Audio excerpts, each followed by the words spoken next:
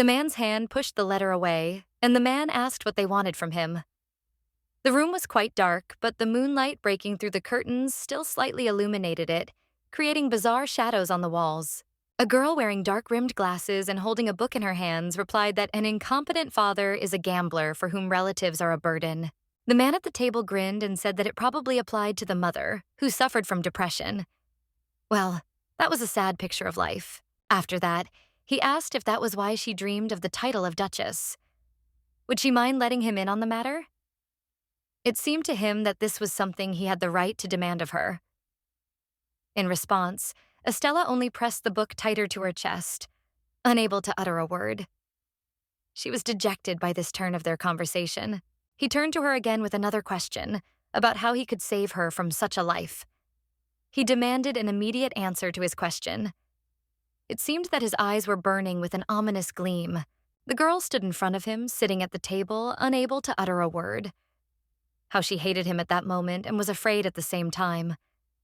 Diego was a notorious murderer who had destroyed his entire family. What could she answer this man? Estella thought that she was talking to this man for one reason only, and she had to use this moment and tell him everything. Okay, I have a wish. Please, I beg you. Don't kill your younger brother and sister. Don't kill Cedric and Cecilia.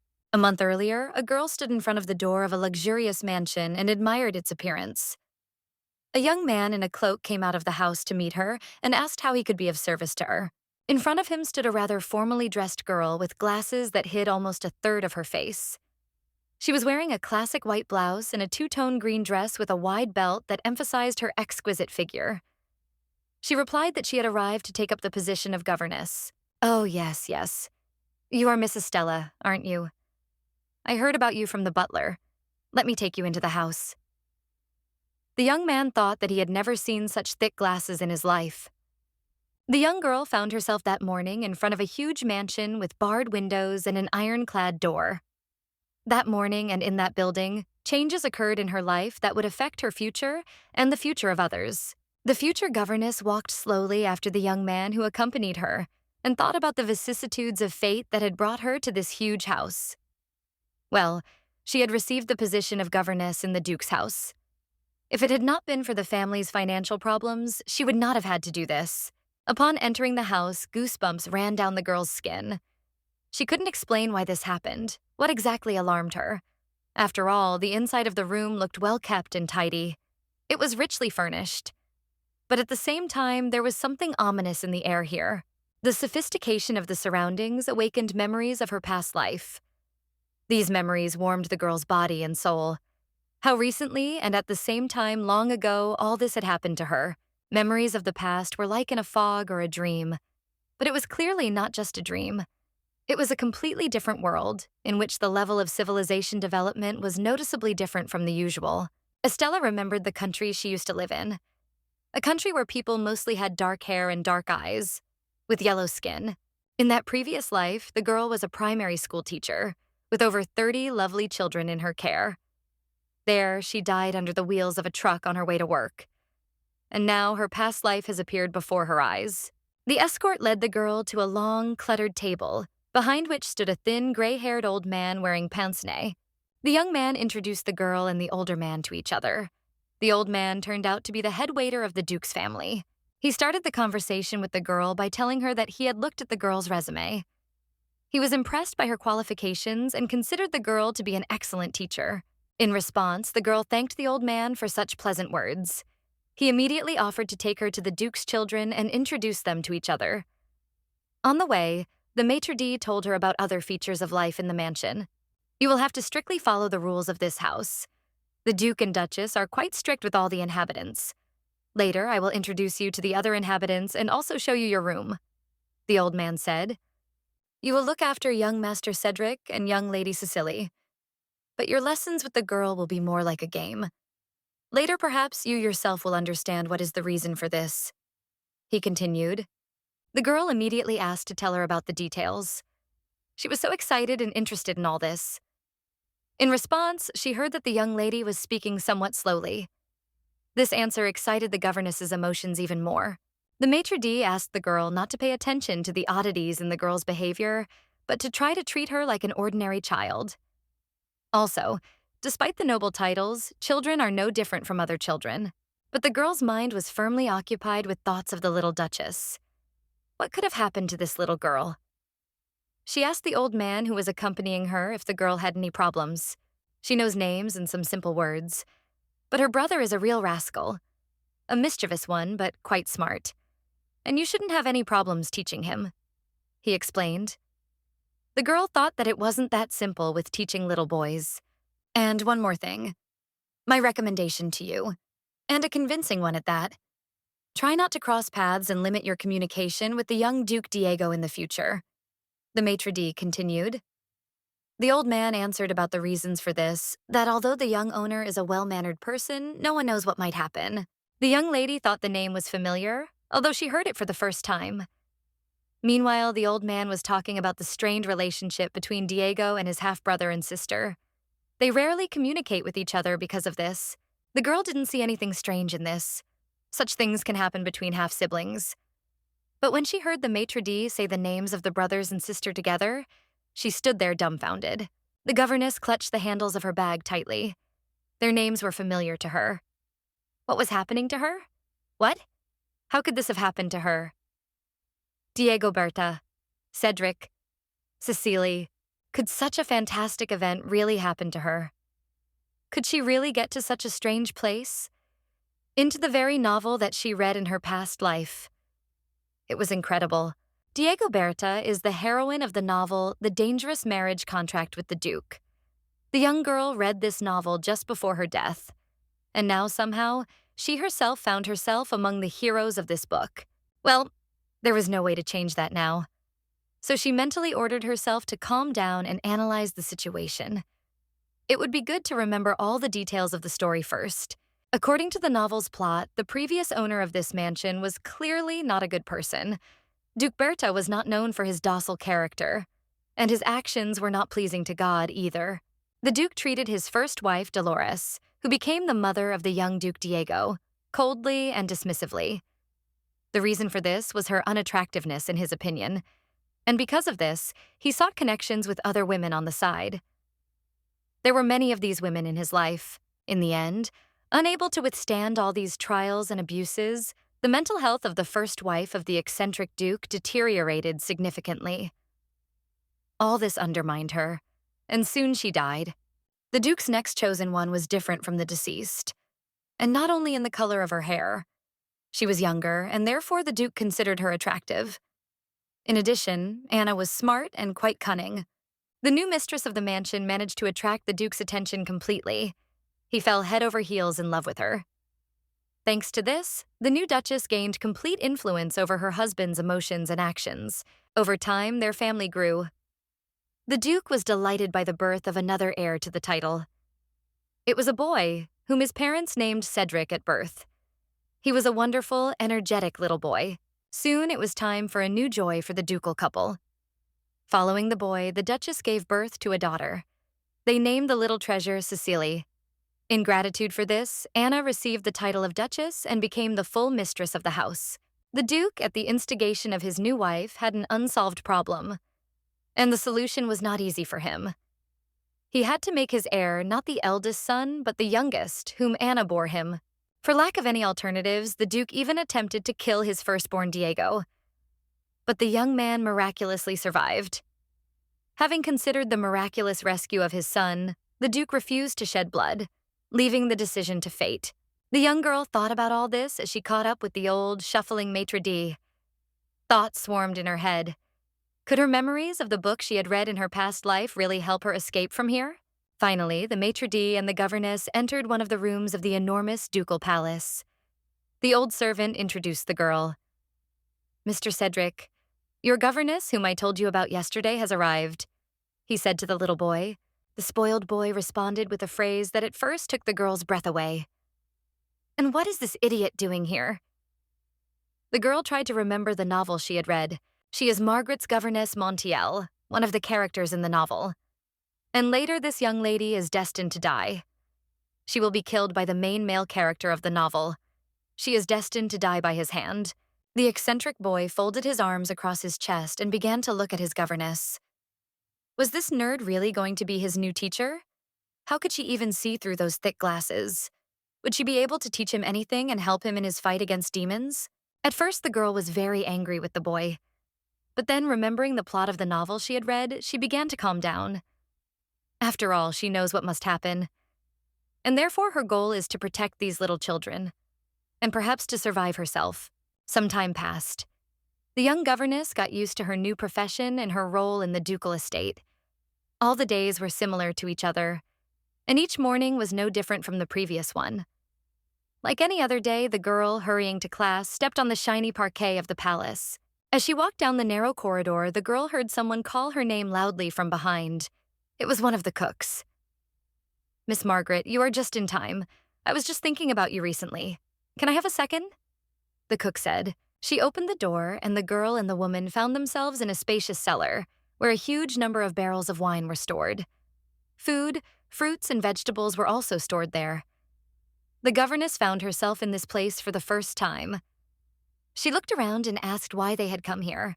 The maid showed the girl a basket of ripe apricots and offered her a couple of the juicy orange fruits. They looked freshly picked, shiny. They probably tasted great, too. The woman gave the basket of large apricots to the girl and said that she needed to eat them to maintain her strength. After all, working with the Duke's children is not as easy as it seems at first glance. In response, the governess thanked the nice woman with a sincere smile and said that she would be glad to chat with her a little, but it was time for her to go to classes.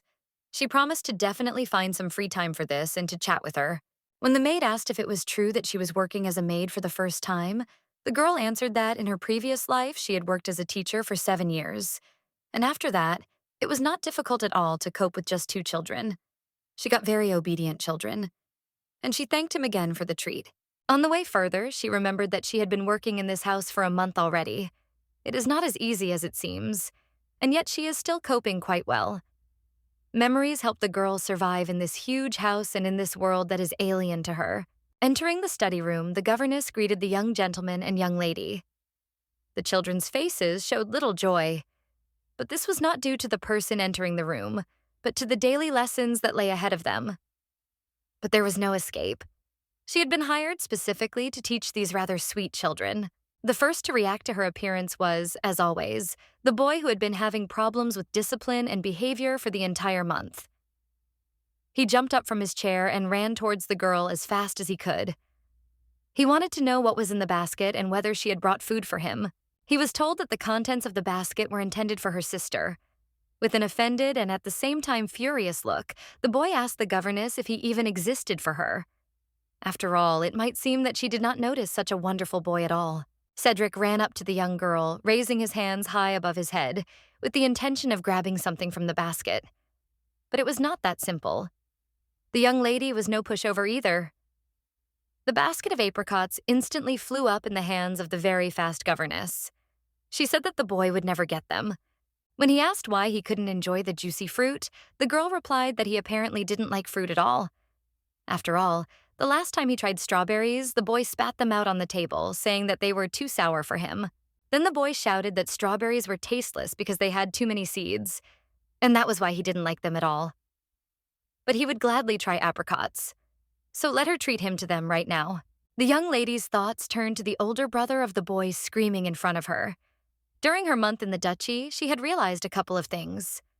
Firstly, it was easy to avoid the main character if you were always around children, because Diego considered it a bad omen to meet his younger brother. And while the brothers avoid each other, she is completely safe. But no. The boy quickly ran up to her, took advantage of the fact that her thoughts were somewhere far away, and snatched a large, juicy apricot from the basket. And that was the prankster.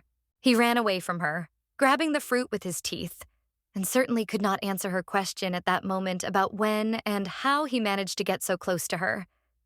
After all, his mouth was busy with something completely different right now. There was no answer from him. Instead of an answer, the already agitated girl heard very strange sounds made by the boy. He bit off a piece that was too big for his childish throat. It got stuck in his throat, preventing the boy from breathing properly. The young Duke began to choke. Margaret ran up to the boy, intending to help the little Duke. His sister, holding a toy rabbit, began to sob. Without wasting a moment, the governess jumped up to the boy and began to hit him on the back until an apricot pit fell out of his mouth. She told him that the pit should not be swallowed. It should be spit out. The girl began to scold the boy. She explained to him what could have happened to him if she had not arrived in time with her help, and what would have happened to her if he had died. In response, she heard that after she had hit the boy, the governess still dared to scold him. He should definitely complain about her. The girl was carrying a basket in her hands and asked the boy if he really thought that after everything that had happened, she would praise him. If so, he was mistaken. The young lady sat down in front of the girl who had already stopped crying and calmed down and asked if she wanted to try a delicious apricot. But she had to bite off a small piece and not swallow the pit. After all, it could be life-threatening. The girl took the apricot from her hand and began to bite it. She accompanied the meal with loud smacking sounds. The little Duchess obviously liked the fruit. She did not repeat the mistake of her older brother, and he at that time continued to be indignant because he did not get more tasty apricots. The answer was that well-mannered people, if they want something, ask, and do not demand or snatch it by force. The young Duchess was quite satisfied with what had happened. The girl finished her apricot, sat down on a soft pillow, and continued playing with her favorite bunny. She was absolutely happy at that moment. This made the nasty boy even more angry. He ran up to his sister, kicked her toy, and started yelling at her loudly. Now, two children were screaming. It was unbearable. The girl who was in the same room with the children found it unbearable. She thought that society had gone mad. What was happening to our world? As suddenly as all this, it started exactly the same way suddenly, and stopped. Children calmed down and stopped yell. After all, the governess had already learned to get along with them. After all, they very good children always listen her. The girl was very nervous when she first met the children. But then she realized that they were no different from the ordinary children she had worked with at a regular school. They also get upset easily for any reason or without. They are also able to enjoy any little thing in their lives. Finally, the young teacher was able to begin her direct duties. She suggested that her young student begin the lesson, and in response, she heard that she could do whatever she wanted. The boy was clearly not in the best mood. The door to the science room opened slightly. The heads of all three people present in the room turned towards the door. Someone asked without entering the room. "Cedric, my boy, are you here?" Anna entered the room. Dressed in a beautiful silk dress with her jewels, she seemed to bring even more sunlight into the room. She herself was shining. The woman said that she had come to inquire about how her children were doing. The young governess greeted the Duchess and said that they were just about to begin their lesson. The girl, who had tact and intelligence, kept silent about all the events of the day preceding the Duchess's arrival. Seeing her daughter in the study room, the Duchess became furious. She sternly asked her what she was doing there at this time.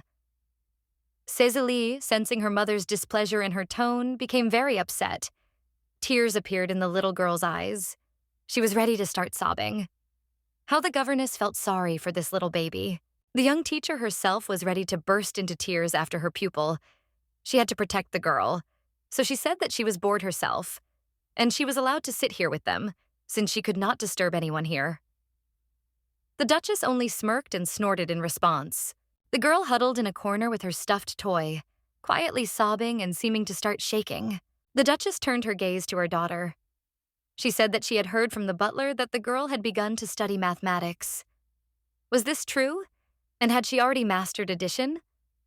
The woman wanted to know if her daughter had made progress. Hearing from her daughter that she had not quite mastered it, the Duchess asked the governess why her daughter was making such slow progress. The girl apologized and replied that it seemed that at this stage the young lady was having a hard time mastering addition. But there was hope that things would improve soon. Then the Duchess angrily asked if this girl, who was paid for something unknown, wanted to say that her daughter was so stupid and so difficult to teach. At that moment, the girl realized that she had missed something. The person to be wary of was the Duchess. She was very hot-tempered and more dangerous than Diego, with whom the governess never crossed paths. Perhaps this was the young girl's mistake. She replied that she did not mean that, and she believed that a girl simply needed her own pace of learning. The Duchess smiled sarcastically and said that it was rather bold of a governess to say such a thing to her. Did this commoner plan to teach her how to teach and raise her own children? If so, she was stupid herself. Had she ever heard of anyone who could not be taught before? Listening to the angry tirades of the Duchess, the girl wondered if she was really going to fire her. Why couldn't she fire the governess too? She really was stupid. The girl closed her eyes, ready for any turn of events. She remembered her childhood. Could the Duchess be right? Wasn't a child who couldn't speak at 5 considered retarded? The governess's oppressive thoughts were interrupted by the boy. He told his mother to forget about his sister and to ask him about his progress. After all, he had already mastered the easy origin of the mosquito. He asked her if it was cool. The boy waited for his mother's approval and praise, but he never got anything. The Duchess silently retreated behind the door of the room. When she disappeared, the governess asked the boy why he had lied to his mother. When the lesson was over, she did not tire of educating him. Why did he need to exaggerate his successes in front of the Duchess? At the same time, he also managed to call his little sister stupid. Is that how noble, well-mannered boys act? He replied that he didn't care. And he also saved the girl from the devil. She asked him not to call his mother the devil. Although, to be fair, he did contribute to the Duchess leaving happy. She also promised him that I would carry him on my back after class. The girl asked her rider to sit quietly on her back, as he was quite heavy. And at that moment, she noticed a man's boot peeking out from behind a column. She almost fell over in surprise, but she was quickly brought back to her senses by the voice of the boy sitting on top of her. He said that it would be very bad if she fell. The girl immediately mentally agreed with him. The next moment, a tall, stately young man with pleasant features and expressive eyes appeared before their eyes. He looked quite attractive. Thus, our governess first saw the young Duke Diego. She came face to face with the one person she was advised to avoid most in this house. The one who, according to the plot of the novel she read in her past life, would have to kill her with his own hands. How she had been afraid of this meeting with him before. How she had avoided this date. And what was she supposed to do now? The girl was dumbfounded. How repulsive he looked. Those cold eyes seemed to penetrate the governess's very soul. He also narrowed them, as if the eyes of a snake were looking at her. Diego Berta? How suddenly he appeared here out of nowhere. And what is he doing here at this time? Why didn't they stay in class a little longer? Or why couldn't they choose some other path? The girl greeted the young man, noting that this was their first meeting. The Duke asked again whether she had taken the vacant position of governess. It seemed that her charges were just as shocked by the meeting with their half-brother. They didn't utter a word the entire time. It seemed that they even began to breathe more quietly. Only the boy clutched the governess's neck tighter. Cecile grabbed the hem of her dress.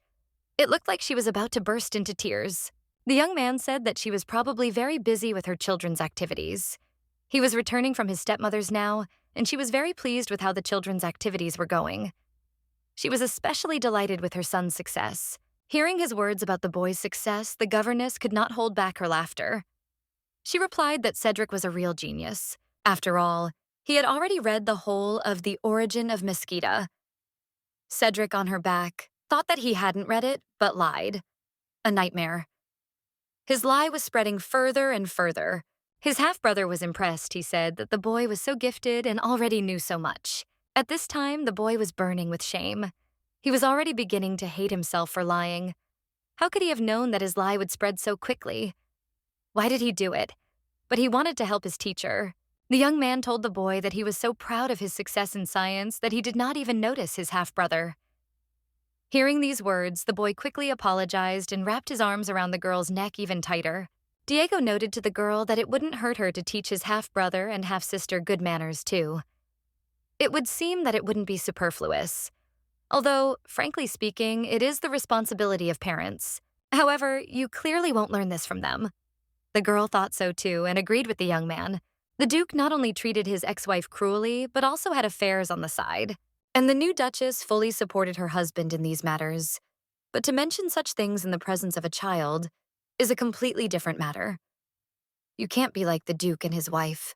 The governess felt increasingly tired of the heavy child's body on her back. It seemed to her that she might even fall, and that would be very inopportune. So the girl asked the little gentleman to get off her back and accompany his little sister to the yard. She asked them to go to the playground first and play there without her for now. They shouldn't worry about anything. They should hold hands and calmly go outside. The children turned to look at their teacher, but she only urged her brother and sister on in response. They quickened their steps. Ready to run at any moment, the children headed outside.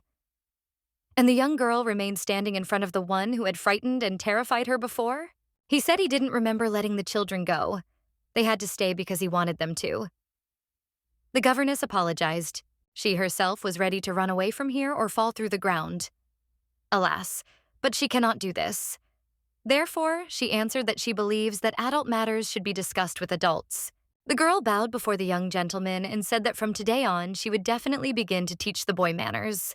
After all, Cedric definitely didn't want to ignore his half-brother. The thing is that he's just very young and not familiar with many things. After all, the main rule of upbringing is to treat children as children. The governess wondered if he was going to yell at her and fire her. But the Duke didn't do that. He asked her name. Could she tell him hers? Estella Margaret Montiel. Call me Miss Margaret. That was her current name. The Duke told the girl that now he seemed to understand why the butler was not worried about the children. After all, they were really very lucky with their new governess.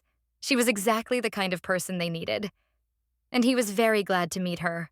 The stepmother was going to throw a dinner today to celebrate her son's genius. But I reminded the father of his busy schedule, and we postponed the event, the young man said. But I asked to help my father with his business, and tomorrow we will be able to finish it. And in the evening we will be able to have dinner with the family, the Duke added. I look forward to hearing our young talents talk about the origins of Mexida at the upcoming dinner tomorrow. I hope he will amaze everyone present, were his words. And of course, the hardworking governess will also have to be present at tomorrow's dinner, finished the evil young man. The girl was horrified by what the Duchess would do to her. Because of the boy's lies, it is unknown what awaits our heroine. If her ward disgraces himself tomorrow, the Duchess will throw her out immediately. And how will she live without money until she finds a new job? She went to the boy and started calling him from afar. She found the children in the courtyard of the palace. The boy was waving his wooden sword at an equally wooden opponent, and the girl stood nearby and watched what was happening. The governess quickly ran up and called out to the boy. He was surprised and asked her why she was running so fast, as if something was burning somewhere. In response, he heard that now was no time for explanations, and because of his stupidity and lies, they would be forced to study all night. Sunset was slowly descending on the Duke's palace. A moonlit night had come. The whole house was silent. Only in the children's room the pages rustled. It was past midnight. Nothing had changed. The governess and her charge were still leafing through the pages, trying to avoid the coming catastrophe. Finally, after a night of studying, the young master could not stand it any longer and bowed his head over the desk with the book and the scattered copied sheets. The floor was also strewn with their notes. When the governess tried to wake the boy, he raised his head from the table with difficulty. It seemed that he had completely run out of strength. What a difficult day lay ahead of them. The whole day passed in classes. The girl tried to study all 500 pages of the book with her pupil, despite the fact that they had only covered 120 pages by yesterday evening. Now all that was left was to hope for a miracle. She told the boy to review the material he had just covered while they were getting ready for dinner. The tired child replied that he felt like he was going to puke and throw up. The governess thought that they had done everything they could during that night and day, even more than could have been done. Well, at least Cedric had managed to take responsibility for his lie. This should serve as a real lesson to him. All these activities of hers on memorization from the previous life of a young governess are bearing fruit. Perhaps they will succeed. After all, she once succeeded. All that was left was to go to dinner with this horrible family and check what they had come up with. God help them, because there she would meet face to face with all three of the fiends of hell. She will meet the dissolute owner of the palace, who lives only for his own pleasure, and with the devilishly cunning and cruel wife who indulges all the perversions of her husband. There she would meet again the young man whose recent meeting had so excited her. She began to think that she might have been a little wrong about the young Duke. The girl thought that everything was in God's hands, and perhaps she was destined to survive during and after tonight's dinner. The governess and her young charge entered the palace dining room, where the boy's parents and half-brother were already waiting at the table. The test was getting closer. Cedric looked rather tired. But that was not surprising, considering how the boy had spent the last 24 hours. Clenching his fists, he was preparing for the first serious exam in his short life. "Hello, big brother." The boy greeted his stepbrother. He decided to show that good manners were not alien to him. Moreover, the boy became much bolder in the presence of his parents. Diego greeted him back and said that he hoped that his little brother would not disappoint anyone today, and also convince them all of his own genius. The governess thought, what kind of a person is he if he says such things to the boy? And right before the performance. I hope the little one will cope with today's test. The nasty young duke immediately turned his attention to the young governess. Miss Margaret, you look, I think, exhausted. I hope you're all right, the young man said. The girl replied that it was very strange because she had slept so well that night. She even laughed artificially. I see. I'm very happy for you. But I saw that the light in the classroom was on for some reason all night. Strange. The gloating youth couldn't keep silent again. What an unpleasant and evil man this young dandy turned out to be. The girl said that perhaps no one had turned off the light in the study room that night. The time had come when the master of the house finally spoke. The Duke said that he was very pleased with his children's new governess because so many people had praised her to him. He hoped that their opinion was not wrong. The Duke added that he had also heard that the boy had become very good at cards. The governess was beside herself. After all, she and the boy had certainly not prepared for such a test. Although it seemed that the Duke and Duchess were not particularly interested in testing their youngest son's knowledge. Oh, Cedric is such a clever boy. We just had to change the governess. Who would have known that he was such a clever boy? The Duchess began. Who would have known that he is such a good boy? I would never have believed that it is possible to achieve such success in science with a boy in such a short time. The boy's father continued. And again this splinter got into the conversation. Father, I heard that my brother is very successful in history. I really want to see this for myself. How happy the governess was with this suggestion of this sneak. You could see it on her face. After all, the hour of truth had come for her and her little charge. If only everything would turn out well for her. Well, Cedric, I hope you are well prepared for the test of your knowledge. You don't have to think for long. Just answer the questions asked of you. You should do well. Do you know how Regent Terios treated immigrants during the Great Famine? Asked the Duke. This was the question they had discussed at the very end during preparation. This was something the boy had to remember. He could handle it. Immigrants started doing illegal things because they had nowhere to live. They had to earn their living by any means necessary, the boy answered. The boy answered quickly and confidently, as if he was reading from a book open in front of him. Without pausing, he answered the question posed by his father. The Duchess was delighted by her son's correct and quick answer. Even she had not expected to hear or see something like this. What a fine fellow her son was. Regent Terios imposed severe punishment on the immigrants for these crimes, and most of the immigrants became slaves, her student continued confidently. As a result of the actions taken, the Mosquito were able to eradicate crime in their country, enrich and strengthen their own state. The boy chattered. The mother and father could not contain their emotions. What a smart child they had. How could they not have thought of changing their children's governess earlier?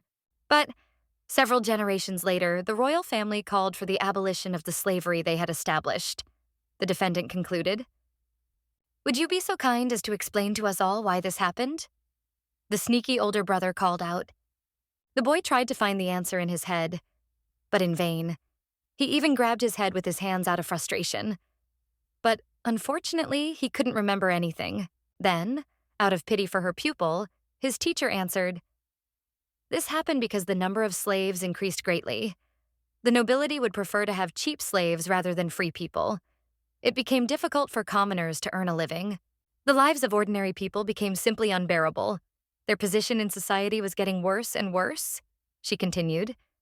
Because of this, the common people began to rebel louder and louder, so the royal family could no longer ignore their popular protests. The young teacher said louder and louder. Well, tell me, which of the kings has long wanted, but was unable to abolish slavery in his time? The irrepressible upstart pestered her with a question. The boy exclaimed that this king was none other than King Brant II. This was the correct answer. The boy's relatives sat silently at the table. Everyone was amazed by the boy's knowledge of history. The student and his mentor were able to breathe a sigh of relief after the difficult exam. The girl triumphed inside herself. Whose gifted student was this? Oh, wonderful. Simply amazing. She had once again proven her professional suitability as a teacher, and she had shown these snobs that she was an excellent governess. There is an ideal method of memorization for children.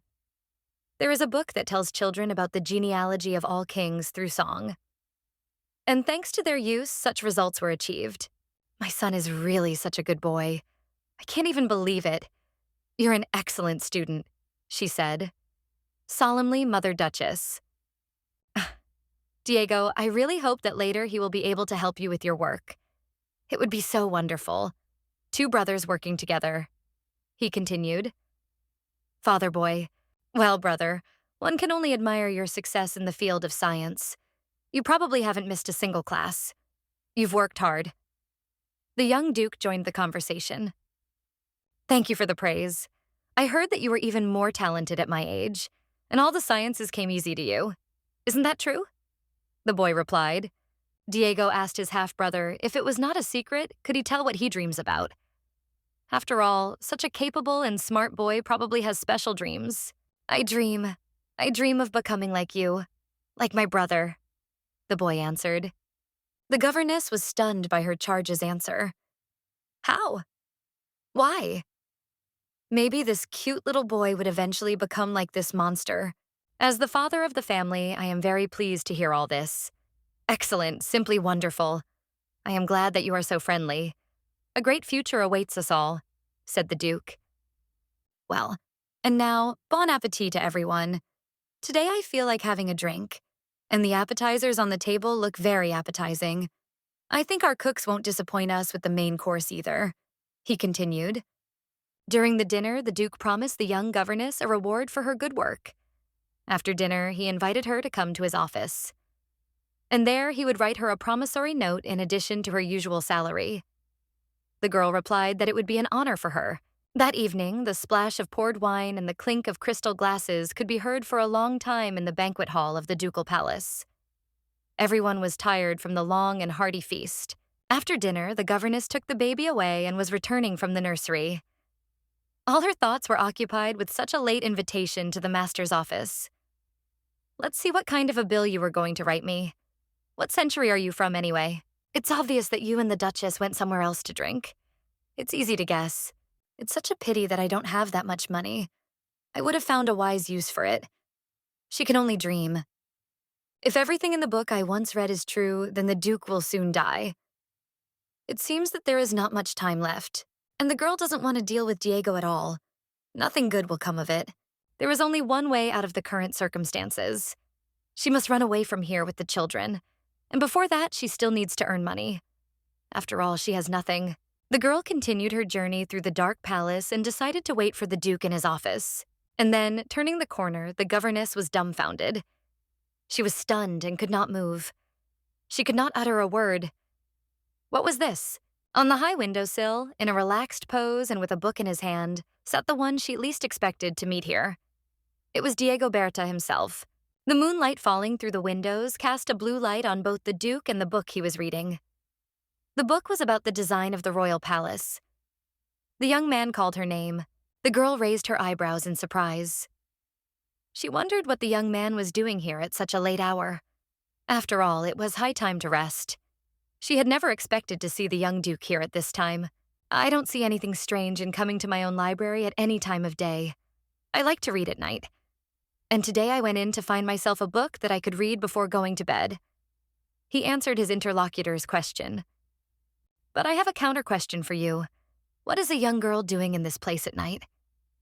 I hope you can satisfy my curiosity. The young man continued. The governess replied that she was going to the young man's father to collect the promised bill. And she would probably go. In her mind, she noted that for some reason she kept running into Diego. After all, the last thing she wanted in the world was to cross paths with her future murderer. The man got off the windowsill and started moving towards the governess. He said that the girl had surprised him very much today. After all, his younger brother had never been interested in studying. And this evening he had amazed everyone with his knowledge. Estella, aka Margaret, replied that it is possible and necessary to find an approach to any person, including a child. She succeeded, and a real miracle happened that night. The young gentleman learned everything. The Duke said that there was definitely some magic involved and started to approach the governess. Just a little more and they would bump heads. The girl wondered why he had come so close to her. She slowly began to retreat, but it did not help. Diego's face was getting closer to her. He asked her why she was moving away. In response, she told the Duke that they could talk to each other calmly at a distance of 5 steps. It was much more convenient for her. The young man was silent for a moment, but then agreed with the young lady. The young man looked at the girl intently and said that from a distance of 5 steps, it would be very difficult for him to see her beautiful eyes. The girl was amazed by these words. The young man continued to slowly approach the girl, who was frightened by both his words and his movements. She was afraid to imagine what could happen now. I won't be able to see your beautiful blue eyes, especially behind those incredibly thick glasses, he said. Incredibly thick? What does he know? After all, such glasses are an indispensable tool for any teacher. And I also thought these glasses were very stylish.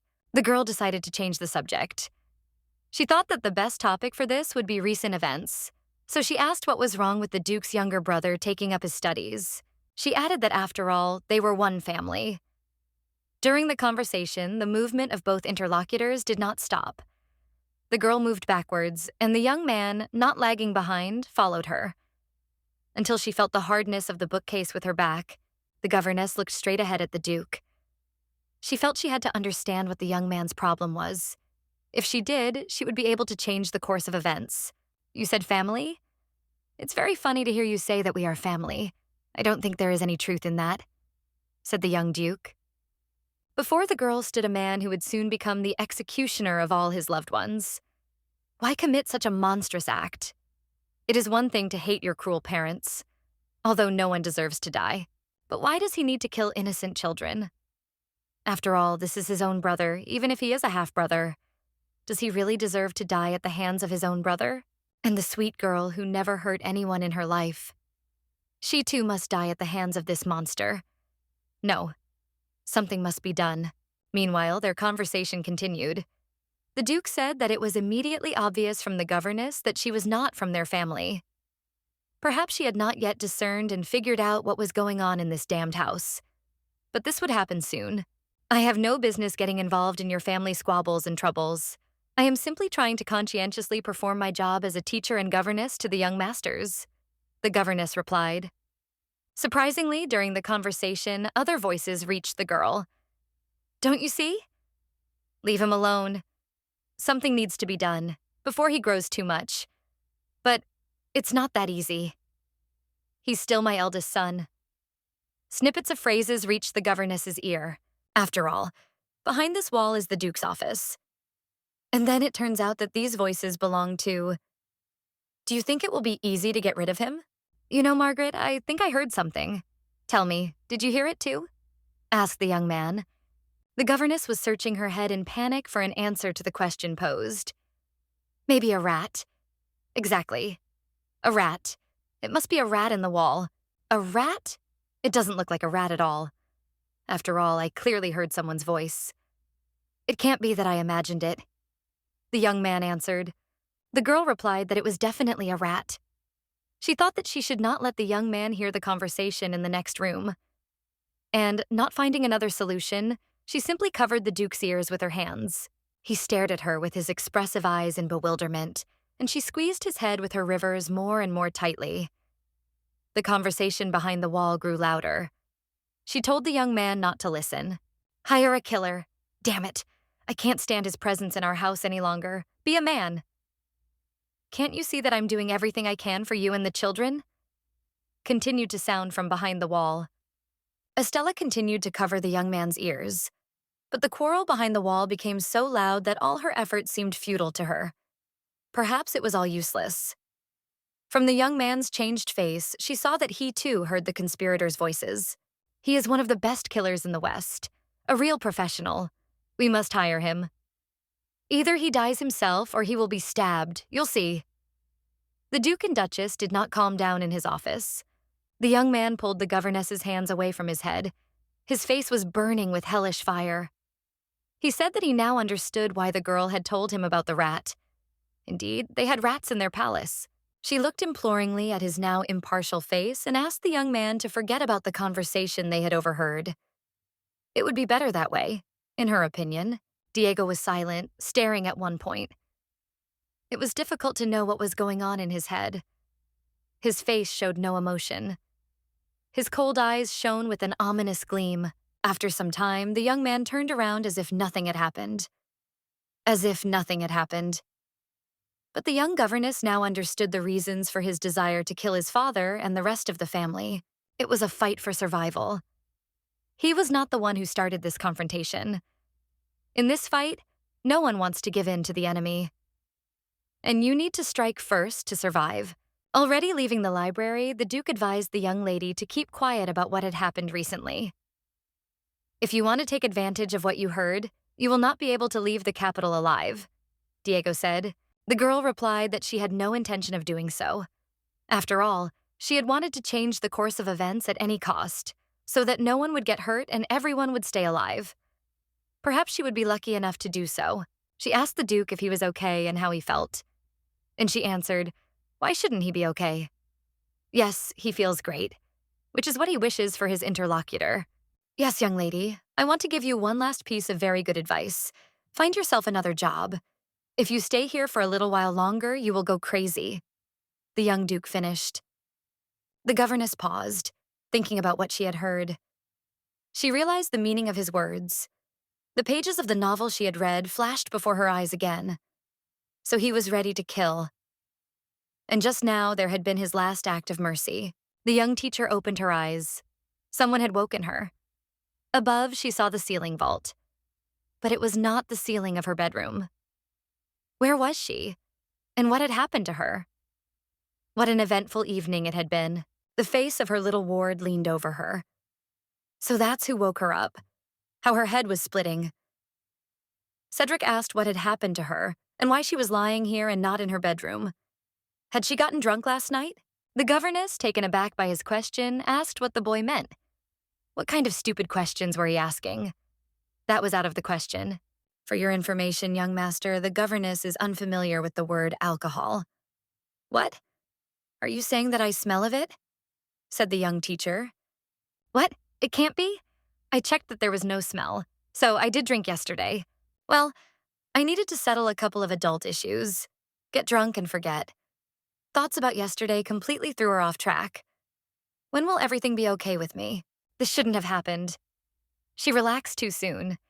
There were still so many issues to resolve, and she gave in to temptation. No, she had to act. Until now, the governess had lived peacefully with the Duke's children. But now everything had changed. And it would never be the same again. The boy looked into her eyes with concern and asked if everything was okay with the teacher. Could everything be good? No, everything was very, very bad. And she needed to find a way out of this situation. She needed to come up with a plan urgently, Diego's head at that time. But his plan was much more bloodthirsty. No one was destined to survive in his plan. He sat in his room at the table and sketched out his insidious plan. A sunny spring morning peers into the young Duke's bedroom with clear rays. But lately, as always, he remains indifferent to the world around him. Having done his morning exercises and taken a bath, the young man dresses for breakfast. Hearing a knock at the door, the Duke thought it was the butler and told him to come in. But the knocker turned out to be a young lady, whose mind was now racing with thoughts about how many tedious days they had not seen each other. Today, she had definitely decided to tell him. Having heard permission to enter, the girl boldly opened the door to the young master's chambers. But she immediately froze, because she saw the young man still getting dressed. Thinking that it was the butler who had entered, the young man ordered the documents to be left on the table for inspection.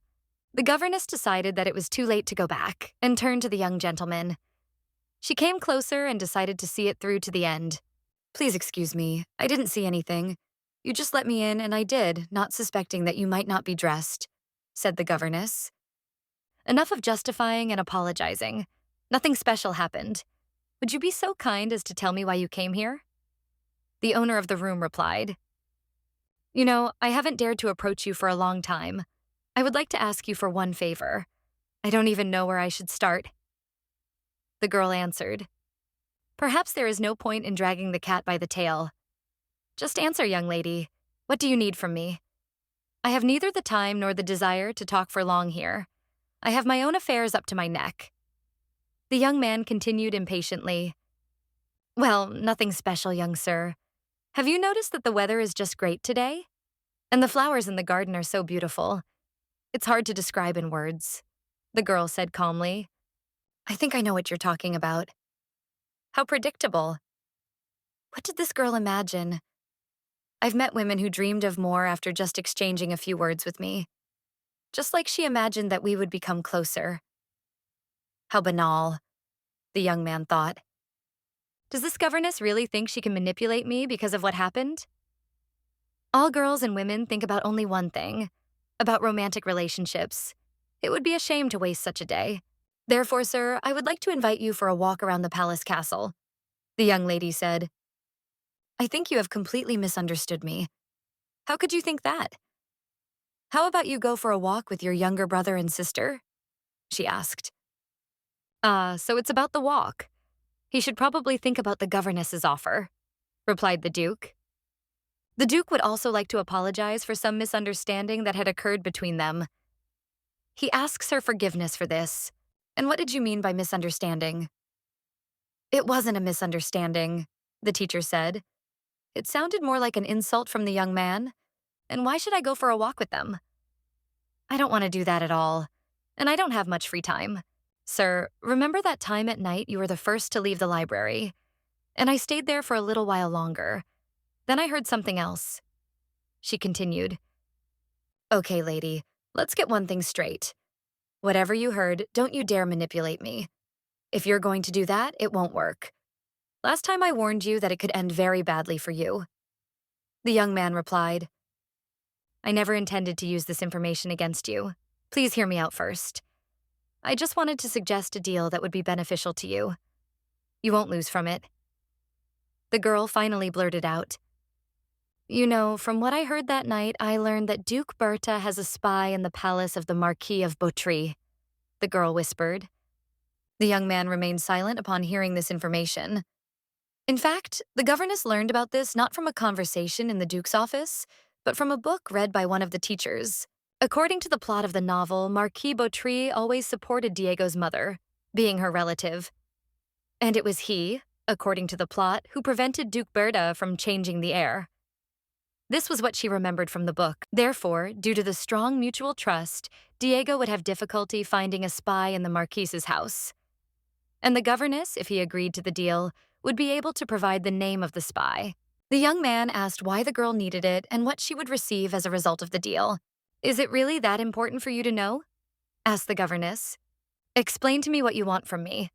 What if I can't fulfill my obligations in the deal? The Duke replied. As I already told you, go for a walk with your younger brother and sister. They are finishing their morning tea now, she explained. If that's all you want, then fine. Let's go see my precious little sister and brother. They'll probably be very happy to see me. The young man sneered in response. How the young governess was interested to know what this secretive, sinister-looking man was planning. But since this was impossible, the girl decided to spend all her energy on carrying out her own plan. Miss Margaret, may I ask, since when did tea in the garden become a lesson outside? I have never heard of such a method. The young man asked, sitting on the lawn. Young sir, such activities are also very important and necessary, and the task is to enjoy nature. Isn't it wonderful here? The experienced mentor answered, I'm serious. Look, I even brought an encyclopedia with me, so we'll spend our time today both with pleasure and with benefit, she continued. Well then, young master, young mistress, today we will learn about some types of plants. This knowledge may be useful to you in the future to make a meaningful gift or plant a garden. The governess addressed her charges. Do you see these pictures in the book? These are pictures of different plants. Not all of them grow in our garden, but some can be easily found not far from here, she said to the children. Now we are going to play a very exciting game. The one who finds the most plants from this book will be the winner. He will receive a prize from me. The girl finished. And 100 for please? The girl dared to ask. If I choose the prize, it won't be as interesting. So maybe let the winner decide. Skip class or get something tasty from me, the teacher replied. One of us will win and get the main prize, she continued. The young duke and the governess remained sitting on the green lawn, and the children, at the command of their teacher, rushed to win the competition. Well, you're being very brave.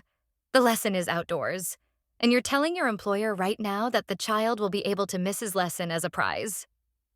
The young man said, I don't understand. Why are you still sitting there? The game is for everyone. This applies to you too.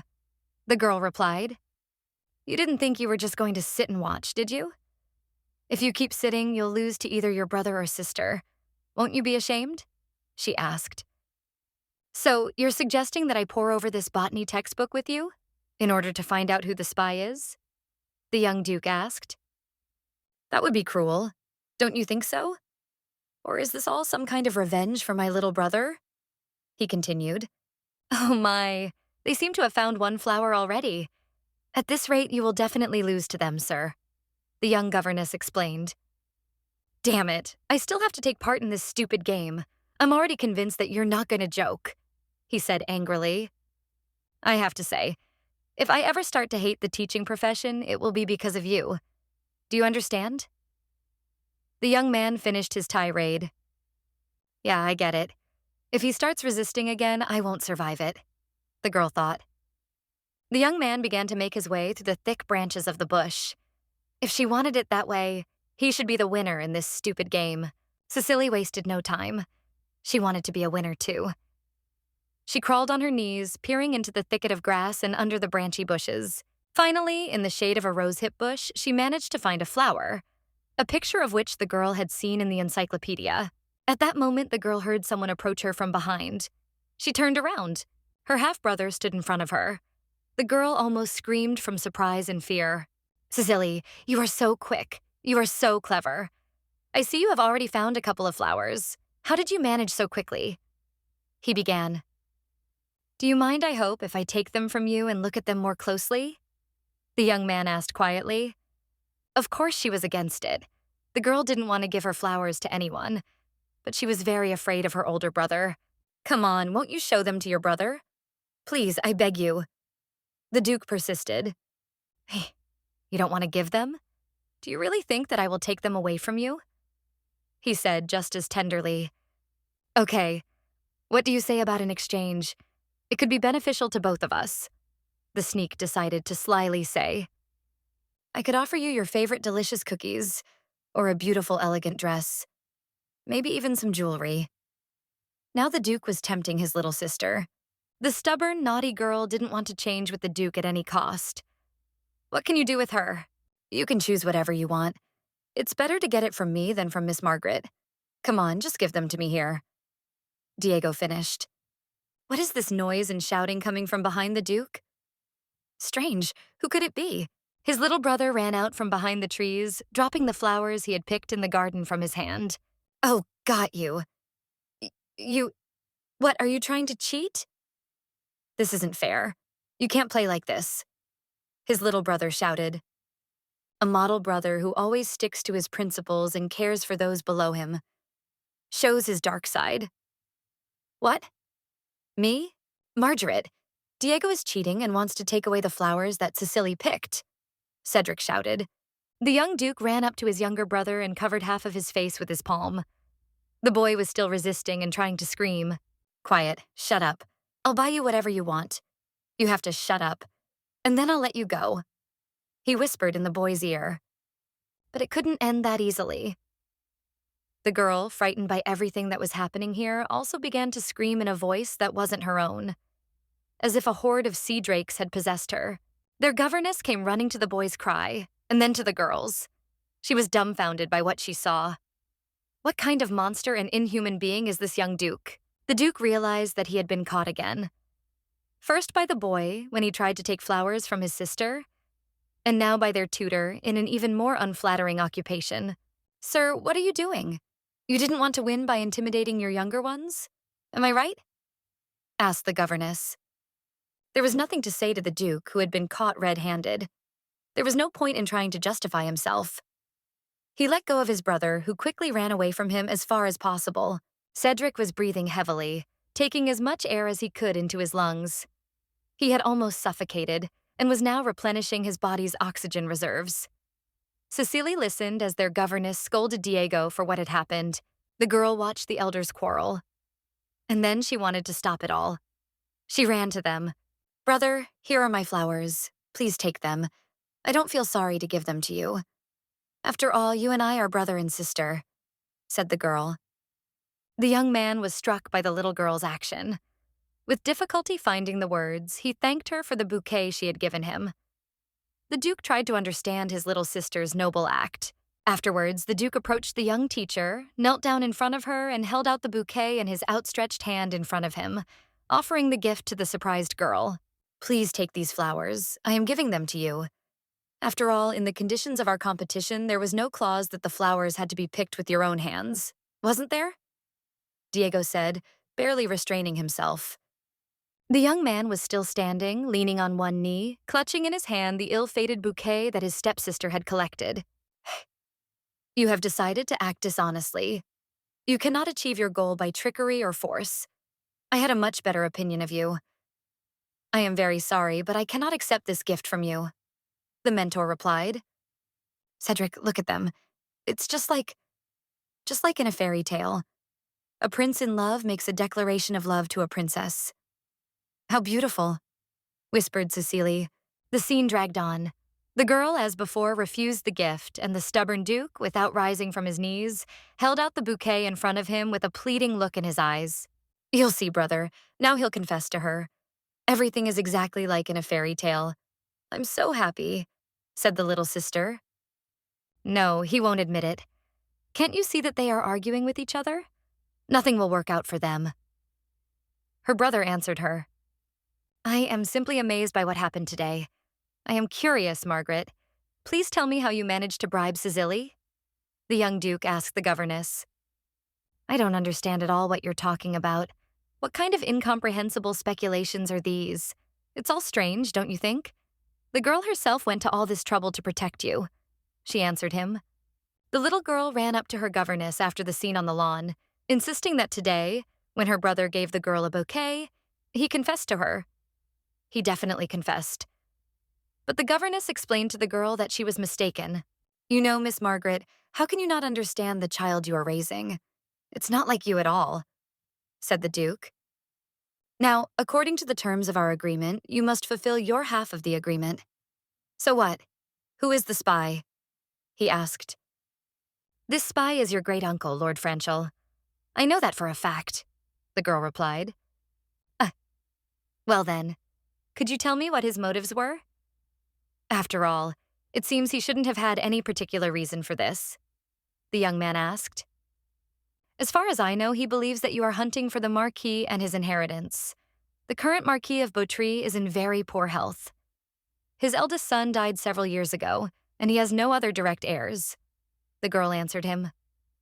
"Lord Franchel probably thinks that you have a better chance of inheriting the title than the younger Marquise," she continued.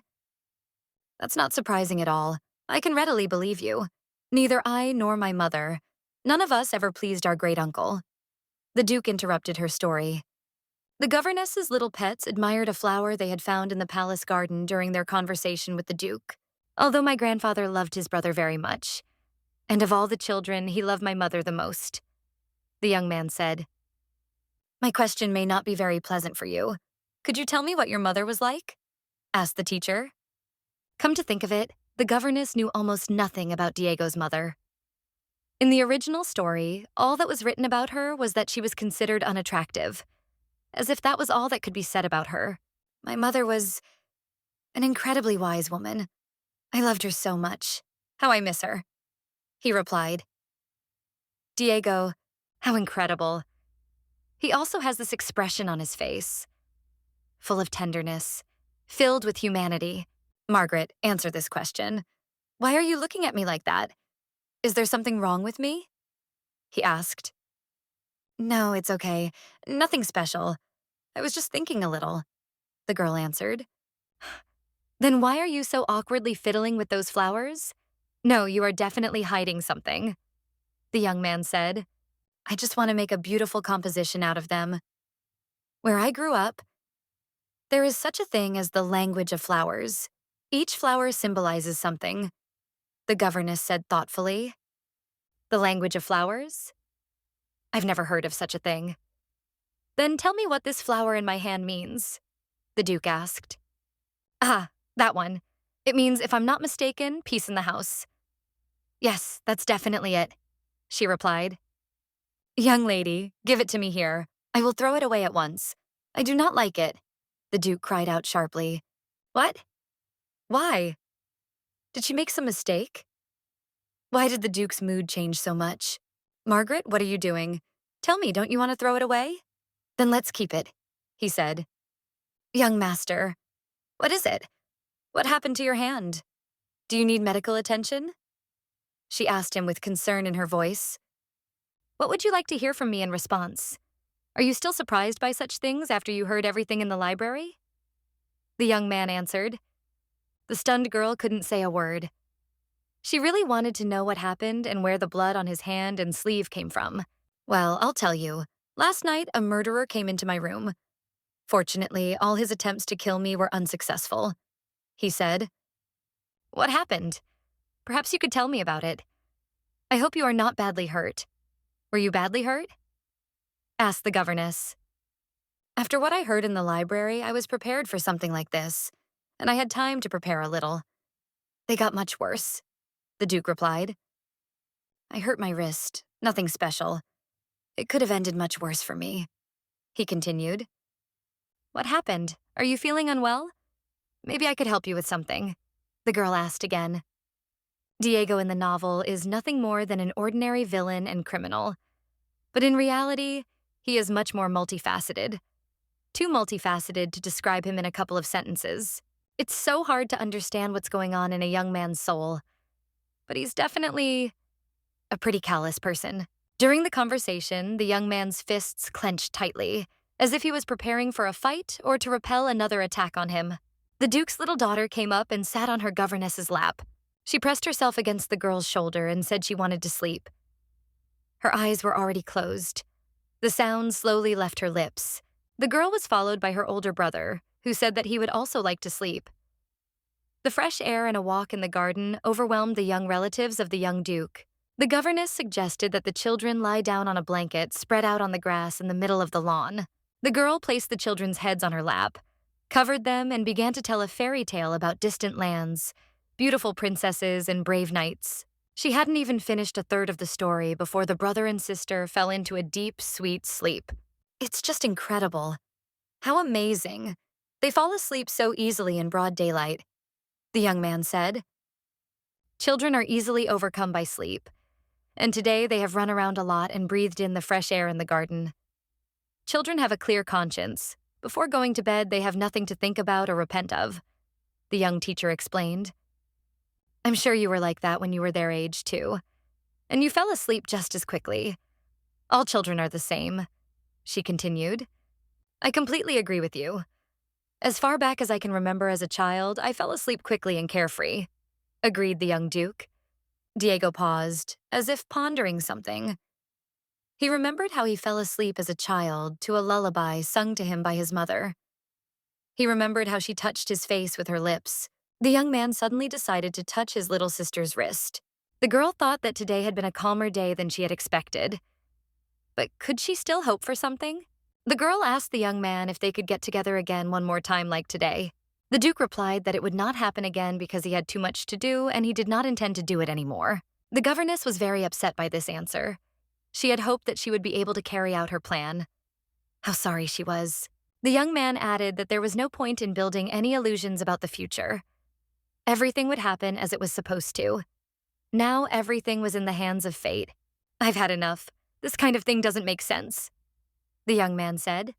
The young mentor looked into the boy's face and realized that all her attempts were pointless and that she had failed to do anything. She watched the young man walk away with sadness. She decided that she would have to come up with some other plan. The governess lay down on her back on the soft grass of the lawn and, fixing her gaze on the thick branches of the trees, began to think. Perhaps now she understood everything. The young Duke was also deep in thought as he walked home. It seemed that this woman had become a threat to him too. He couldn't imagine that they would want to sit next to the young man. He thought about what had happened today during his walk. It seemed to his mind that his brother and sister simply pitied him. He also couldn't stop thinking about what he was planning to do. The Duke remembered the sweet and pleasant face of the young governess. She alone did not need anything from him. And she, despite everything, was trying to help the young man. Margaret values family unity. After all, she sincerely thinks that he is the kind of person who believes that children deserve love.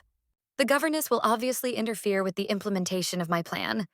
If he decides to take the children away from the mansion, it will not be to my advantage, the young man thought. The young man's thoughts became more and more sinister. He would have to change his plans. In that case, even more people would suffer. Blood would flow like a river. Then the young man will have to get rid of the young governess, too. The one he has recently come to like more and more.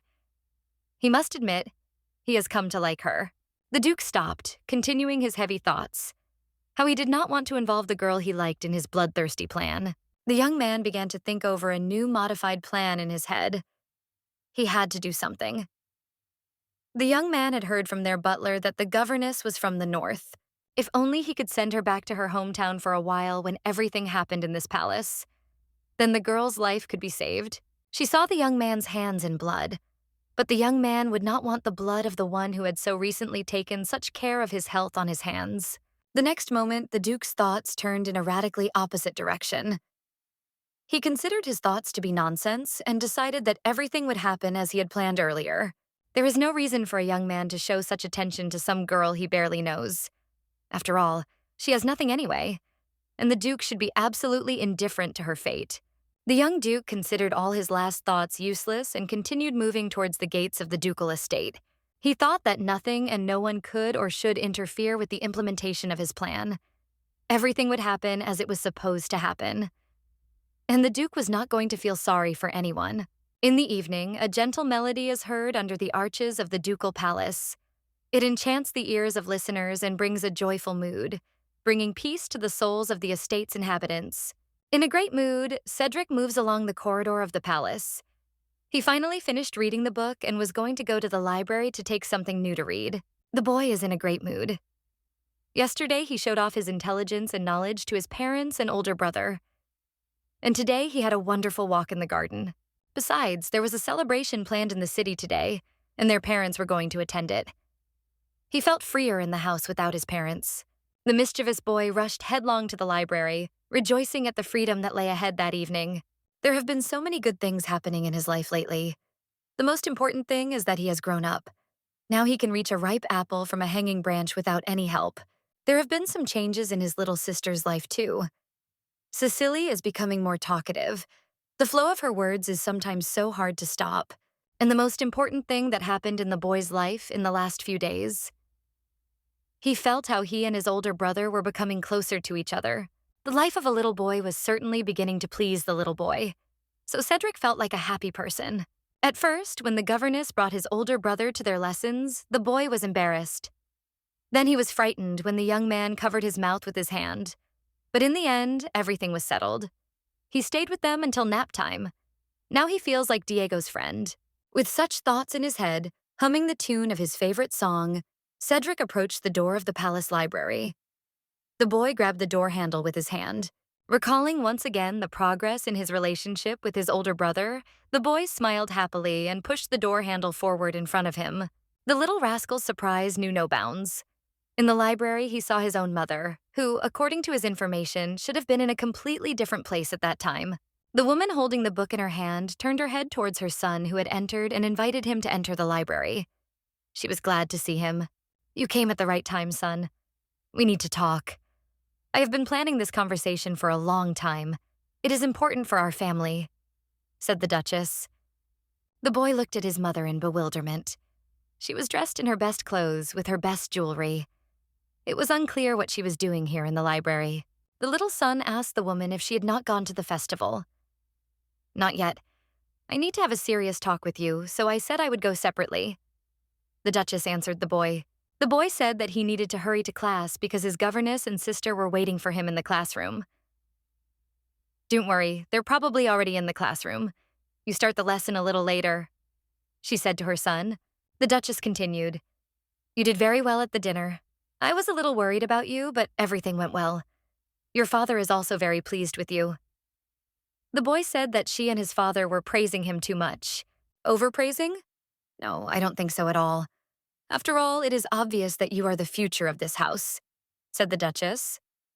Then she said the following. You know, there is one small problem, but it is easily solved. I will need to discuss something with you. Listen to me very carefully. I need to tell you something.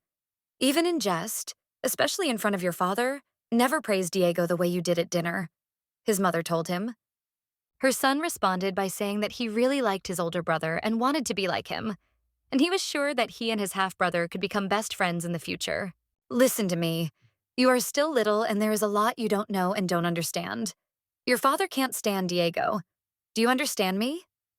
The boy responded by pressing the book tighter to his chest and telling his mother that he was not interested in the inheritance. He did not need his father's wealth. Silly girl. You are still a child at heart and you don't understand a lot of things. Someday you will grow up and see that I was right. For now, just take my word for it. The Duchess objected. The boy did not calm down. I can't handle all this. Mom, you understand that perfectly well yourself. I am not made for such a life. The boy said that he was not at all like his older brother. He was smart and noble, but he was not worthy and did not want to take away from his brother what was rightfully his. His brother is much better than him. Only he deserves to become their father's heir. Therefore, the boy would not like to change anything. Diego is the heir to his father's inheritance. It is all his by birthright. How can I be greedy? I don't want anything. Let everything remain as it is. The little boy cried out. The Duchess glared at the boy. Her green eyes shone with a cold, snake-like gleam. She considered her son's words and tried to understand what had caused the boy's change of heart.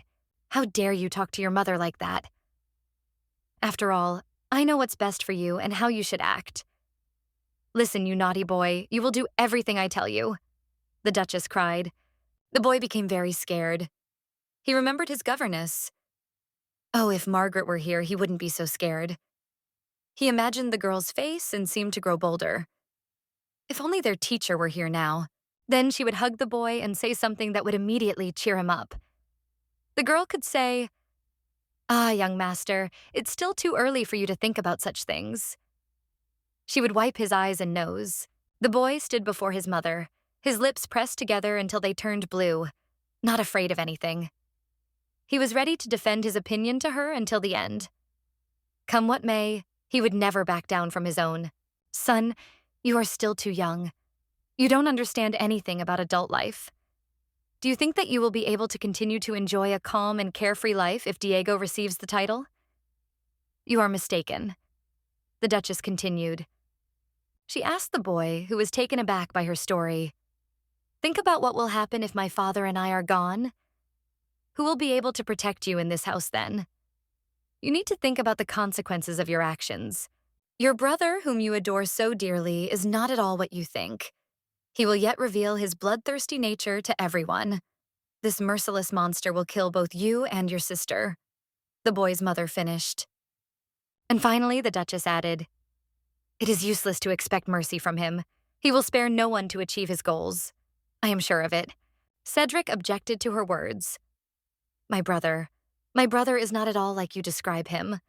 He will definitely never do this. He loves me and my sister. The devilish face of the Duchess darkened with terrible anger, and she cried, Stupid boy, I know he will do exactly as I told you. And stop talking nonsense to me. I am tired of hearing all sorts of nonsense from your lips. No, Mom, you don't understand anything. You don't know my brother the way I know him. And I can laugh and chat with him as if nothing had happened. I can play with him as if he were an equal. We were walking together recently. The boy cried out in response. He suddenly remembered how his older brother had grabbed him and covered the frightened boy's mouth with his hand during a walk in the fresh air. Perhaps the Duchess had not been so wrong, and there was a grain of truth in her words. He should analyze everything. You know, Mom, I don't think my brother hates us that much. Everything he does and says so. I think we could get along. Really? Don't you think so? The boy asked his mother. The Duchess was furious with her son's words. Repeat what you just said. Did I understand you correctly? Has Margaret completely gone mad and taken you for a walk with Diego? While the evil Duchess was busy lecturing and questioning her son in the library, the kitchen of the palace was finishing up the preparation of dinner. Or maybe the cook decided to save time and started preparing food for the next day. The cook stood by the hot stove, happy that the long and hard-working day was coming to an end.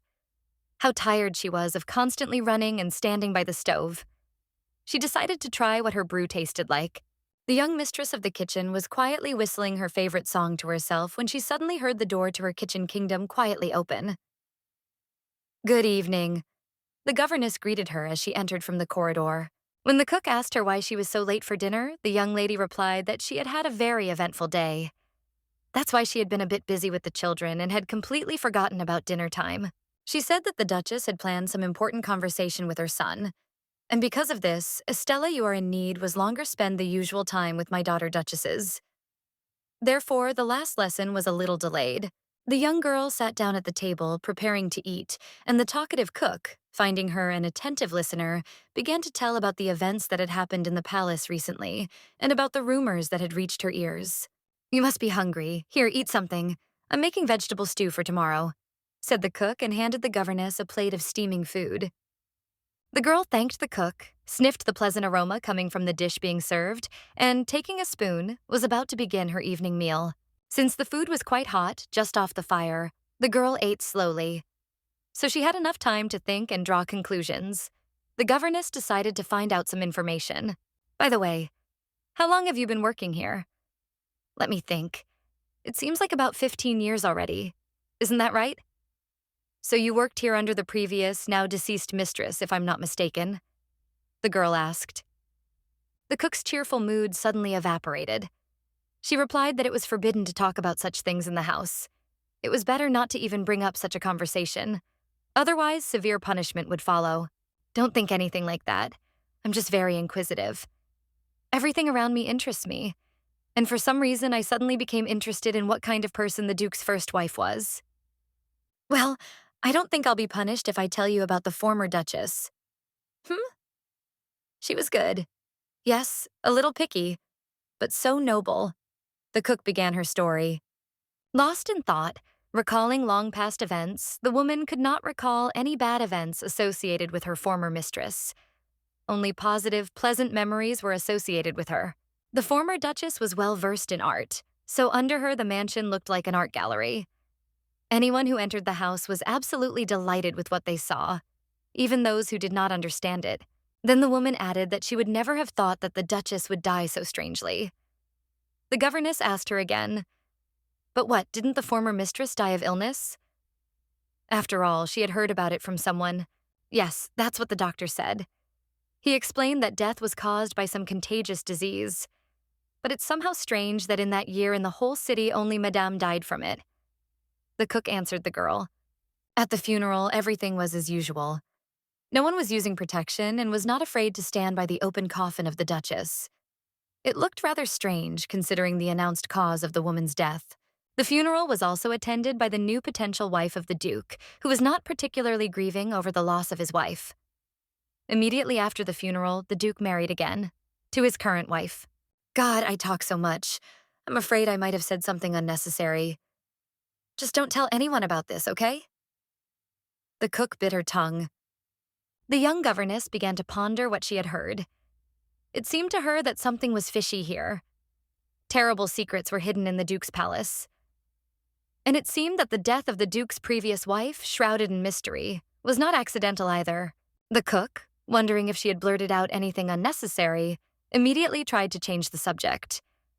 She began to discuss how the girl liked her service at her new workplace. In response, the governess, playing along with her, that she was very lucky with her new job. She was paid very well. Had also paid her reward for her excellent academic performance. The children had and pleased the girl with their attitude and efforts. By the way, I wanted to tell you, do you know that the palace is empty today? Today is a big festival. Many have already left for the holiday. In the evening, the owners will also go to the temple to pray. The cook told the girl, "Aha, so that's why the house is so empty today. There is an unusual silence everywhere. It would be interesting to see the holiday festivities, too, the teacher replied. She began to think about what she had heard.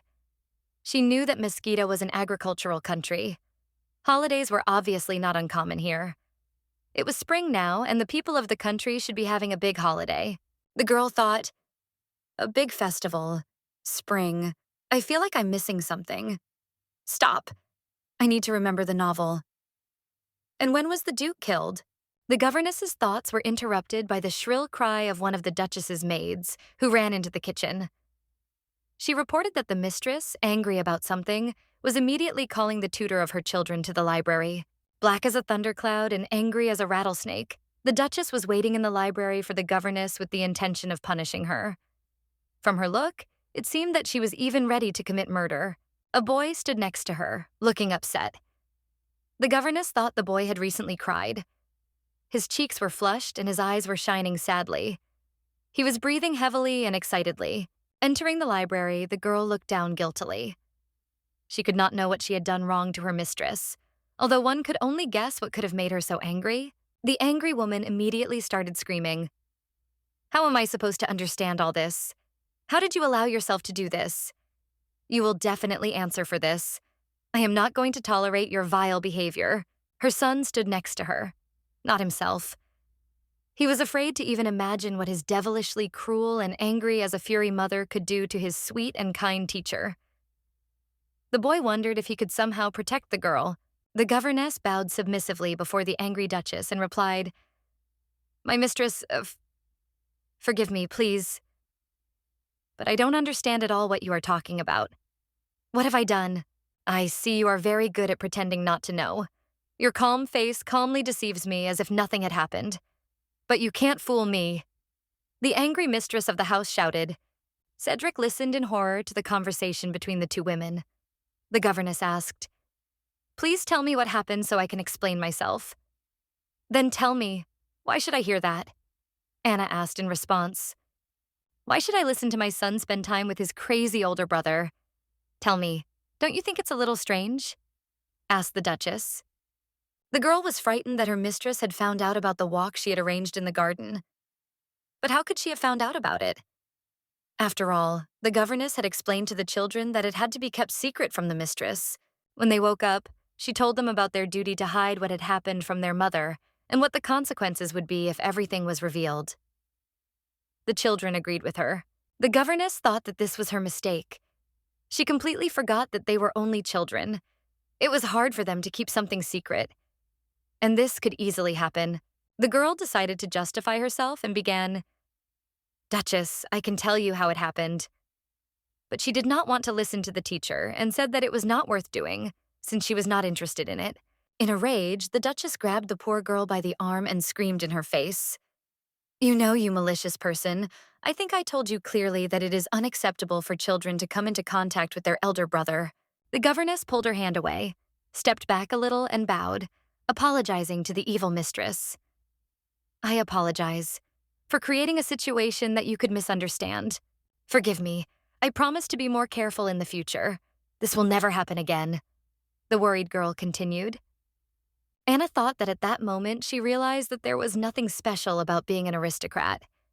It had its charm, because everyone obeyed only one word of the Duchess. But you had to watch this impudent commoner. Her son dared to tug at the Duchess's dress and declared that Margaret had done nothing wrong because it was he who had asked the governess to take his brother for a walk together.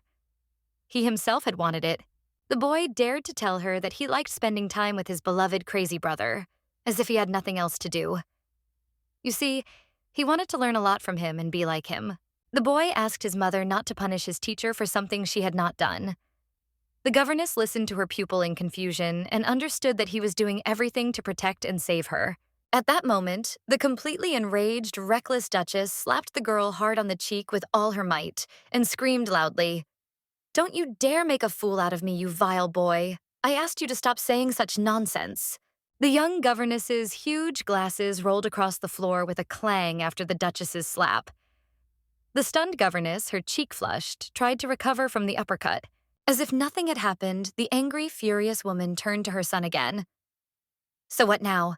Are you convinced now? Know and remember that when you don't listen, someone else will suffer.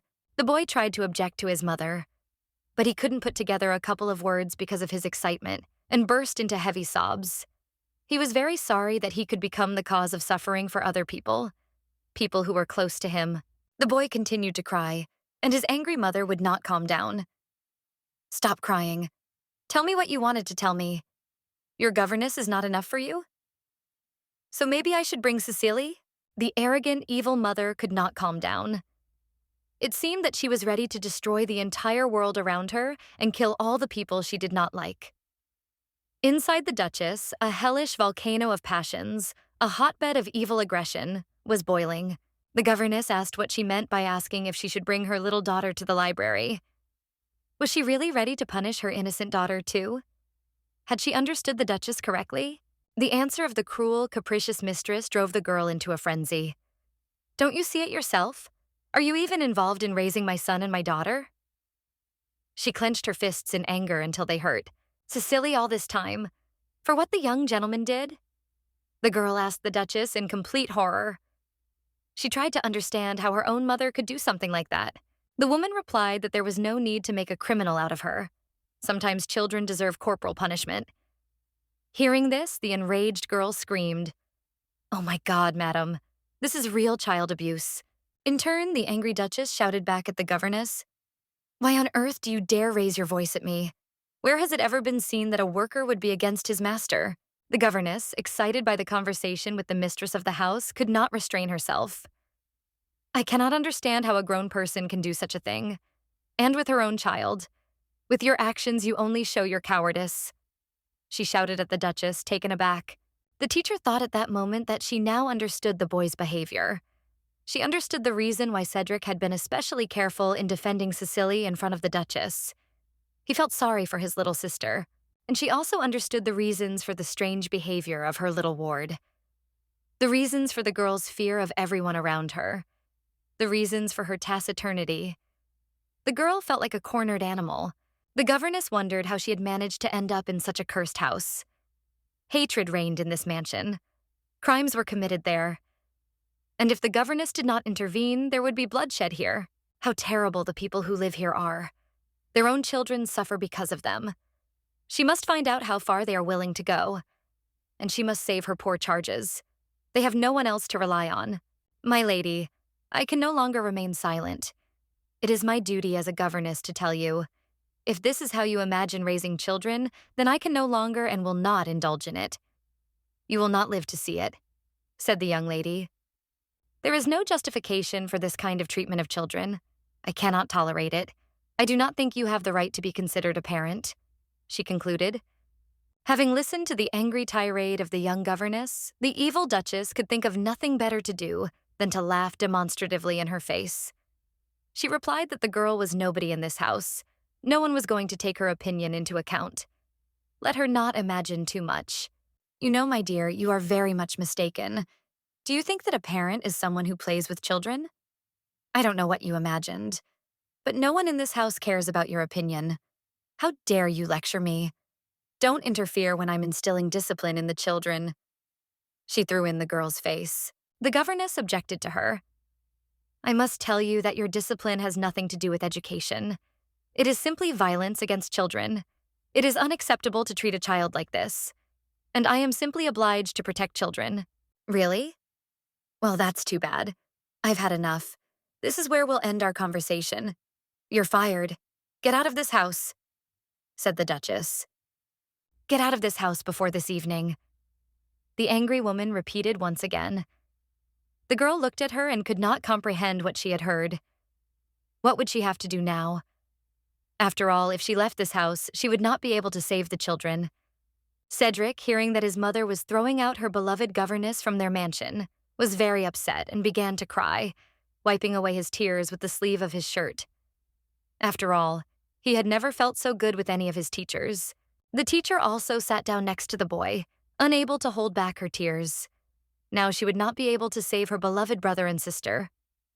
And now they would be destined to die at the hands of their older brother if she could not do anything. The boy who approached the governess could barely contain his sobs. He did not want to lose his recently acquired friend. did not want to be left alone with his fierce mother. The governess called her pupil to her and began to examine his hands. Having heard about the bloody Duchess's methods of education, she had to make sure that the boy was not harmed. The girl did not notice any injuries or trauma. Well, maybe the boy was okay, but she needed to make sure. Children's health was very important. Then the governess examined the boy's legs just as carefully. No traces of injury or trauma were found, and the girl was able to breathe a sigh of relief. She was incredibly happy that she found no wounds on the boy's body. That was good. But there was still the problem of the little boy and girl's future. How could she save her charges if she was not in the mansion during the assassination attempt? She thought of the little Duke's sister and thought that she couldn't be sure that there were no injuries on her body either. She had to check urgently whether everything was okay with Cecile. Her little pet ran up to her to ask how she was feeling. He wanted to make sure that the girl was okay. The governess thanked the boy for his concern. "I am fine and I feel well. You must not worry. And you will be fine too," Margaret replied. Cedric ran up to her, spread his arms wide, grabbed her neck with them tightly, and pressed his whole body against the girl's. He was sobbing, choking, and the boy's body was shaking like an autumn leaf in the wind. "Darling, I want to tell your aunt something. I really enjoyed spending time with you. I had such a great time. I will never be able to forget you," the boy whispered in the governess's ear. The girl assured him that they would continue to be close friends and would have fun and meaningful time together. After all, she was not going anywhere. She could not abandon him and his little sister. The boy said, "But you've just been fired, and we can't be together." "Don't worry, my boy. It's okay. We just need to go to someone who can reverse this decision," the governess replied. "So, the first option. If she does nothing, Diego will commit murder. This is a very bloody option. It will not be easy to do. But nothing is impossible in this world, especially if you want it more than your whole life. You need to make some kind of plan. Perhaps it would be a good idea to prevent these events. First, something needs to be done today. If the Duke manages to survive, it will change the future. But how can this be done? If Duke Berta stays alive, then at least something might change. Then Cedric and Cecile are guaranteed to stay alive." Clenching her fists, the girl prepared to act. She needed to find the Duke immediately. When she told him how his children were suffering from their mother, maybe he would do something. He couldn't to both parents of children were so cruel. The smug and cruel Duke was very far from reality. The only thing that could interest him in life was the person of the aristocrat himself, a pompous narcissist. But perhaps his son and daughter are still a little dear to him. The girl thought about what was vital for her plan to succeed. She absolutely had to see the old Duke and tell him everything. In that case, there was still hope that she could save the girl and the boy from their bloodthirsty brother. The dear governess could not calm down and thought about the cruelty of the Duchess, for whom her own son and daughter were enemies. Could a real mother treat her children like that? Yes, animals treat their own little animals better. The governess approached the boy and said that she urgently needed to talk to his father. "What are you going to talk to him about?" the pupil asked her again. The boy could not calm down and continued to whine. "You know, Cedric, I have to tell him that the lady is mocking you and your sister. He absolutely must know the truth to find the right solution. After all, if he doesn't find out anything, she will continue to mock you." She answered him in response. The boy answered her, "No, all this is useless." "But why?" the girl asked again. The boy answered that the father had known about all this for a long time, and he was absolutely indifferent to his children.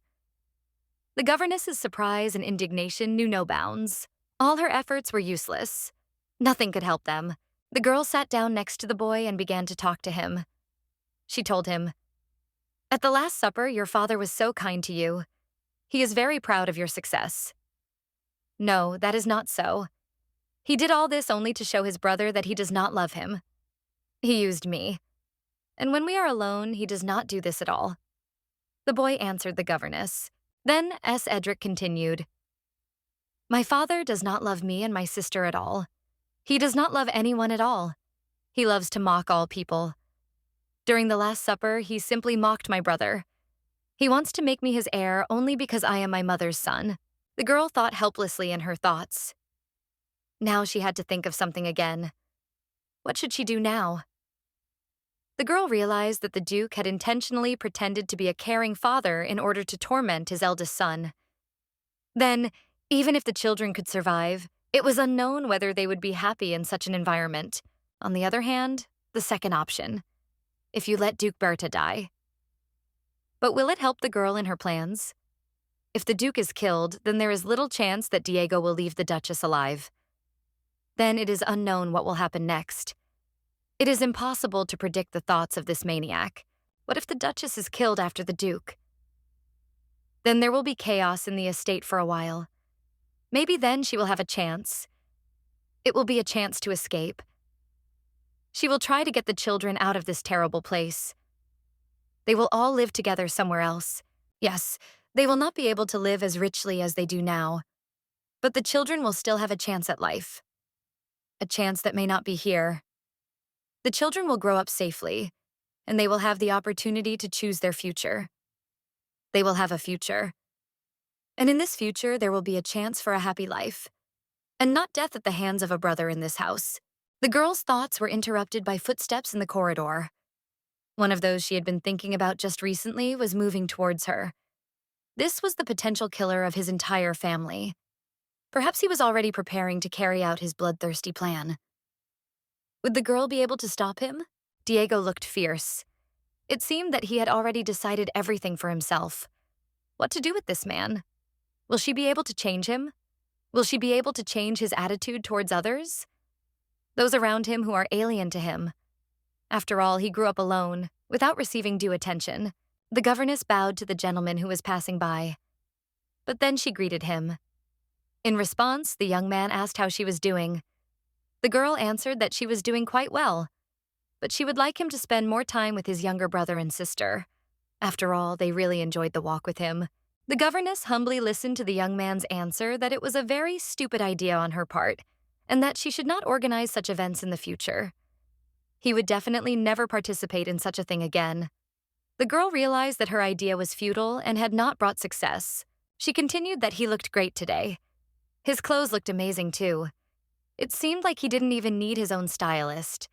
But he seemed to be missing one detail. Why not wear a black tie with his suit? A tie would be very appropriate, she thought. At first, not understanding what exactly the governess had said, the young man asked again what she wanted from him. It seemed that all his thoughts were centered around the bloodthirsty plan to kill his own family. The young man could not think of anything else at all. Later, he thanked the girl for her attention to his person. "Thank you, dear girl, but you don't need to worry about me like that. I don't need it at all. Remember that once and for all. I decide for myself what to wear, and I'm not going to listen to anyone's advice." Diego answered the girl. Then the young governess and the Duke passed each other. The girl's thoughts were all jumbled up as she passed the Duke. She was trying to give him a little hint with the words about the tie. It didn't matter if he didn't listen to her now, but she was just giving him a little hint. This was the only way to prove that she was worthy of dealing with him, to agree to the Duke's death. The teacher proposed to him, but could he understand her correctly? He had to agree to this proposal. After all, he agreed when the main character of the original story of the novel proposed a marriage contract. She reminded him of this from a book she had read. The main character of the novel proposed marriage to the young man. In response, he agreed to this proposal. But this did not save either her or the Duke's children from inevitable death. Now Stella decided to change the plot of this novel. She made Diego a completely different proposal. She agreed to the death of his father. Perhaps this way she will save the children. Anxious thoughts haunted the governess. What a pity she couldn't predict the future. It seemed the plot of the book didn't match reality, but she couldn't do anything. Only by experimenting could she try to save the children. This was her and the children's chance to live. A life in which Diego wouldn't be there? The young girl thought once again that she had to save these children at any cost. There was no one else to take care of them in this mansion. No one could even imagine that in a while they would also die. She would have to try to save them from him. She would spare no effort to do so. The sparkle in the girl's eyes spoke of her painful experiences. She thought that in order to save the children, she would not spare not only herself, but also everyone around her. She was indifferent to the death of the Duke and Duchess if they were indifferent to the lives of their children. There is no need to pity them. After all, they do not pity their children at all and only mock them. Then her thoughts returned to the young Duke. She felt a little sorry for him. His whole life had been one of great loneliness. As a boy, and then as a young man, he had been of no use to anyone. And she thought that she was not going to see this poor man die alone. Diego walked along the dark corridor, and his thoughts also did not give him peace.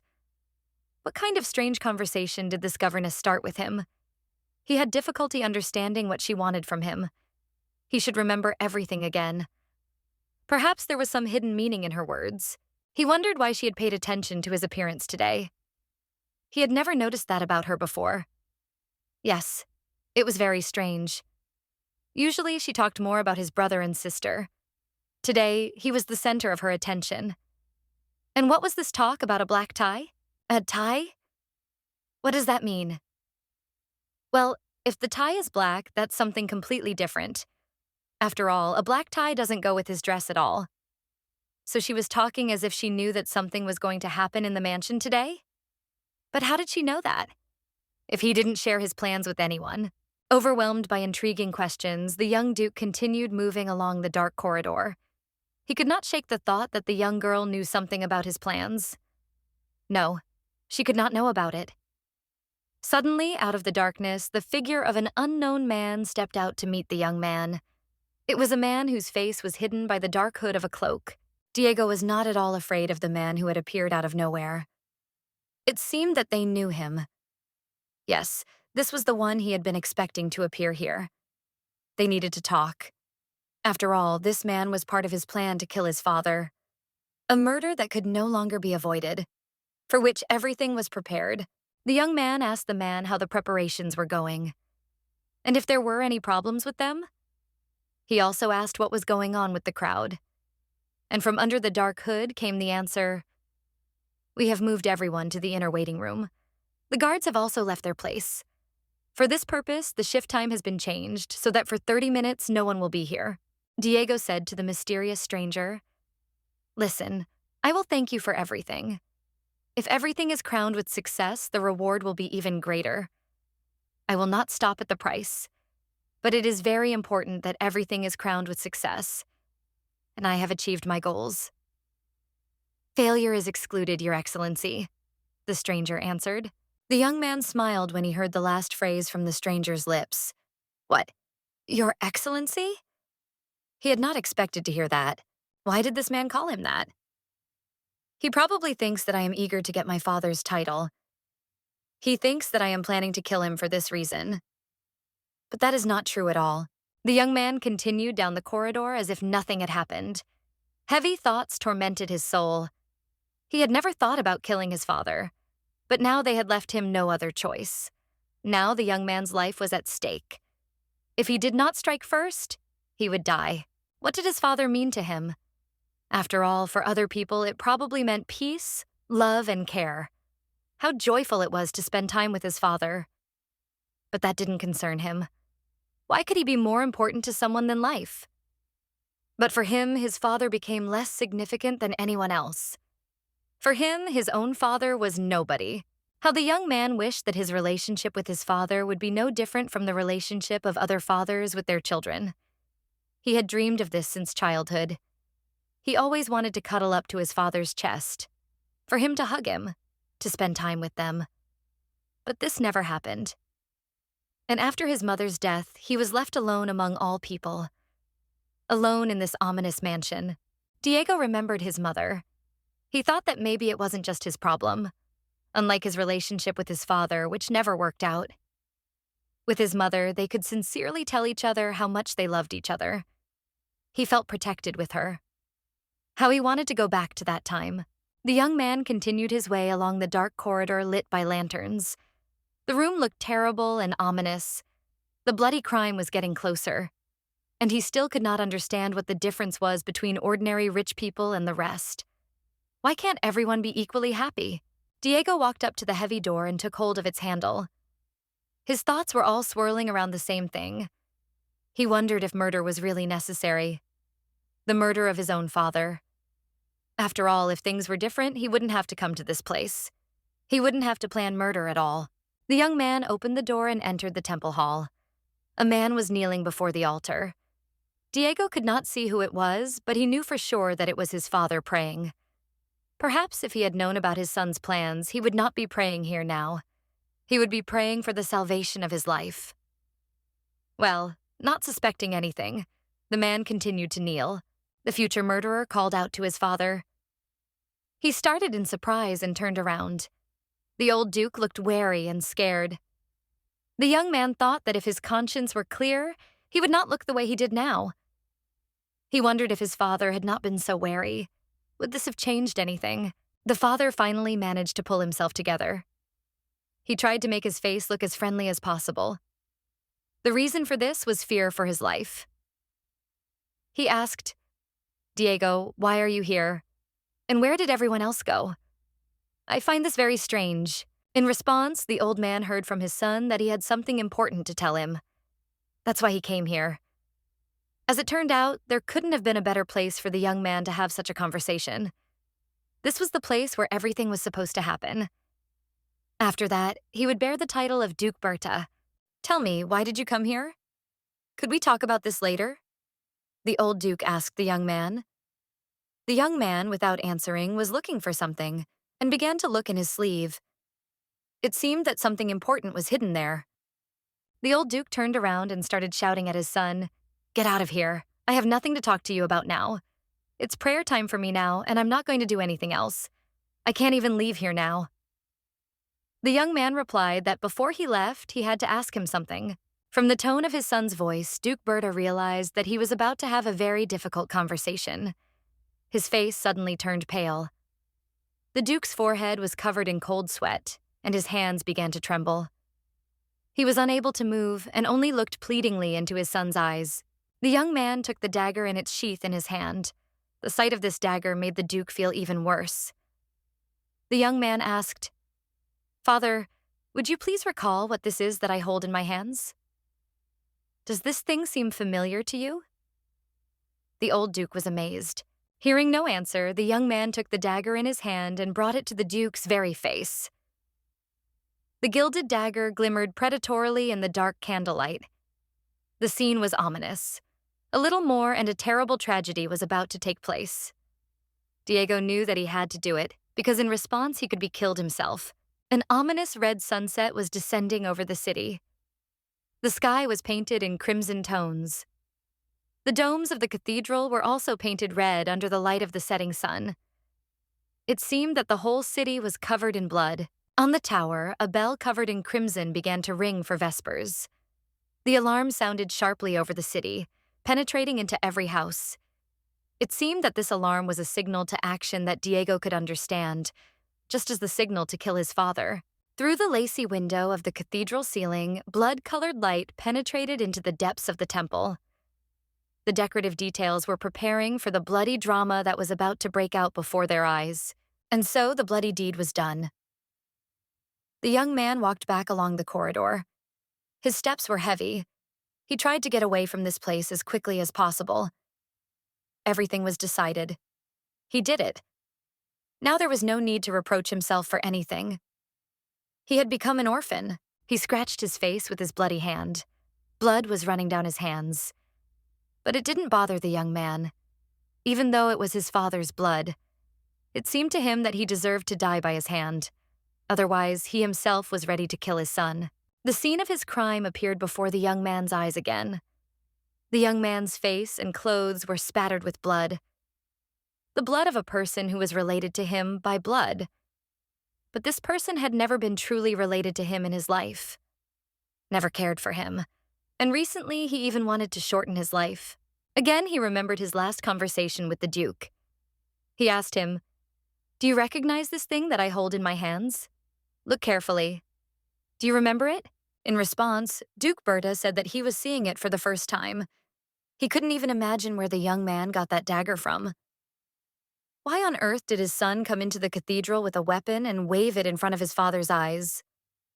And if he didn't get out of here right now, he would be punished. Then the young man brought the dagger to his throat. And again he asked the Duke, Look at me. Maybe it will help you remember. It seems that this is what the picture you dreamed of looks like, for which you and your wife prepared yourself. The Duke considered his situation.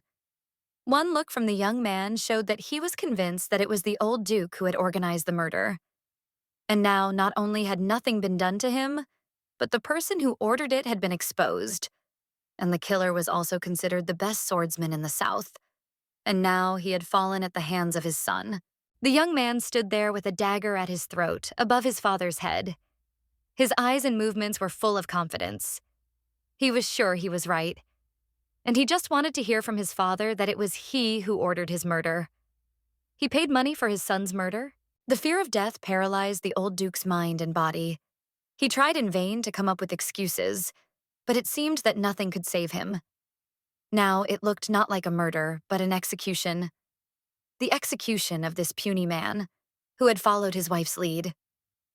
The Duke had no more excuses. He was preparing for death.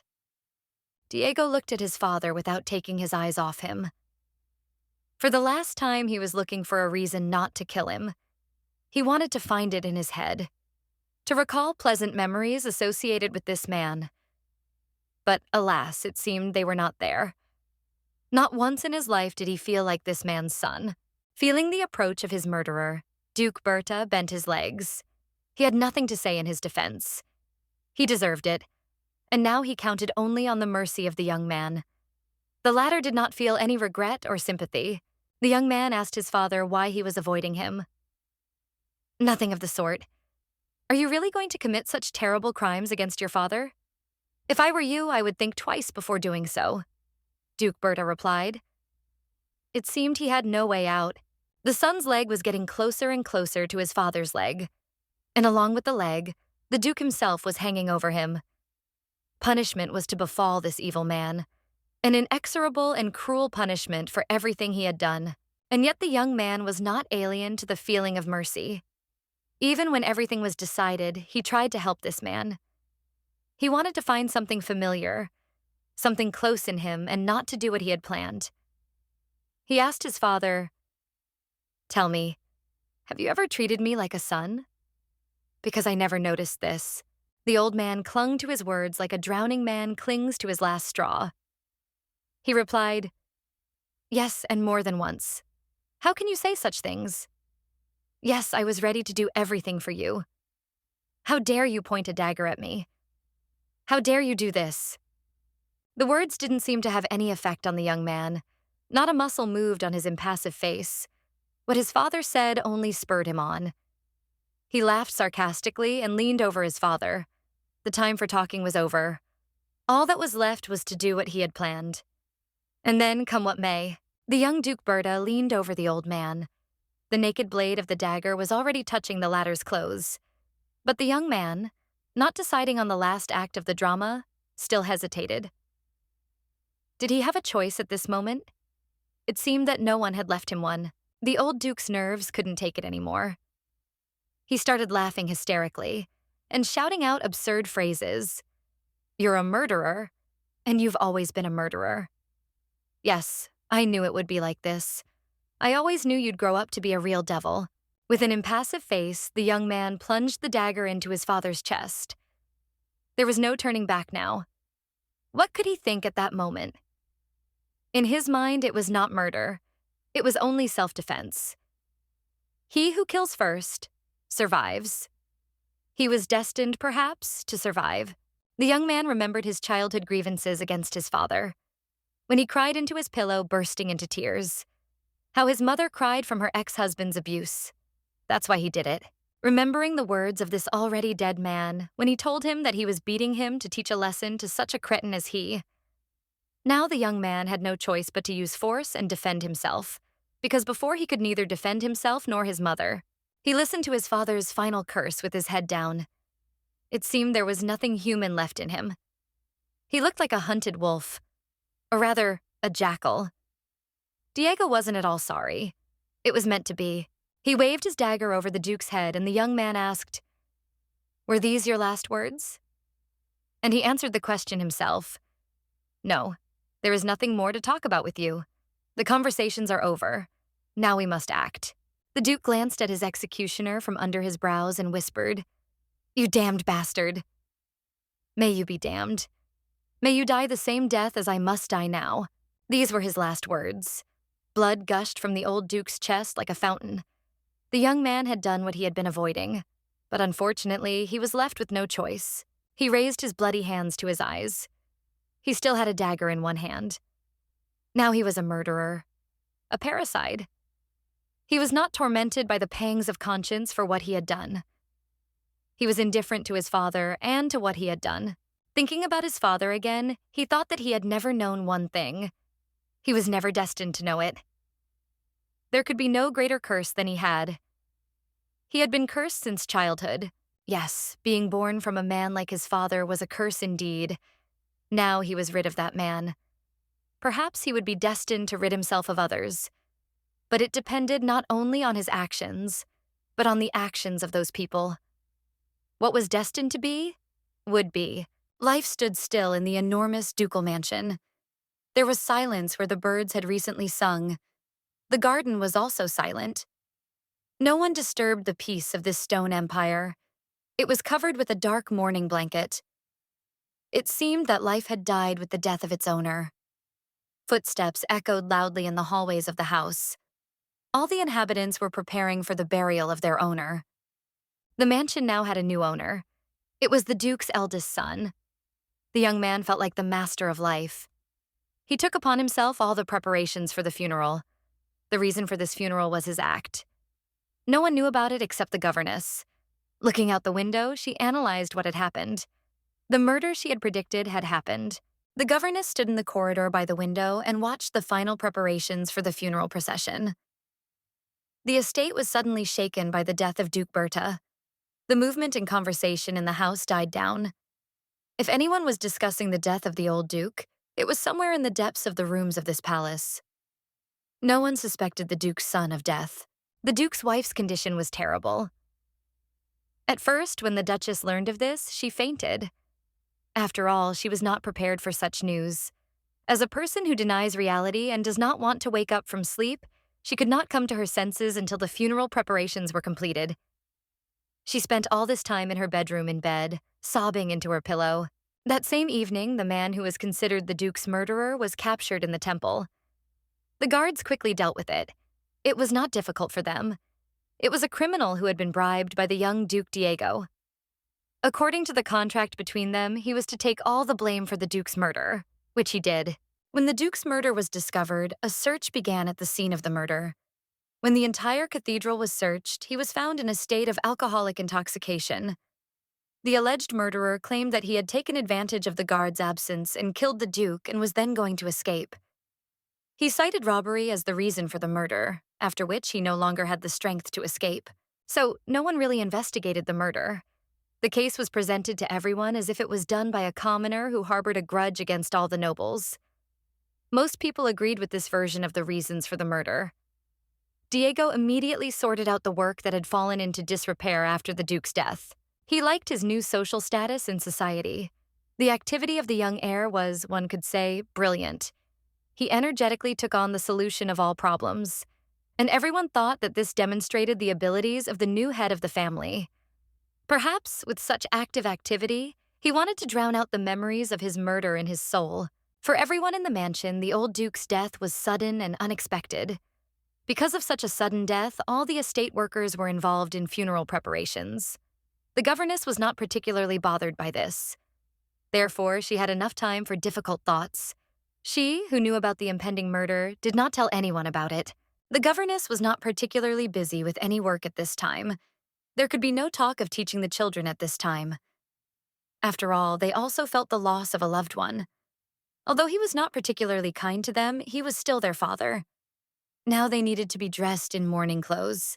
The girl approached the boy who was sitting with his sister on the couch. First, she asked him if he was okay. The boy did not answer her, apparently preoccupied with his own thoughts. He was also preparing for his new role in this house. From the youngest son of the owner of the house, he turned into the younger brother of another owner of the mansion. The boy replied that not everything was all right. He had already begun to miss his old life.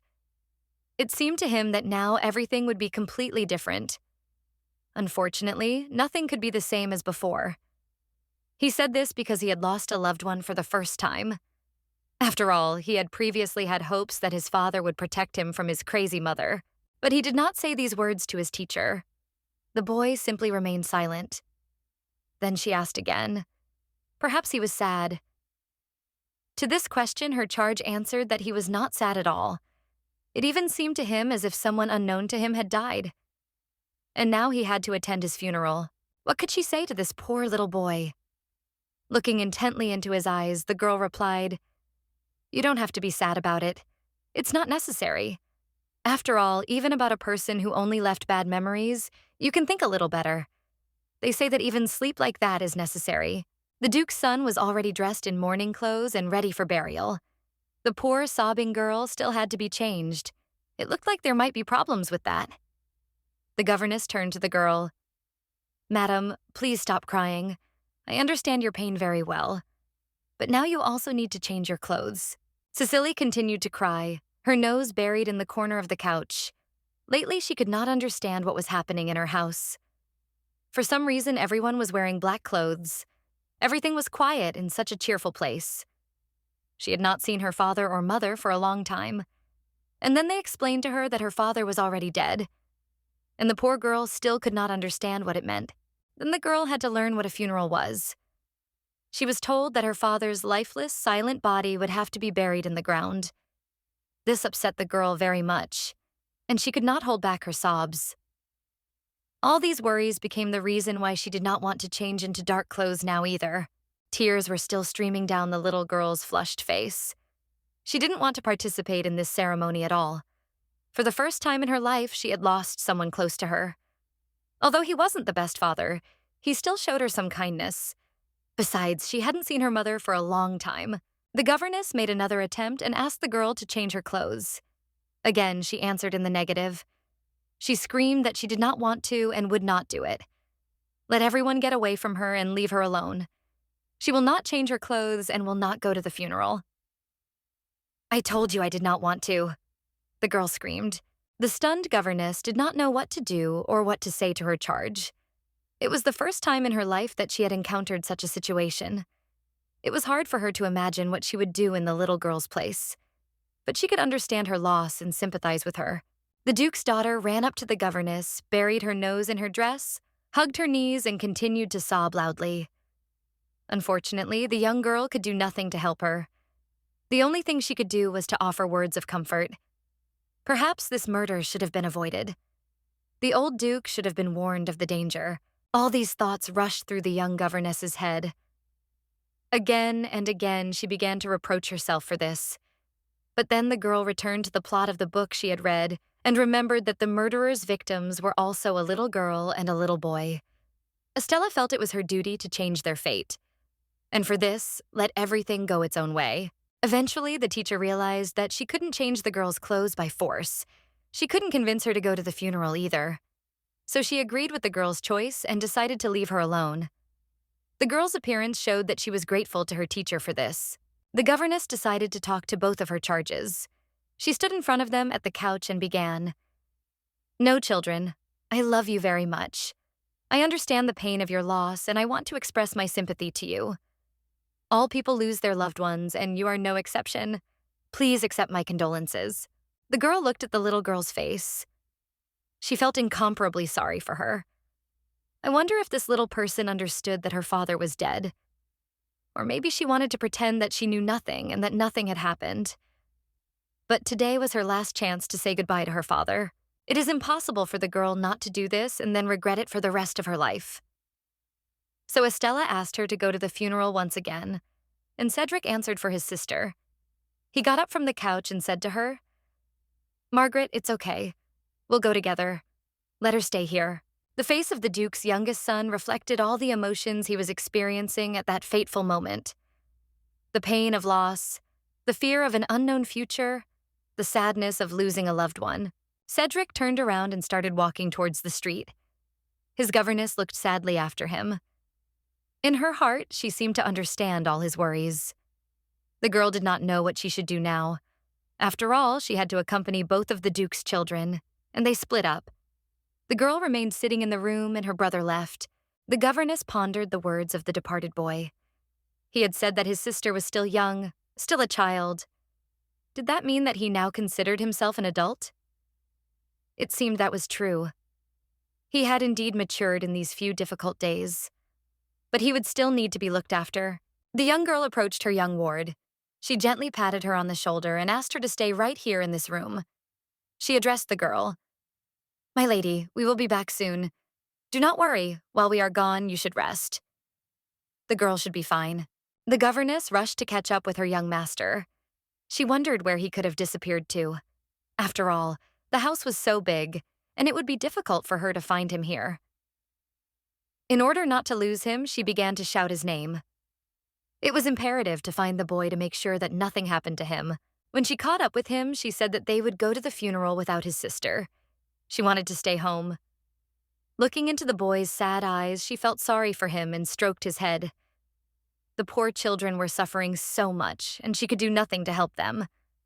Although, perhaps she could save their lives. Stella found it hard to imagine what was going on in the boy's soul. She wanted to feel sorry for him. She looked into his eyes and said, "Just recently you seemed like a little boy to me. In the last few days. You've grown up so much. Now I'm so sad that you've grown up too soon." Hearing these words, the boy became very angry. He told the teacher that she was wrong. He did not look like an adult. He was just a full-fledged adult. And he would act the same way as adults do. No one could control him now. If his father died, then he would be like an adult now, taking care of his mother and his sister. At first, the girl laughed at the boy's words, but then she became unspeakably sad. After all, she may have been the cause of the old Duke's death. With her mention of the black tie, she may have pushed Diego to commit murder. She did not warn the old Duke about the crime he was preparing. The young governess and her young charge walked quietly across the shiny parquet of the ducal palace. Many people had gathered that day for the funeral of the old Duke. Everyone was waiting for the funeral procession to begin. As the girl and the boy continued on their way, they found themselves face to face with the widow of the dead Duke. The Duchess, supported by one of the maids, became very angry when she saw the governess. She loudly declared for all to hear, "What are you still doing here? Don't you remember? I clearly told you to get out of this estate." The governess could think of nothing better to do than to remain silent. The Duchess looked haggard. It seemed that in the time since her husband's death, she had aged greatly. Not having eaten or drunk for several days, she moved her legs with difficulty. It was difficult to recognize in this sharply aged woman the one who had only a few days ago decided the fates of people. The governess looked closely at the grieving widow's face. It seemed to the girl that she had completely lost her mind. Her empty eyes were cried dry. They wandered, looking for something. And this was not surprising. Well, it is quite natural when you suddenly find yourself at your own husband's funeral. At this time, everything was ready for the funeral procession on the street. A hearse drawn by his favorite horses stood at the Duke's palace. There, carriages for those accompanying the deceased Duke on his final journey were lined up. The Duke's coffin was loaded into a carriage. The governess and her young pupil also approached the carriage intended for them. Margaret followed him. The governess thought that it was also very good that she could take part in this. She had to take advantage of this opportunity. She thoughtfully turned towards the other carriages. She had to use any situation to change something. She would definitely have opportunities. The children should not die at the hands of her brother in any case. And now it would be good to take advantage of the opportunity and meet Diego. The girl placed her foot on the last step of the carriage. She moved slowly, already thinking about her next step. She would have to offer the new Duke something he couldn't refuse. Research to find something important to him. Then she would be able to see him and make a deal to save the children. The weather that day was astonishingly terrible for the time of year. It seemed as if the heavens had decided to open up and pour out all the water they had stored up. It rained endlessly. But it was unlikely that the weather was crying for the murdered Duke. After all, as a person, he could not have deserved it. Few remembered him as a good man. The people gathered at the Duke's grave stood under umbrellas, hiding from the incessant rain. Not so many of them had gathered. One could say that he was buried in a narrow family circle. The words of the new Duke sounded strange. Father was a reliable man who firmly led the family without neglecting the duties entrusted to him. The Duchess listened to her stepson and wiped away the tears that were streaming from her eyes. The mad gleam in her eyes had already disappeared. She looked like a wife grieving for her husband. It seemed that she suspected who could have killed her husband, but she had no proof. Her son, hidden under the governess's umbrella, stood in front of her. The boy, who had grown up in a couple of days, no longer cried. He grieved for his father, but what frightened him most was the uncertainty of the future. He was also frightened by his mother, who had been cruel to him and his sister.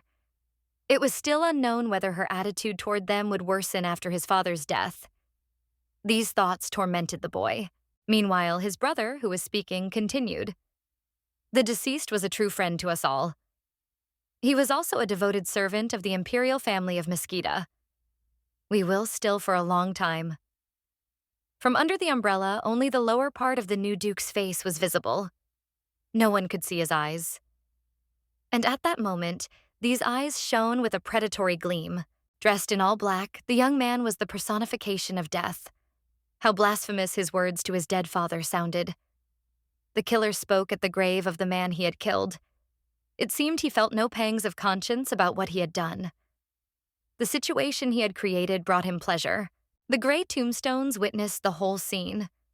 After the young man, the priest spoke. His prayer over the grave of the murdered man was short. Finally, the Duke's son spoke. His last words over the grave were, "We will continue our father's work, in the name of eternal longing for our father whom we will never meet again." The Duchess, who had been listening to her stepson, was not at all thrilled with his entire speech. She quietly commented on every word he uttered. The last phrase, it seemed, was the last straw. Without hiding her indignation, she said, "What a vile bastard. What a pretentious phrase." Instantly, the expression of indignation on the Duchess's face was replaced by intriguing horror. The woman looked at her husband's grave and was horrified by what she saw on it. What could have frightened the widow so much? She did not keep her waiting long. Wait, how can a tombstone be ready the very next day after a person's death? There was no response from anyone. Her stepson narrowed his eyes, pressing his lips tightly together. He thought that if this woman chattered too much, her life would not be so long either. He did not need unnecessary talk. Because of her chatter, she would become his next victim. If he did not pity his father, he certainly would not pity her. The nervous and angry Duchess continued to think out loud. The woman did not pay attention to those present at the funeral. She said loudly, "I am sure my husband could not have died like that. Why did my husband die at all?" Her eyes lit up with a mad gleam again. Her previously pale, sunken cheeks suddenly flushed. Now, without embarrassment, she suddenly screamed, looking into her stepson's face. "Why did my husband die and not you? I don't understand why and how this happened. After all, you were the one who had to die." The woman ran up to Duke Diego, started beating him in the chest with her fists, and continued screaming, "I know you killed him. No one else needed his death. You killed him because you were so blinded by power. Otherwise, the funeral could not have started so quickly. Otherwise, the tombstone could not have been ready so quickly. Duchess, I'm sorry. I understand your grief. I understand that you are in shock. But you must understand that I am also his child. Think about it. Could I kill my father?" The Duke answered, grabbing the woman by the hand. He seemed not at all embarrassed by her accusations, but a fire was already burning in his chest, a harbinger of the next murder. The young man clenched the grief-stricken woman's fists tighter and tighter in his hands, as if he was going to break them at that moment. He silently considered what to say to her. His words had to be as balanced as possible, so that later no one would even think of his participation in the murder. Or murders. Finally, a young man's voice rang out hoarsely in the pouring rain. "Listen, madam, I am offended to hear such reproaches. How can you say such terrible things? The deceased was your husband, but he was also my father, and I grieve for him as much as you do." The grief-stricken woman was outraged beyond measure. She wanted everyone to know that he was the one who killed his father. But unfortunately, she could not prove it. Now she was fruitlessly searching for solutions to this problem. She would definitely need evidence. When she got it, the killer would be punished. The Duchess, helpless, clutched the Duke's clothes again. Only moans and sobs came from her lips. For the first time in her life, she felt so unprotected. In the depths of her mind, the thought was born that she would get even with him so that she and her children could live. The entire funeral procession witnessed this scene. The young man did not tolerate the Duchess's hysteria for long. He waited for her to calm down, but since this did not happen, he ordered that the woman be stopped as quickly as possible. His guards immediately began to carry out the order, grabbed the woman, and carried her out beyond the cemetery fence. In response, she burst into even more metrics. The young governess stood in the crowd at the cemetery and heard the remarks of the people standing near her. I knew that the Duchess had a hot temper, but how can you call the heir a murderer? Wasn't it obvious that Duchess Berta and her husband preferred their second son? And I think Duke Berta's greed is to blame for everything. The Duke's youngest son, standing next to his governess, also heard much of this talk. Behind the youngest Duke stood the Marquise. How could the heir be changed? I don't understand the point of appointing a child of low birth as successor.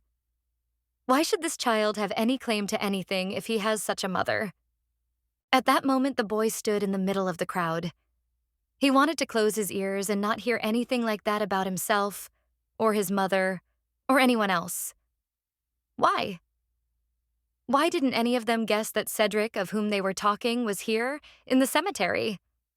He wanted to fall through the ground or find himself in some completely different place at that moment. Meanwhile, the young man, who had recovered from the recent events, decided to finish the funeral ceremony. He did not want those present to remember this ceremony by the words that were spoken here, by the words in which he was accused of killing his father. Dear friends, we are here to say goodbye to my father. He would not want such a bad word to be said about the person dear to him. Said Duke Berta. He finished. A murmur ran through the crowd who had come to say goodbye to the old count. Almost everyone tried to say something about what had happened here. The governess and her pupil heard many interesting things in these words. The boy was most struck by this. We say this because the Duchess treated you so rudely. She should not have done so. And finally, this unusual funeral ceremony came to an end. Already leisurely, walking along the cemetery path, many of those who had been here discussed everything they had seen and heard. This was the most unusual funeral in the city in its entire existence. The governess and the boy, who were the last to leave, were called to him by the young Duke. The young man leaned towards the boy and said, Cedric, I would like to talk to you. You know I'm very worried about you. Answer me, are you okay? Do you feel well? The boy answered timidly and haltingly that he felt well. He was just a little tired from the recent events. Then he asked the governess where the boy's sister was. She told him that she had not brought her because she had refused to go to her father's funeral herself. It seemed to the girl that this was too much of a blow for her. The poor little girl did nothing but lie and cry. The Duke replied, There is nothing strange about this. If even the parents are in such a state, then what can we say about the children? The girl watched the young man with horror and interest.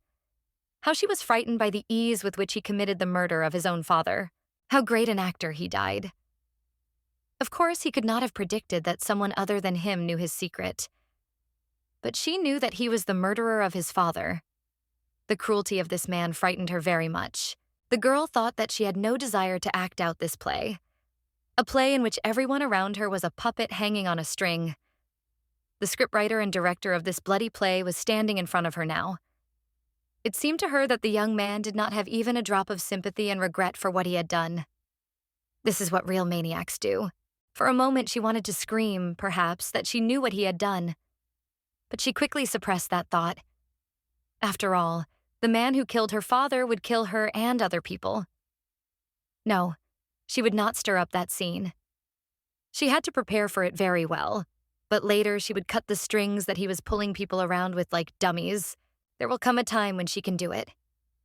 Everyone will know the truth about the Duke's killer. Well, before that, she will need to make some kind of plan again. She will take a step forward. Then everyone will see the true face of this young man who is standing before her now. This will happen when she will not be afraid for her life and the lives of the children close to her. Then the girl noticed that the Duke was wearing a black tie today. It was the very tie she had told him about earlier. She decided to point this out now. I see you will need the black tie I told you about. Yes, in the end you did need it. The young man stood dumbfounded by her words. Only now did he understand the secret meaning of her words. A strange thought struck the young man right in the heart. Who is this young woman standing in front of him now and talking? It seems she knows much more about him than she lets on. Perhaps he has developed paranoia in the wake of recent events, or is this really the case? It is important to know, the result of his last thoughts was not visible on the Duke's face. He considered attack to be the best defense. Therefore, Diego only laughed in the face of the young governess. For himself, he noted that it would not be superfluous to learn much more about this governess. It was imperative to ask everyone about her. The Duke told the girl that he was now her direct employer. Even though he hadn't accepted her work before, he would now pay her money. She would have to take good care of her brother and sister. Finally, he said that they had nothing more to talk about, and it wouldn't hurt her to talk to the children and calm them down. The Duke turned and began to walk away from them, his boots slapping loudly on the wet grass.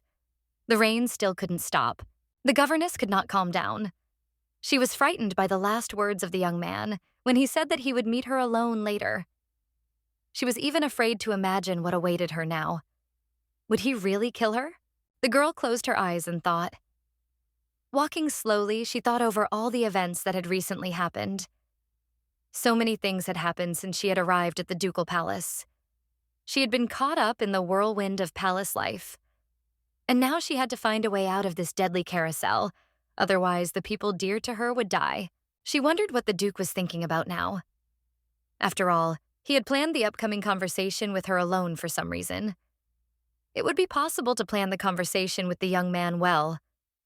The girl hoped that her future conversation with the Duke would be a success. Otherwise, this play could become even bloodier. The governess and the boy passed by people standing by the path. One of the women standing there seemed strangely familiar to the girl. In addition, she did not take her eyes off Diego, and without looking away, she followed the young man. The governess was interested in this woman's person. Why was she looking at Diego for so long and so intently? The governess was amazed by the expression in the woman's eyes. She saw in her eyes the same horror and fear as in her own. But why should she be afraid of him? It was imperative to solve this riddle as soon as possible. The governess looked at the woman again and tried to discern her appearance. She had unusual long silver hair. She was also struck by the woman's bright blue eyes. Her appearance was definitely familiar to the governess. And then the young girl had an epiphany. She remembered a novel she had read long ago in another life. Could she have forgotten about it? After all, before her was perhaps the main character of this novel. Could it really be this? Could it really be Adriana, about whom she had read earlier? The governess thought, turning over the pages of the book she had read in her head. If she was not mistaken, then perhaps this would be very useful to her. Later she could use this woman in her plans. As they say, all means are good in war, and she would try to use all means in the fight against this evil and bloodthirsty maniac. The girl recalled the plot of the book. It was written in it that one day the young lady Adriana needed to hide from the maid. The maid was pestering her with requests to get dressed, and the girl found nothing better than to hide in the prayer room, avoiding the annoying maid. For her, this decision later had disastrous consequences. Hiding in the prayer room, she unwittingly became a witness to the murders of Duke Berta. The girl heard the entire conversation between father and son. Out of interest, she also spied on what happened. The governess thought that having seen this, she would definitely want to check the actions of the criminal. Margaret sadly watched Adriana leave. The woman looked very scared now, but perhaps later, when she recovered a little from what she had seen, she would be able to talk to her. She could probably become a serious ally in her fight against the Duke. After all, it was stupid for her to consider herself protected. As before, the governess was haunted by her upcoming private conversation with the Duke. What was the sophisticated adversary planning now? It was easy to guess that he saw a threat to himself in her person and would now do everything to get rid of her as an unnecessary witness. Before the young Duke's eyes on his desk lay a dossier, compiled by his subordinates on his orders. He had ordered this to be dealt with immediately after the funeral. The Duke had decided to get to know his enemy as well as possible and strike first again. Judging by recent events, this was exactly what had to be done. So what did he know about the governess? The Duke looked through the file while his butler answered his questions. He read out, "As you know, Miss Margaret is 22 years old. Unfortunately, we have not had time to find out much about her. But everyone who knows her in this house speaks very highly of her. We have not found anyone to whom she would have offended. Our gardener said that he is always very happy to see this girl. Just meeting her always promises him good luck. Always friendly and neat, she loves spending time in his garden. Besides, as he noticed, she teaches the young lady and young gentleman very well. Our cook is even more impressed by the governess's manners. Always neatly dressed and polite, she is an example not only for the children, but also for the other inhabitants of the estate. The woman even hopes that over time she and the governess will become close friends. Because of her good-natured character, she also became popular with other employees. No matter how hard the butler tried to find some dirt on the girl from other employees, he did not succeed. All his efforts in this direction were in vain. This is how everyone he interviewed described the governess. The Duke was not very surprised by the results of the butler's questioning. He had suspected before that the girl was not involved in anything bad, but he still had a lot of questions about what she did before she ended up in the Duke's estate. And now he was very interested in the question of how she ended up in this estate. The butler continued reading his report. Although not much is known about the girl's past, they say that her family was not rich at first. The reason for this was that her father was fond of gambling, but now their situation has improved. What the girl herself did before is completely unknown. The butler hoped that perhaps he would be able to find out something about this a little later. The old man then read the following. "You know, Your Highness, what I would like to draw your attention to? Are you aware that the Duchess has announced the dismissal of the governess? She was the one who was most dissatisfied with this girl. Margaret has not yet left, but she has very little time left in the palace." While the young man was pondering what he had heard, the butler also reported that it seemed the governess had a fiancé. The Duke was not satisfied with much of this information. There was no way to use it against the governess. Something more compelling had to be found. Diego asked the butler again what he knew about the fiancé. He replied, "Well, this has long been known to everyone. They say that her fiancé is the second son of Baron Eric. He is a very honest and noble man, and all the members of his family are also considered such people. In addition, they say that the groom and bride are very suitable for each other. They have known each other since childhood and are very close." Soon, the butler continued. He said that recently the circumstances had changed. He had heard that it was not known for what reasons the engagement had finally been broken off, so the Duke need not worry about it at all. It seemed that the girl was completely free from any obligations to anyone. With his usual abruptness, the Duke asked the butler why he thought he should be concerned about the engagement of some governess. The butler replied that he thought it was important to the Duke. He decided that the Duke was interested in the identity of his brother and sister's governess for no reason. Otherwise, why dig so deeply into her? Okay, if you've already remembered the engagement, then tell me what became unknown there. Why was this engagement broken off? After all, listen, think for yourself.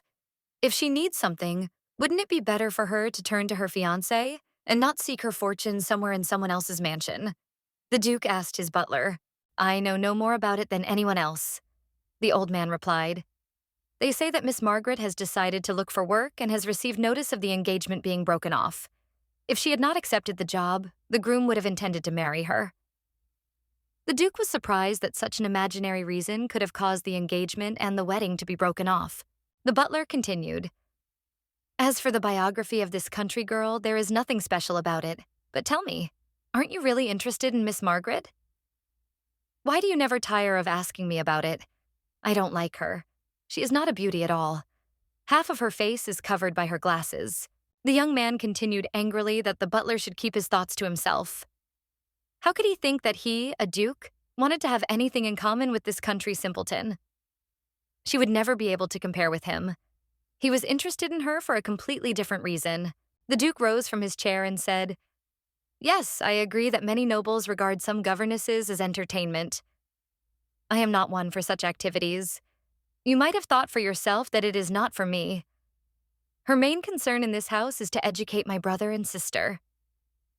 The butler said that he did not understand why this investigation had been started. Turning away from the butler and standing behind the back of the chair, the young man began to ask himself this question. But the village girl was able to intrigue him first and then interest him.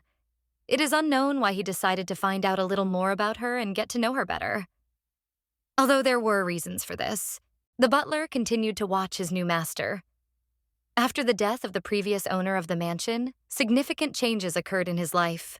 Yes, this girl hides some secret, and it seems that this secret is inextricably linked with him. It is necessary to find out what she is.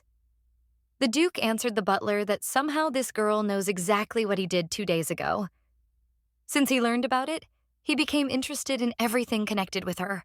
Diego looked out the window and saw the governess there. The tired girl was wiping the sweat from her wet forehead.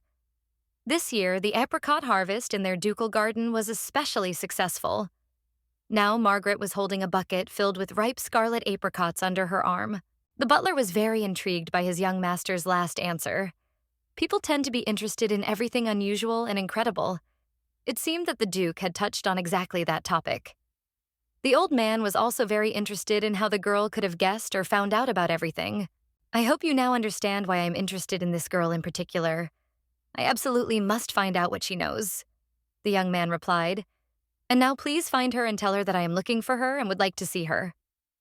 The girl looked at the apricots. She was pleased with the sight of these fruits with their perfect beauty. Each of them resembled a small sun. How beautiful the world of nature can be, and how it is spoiled by the world of evil people. After the Duke's funeral, the girl was haunted by sad thoughts. Perhaps it was her fault that there was a murder in this palace. These thoughts were sometimes replaced by others. What if she couldn't do anything at all and change the future? But she drove them away and tried to prepare for a conversation with the Duke. The governess remembered how she had treated her little charge to apricots the last time. The girl had really liked the juicy, tasty apricots. She wanted to please her again. Now Cecile was suffering greatly because of her father's death. The girl was still wondering if her pet would be happy with the apricot treat again. It would be nice if they liked them again. Someone called the governess's name from behind. It was the butler of the ducal house, Xavier. Estella asked the old man again what he was doing here at such an early hour. "I came to tell you something important. I am here on behalf of the younger Duke. He really wants to see you right away." The butler answered her question. The girl was a little taken aback by his words. What could the Duke need from her right now? After all, it seemed that he had not even thought about her for several days. At least it seemed so to her, because they had not seen each other at all. The governess had been expecting this meeting, since it had been planned by him. But she had hoped that the conversation would not take place so soon. Estella had planned to prepare well for it, and now she had been taken by surprise. She mentally prepared herself for the upcoming conversation and clenched her hand into a fist. She asked the butler where she should go, and received the immediate answer. "Don't worry, I'll take you straight to the Duke." "One more request, Miss Margaret. Try not to provoke the Duke anymore. I would not like to see any more victims in the house. We must try to avoid that." The young governess was dumbfounded by these words of the butler. If she was not mistaken and did not hear right, then another person was aware of what the young man had done. And why could he speak about it so calmly? Perhaps he also took part in it. But the girl did not dare to ask about it. Looking into her surprised eyes, the butler asked if perhaps she had any questions specifically for him. The girl had many questions, but she asked only one. "You know, it seems to me that you are aware of everything that is happening in this ducal palace. Tell me, was the Duke's death a forced sacrifice?" Without hesitation, the old man answered her. "Miss Margaret, I could tell you a great deal about what has happened in this house over the years. It would terrify you. But tell me, do you know what it is like to live knowing that a member of your family will kill you if you don't kill them first?" So she knew he knew everything. The old man began his story. "I arrived in this house many years ago with the mother of the younger Duke. It was a marriage concluded because of the unification of two noble families. But it was a marriage under the pretext of which the Duke deceived his wife. He made her life a living hell. And because of this, the poor woman died. After her death, the young Duke often cried, remembering his mother. There was nothing else in life that made the little boy happy. His days and nights passed in sobs. It was very sad to see him in such a state. But his suffering did not end there. The butler continued. His father, the former Duke, began to raise his hand against the boy after that. He mocked him as much as he could. It seemed to bring pleasure to this terrible man. This happened over and over again. For 20 long years. He continued his story. In the end, the boy's and then the young man's nervous system was completely shattered. He was going to commit suicide many times. His life was filled with deprivation and abuse, constant torment. It seems to me that this was enough for the murder to be committed, the old man concluded. The young governess, lowering her head, said in response, "You know, I have absolutely no intention of criticizing the young Duke for what he did. After your story, I am even more convinced of this. After all, I knew it too, but did nothing to prevent it. And now I too am an accomplice to the crime." Then she continued, "Your words have convinced me even more that this murder was forced. Perhaps there is no need to look for any justification for it. But I would like to talk about something completely different. I am sure that there is no need to kill a child who does not understand anything." The butler, hearing her words, could not hide his surprise. Repeating her words in his head once more, he asked the governess, "Tell me, young lady, is it just my imagination or are you trying to save the little brother and sister?" From her silent look, he realized that this was exactly the case. The old man turned and began to walk away towards the ducal palace. Having no choice, Estella was also forced to join him and follow him to the young Duke's office. All these memories flew through the mind of the young governess of the boy and the girl. All this had happened in the last few weeks, and now she was standing before the young Duke in his office. Crossing his fingers in front of himself, the young man replied, "Well, in this I agree with you and fully support you." Then he continued, "Please come closer, Miss Margaret. Remember, I told you that we needed to meet. I called you here because I think we have something to talk about. Don't you agree with me?" The governess thought long and hard about her answer. She had to choose her words carefully so as not to provoke this cruel man. But as luck would have it, nothing came to mind. She began to look for an answer in the room and noticed under his finger a sheet of paper describing events from her life. Not finding anything better, the girl asked, "Tell me, what do you want from me?" What the Duke told her was unusual. "I've made some inquiries about you. They say your negligent father was fond of gambling. Your younger brothers and sisters were a burden to him. And they say your mother often suffers from depression. It's a rather unhappy picture, don't you think?" The governess tried to analyze what she had heard. The life he had written was not really her life. Therefore, it did not cause any special emotions in the girl's soul. Her life remained somewhere far away, transferred to the pages of the book she had read. Despite this, the girl became interested in the Duke's story. With a smirk on his face, he continued to ask her further. "Your life had rather dim prospects, and then somehow you ended up in this noble house. And as far as I understand, you now yearn to become the next Duchess in this house." The governess was surprised by the young man's question. It seemed to her that the topic of today's conversation should have been about something completely different. She imagined that he would ask something about the murder of his father and what she knew about him. Why did he suddenly start talking about the Duchess now? She hadn't given him any reason, had she? Meanwhile, Diego continued, "Listen, I want to hear a clear answer from you. And don't you dare evade my question. I'll notice it right away. Tell me, Miss Margaret, how do you want me to fix this life?" The girl tried to understand this man's thoughts. What was he trying to hear from her now? She couldn't answer that because she didn't know what was going on in his brain. Maybe this guy was programmed to marry as soon as the right person came along. The governess took a long time to collect her thoughts. She replied that the young man was very wrong in his conclusions. She had absolutely no need to start amorous adventures in the workplace. In order not to offend the Duke, she said that she liked him, but that did not mean that she wanted to marry him. The Duke listened attentively to the governess without interrupting her even once. During her long terrorist attack, his expression never changed. Over the long years of living in his father's house, he had learned to hide all his thoughts. What he thought of the governess's words also remained unknown to anyone. but he made a note to himself to remember this conversation. The girl was quiet for a moment. Again in her head, she began to think over every phrase she had to say to the Duke. It was important to take into account every detail so as not to harm herself and her charges. Then, with a determination and courage that was completely unbecoming of a young girl like her, the governess blurted out the following phrase in the Duke's face. "Listen, I beg you, just don't kill your younger brother and sister. Promise me not to kill Cedric and Cecile."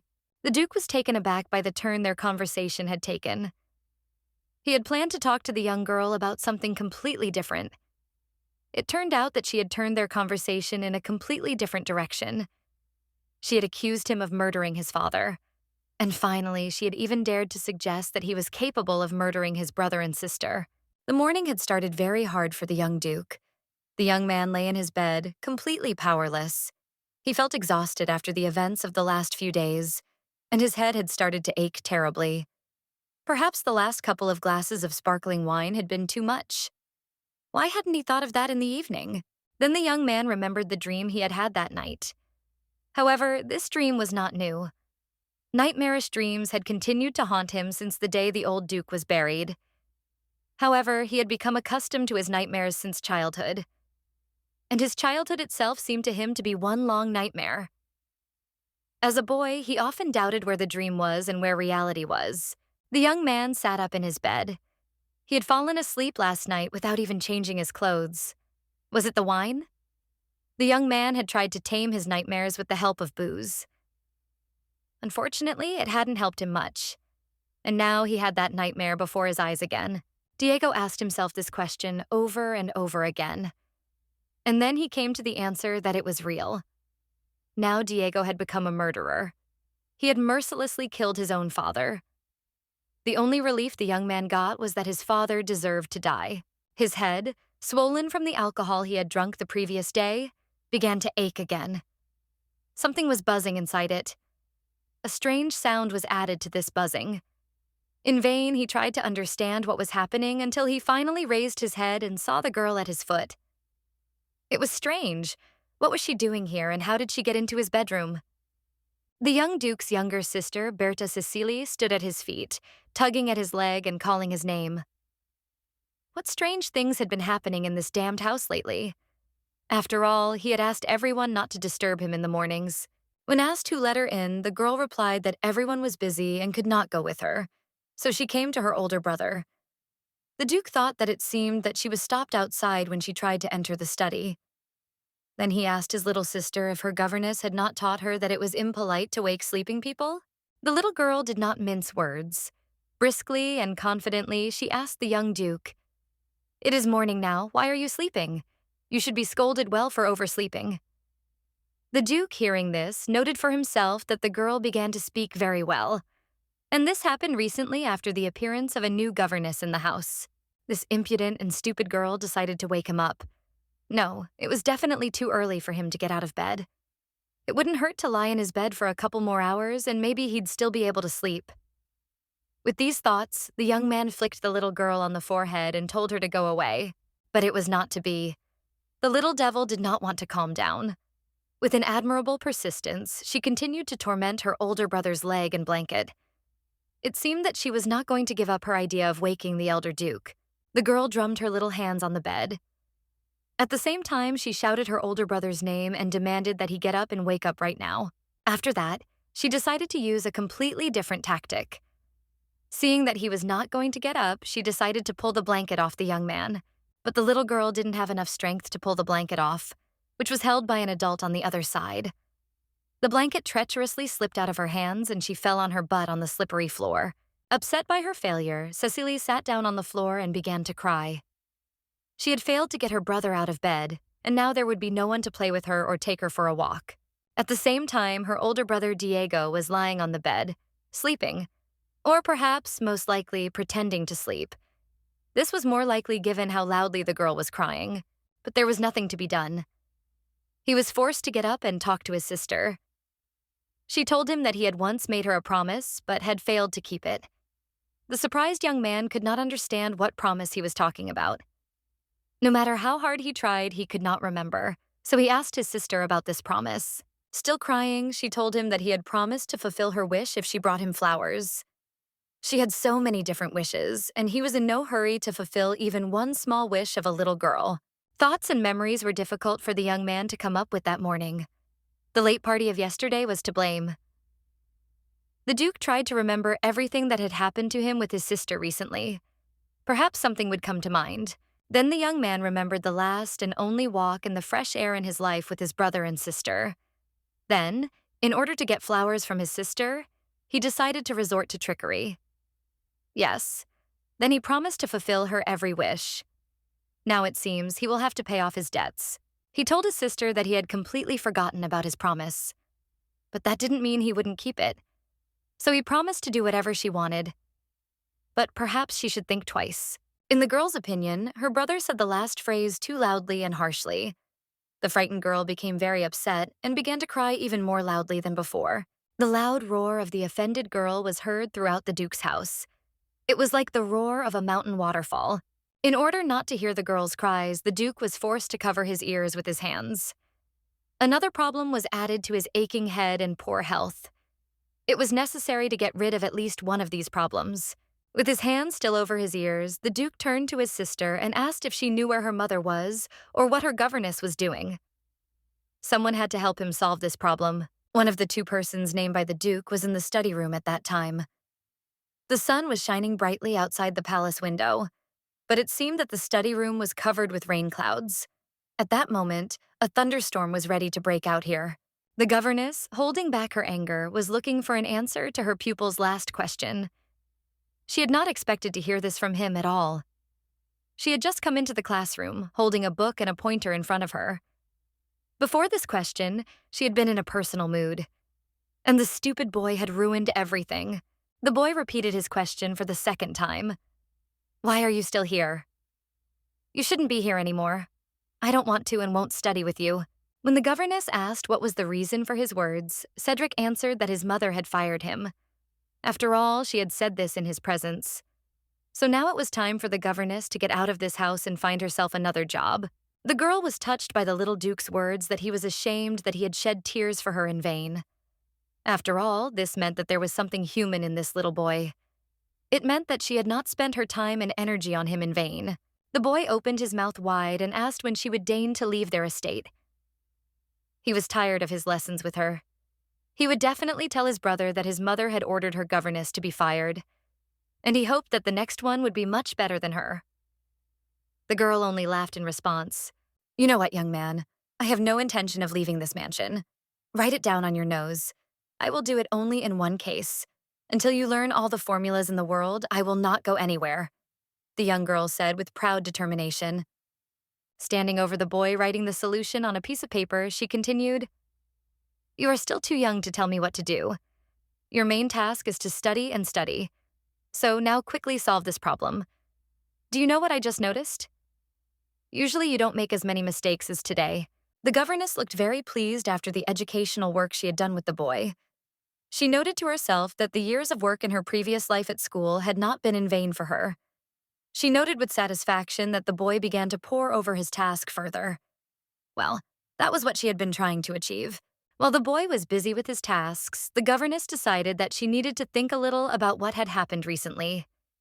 10 days had passed since the death of Duke Berta. Everything was quite calm in the ducal mansion. Nothing foreshadowed any terrible events in the future. She remembered that the conversation with the young Duke had been quite successful. Thanks to him, she had kept her position as governess in the house. It was to her advantage, and it did not matter what the children thought about it, especially Cedric. The children would have to see her until they got tired of it. Contrary to the governess's expectations, the children recovered from the grief they had endured quite quickly. Some people around were worried that her son had not shed a single tear at his father's funeral, but she thought otherwise. The boy had reasons not to shed tears over his father's death. It seemed time for her to philosophize a little. She really liked her last thought. In this world, it happens that the death of a parent is not at all sad for his child. The widowed Duchess was rarely seen in the mansion after her husband's death. She was often absent from the estate. According to rumors, one thing was known, that she had decided to achieve her goal. Apparently, she was busy preventing Diego from inheriting his ducal title. The governess was sure that the Duchess still did not like her presence in this house. But the grief-stricken woman could not change anything. After all, it was now a difficult task for her to throw out the girl who had united with the Duke. A conversation with him was very useful. The governess approached her student and informed him that perhaps, to his regret, the time for the test was over. It was time to put the pen down. In response to his indignation, she had to add that even at a state exam, you can't ask for 5 more minutes, because managing time is also a necessary skill in life. The door opened behind her and someone's footsteps were heard. Someone strode loudly, entering the room. The governess turned around and saw the Duke, who said, "That's right. I'm not going to wait any longer either." The governess and her charge were equally surprised and frightened by the Duke's appearance in this room.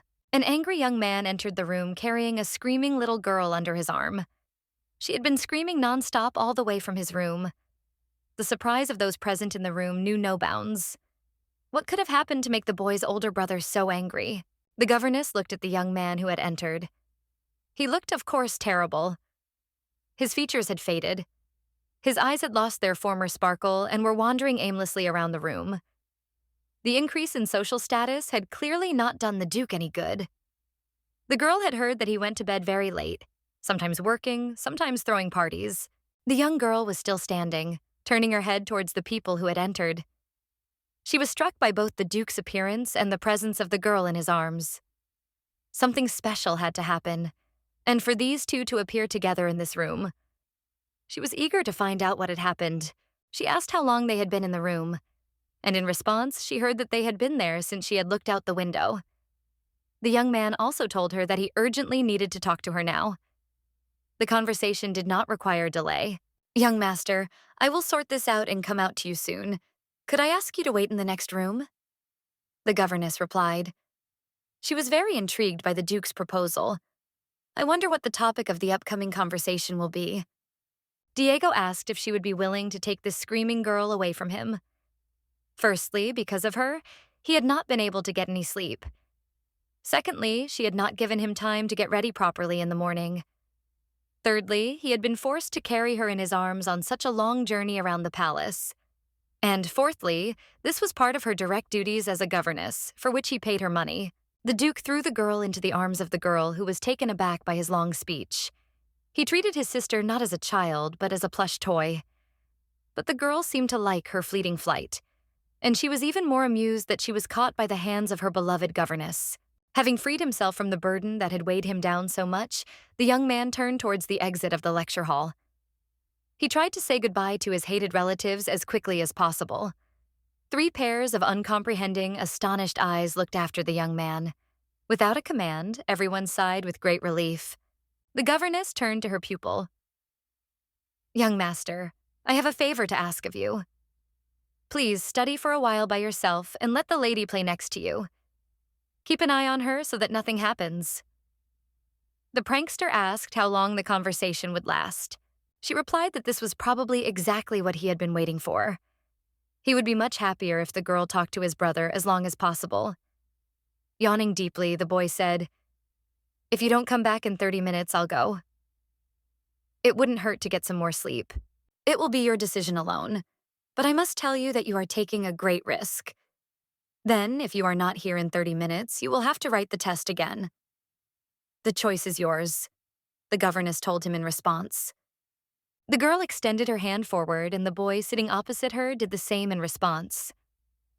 As their fists hit each other, the teacher also exclaimed, "Here it comes." A little girl who noticed such a strange movement asked what it was. The boy asked in what country they do this with their hands. He saw something like this for the first time in his life. The governess had to lie a little in response. "This is in modern. No, this is often done abroad." Already at the door, the teacher glanced back one last time, admiring the playing pets. It seemed that the children had calmed down, and it was possible to calmly leave them alone with each other. A young brother and sister were learning a new game. The boy was teaching his younger sister how to clench her fist to greet. She happily agreed to the entertainment he offered. The governess had one less problem. Entering the door that led to the playroom, the girl noted that her next problem would not be so easy to solve. It would not work that way with the Duke. Deep in his thoughts, he stood in the middle of the room, looking at some children's toy. She quietly stepped forward. Seeing the governess, the young man nodded to her and, without letting go of the trinket, noted that she had surprisingly quickly managed to cope with the problem facing her. The girl dared to answer the Duke. "The gentleman will steady himself for now." "Will our conversation take much time?" "I'm not sure it can take many hours. At least I want to finish it as soon as possible. The conversation with you is important to me, and perhaps it will be the same for you." The Duke answered the governess, leaning his hand on one of the children's toys. Diego, waving his hand towards the center of the room, invited the girl to sit down. It seemed that here, too, he felt like a complete master. The governess laughed at the Duke's proposal. There was only children's furniture all around the room. She asked him again if he was sure she had somewhere to sit down. After all, there were only children's chairs in the nursery. A heated argument immediately broke out between the young man and the girl about whether it was possible for an adult to sit in a child's chair. The winner of this argument was the Duke, and his opponent was forced to capitulate. As much as she didn't want to, the girl was forced to sit down on a small, uncomfortable children's chair. She decided that the Duke had thought of it on purpose. While she was feeling uncomfortable, the prince towered over her, who had not thought of sitting on a chair either. So he had an advantage over her. The governess had to look at her interlocutor with her head held high. It was rather awkward because she could not keep her gaze on him for long. The Duke began. "Miss Margaret, I am good at distinguishing between those who are on my side and those who are not. Until recently, I thought that I understood you too."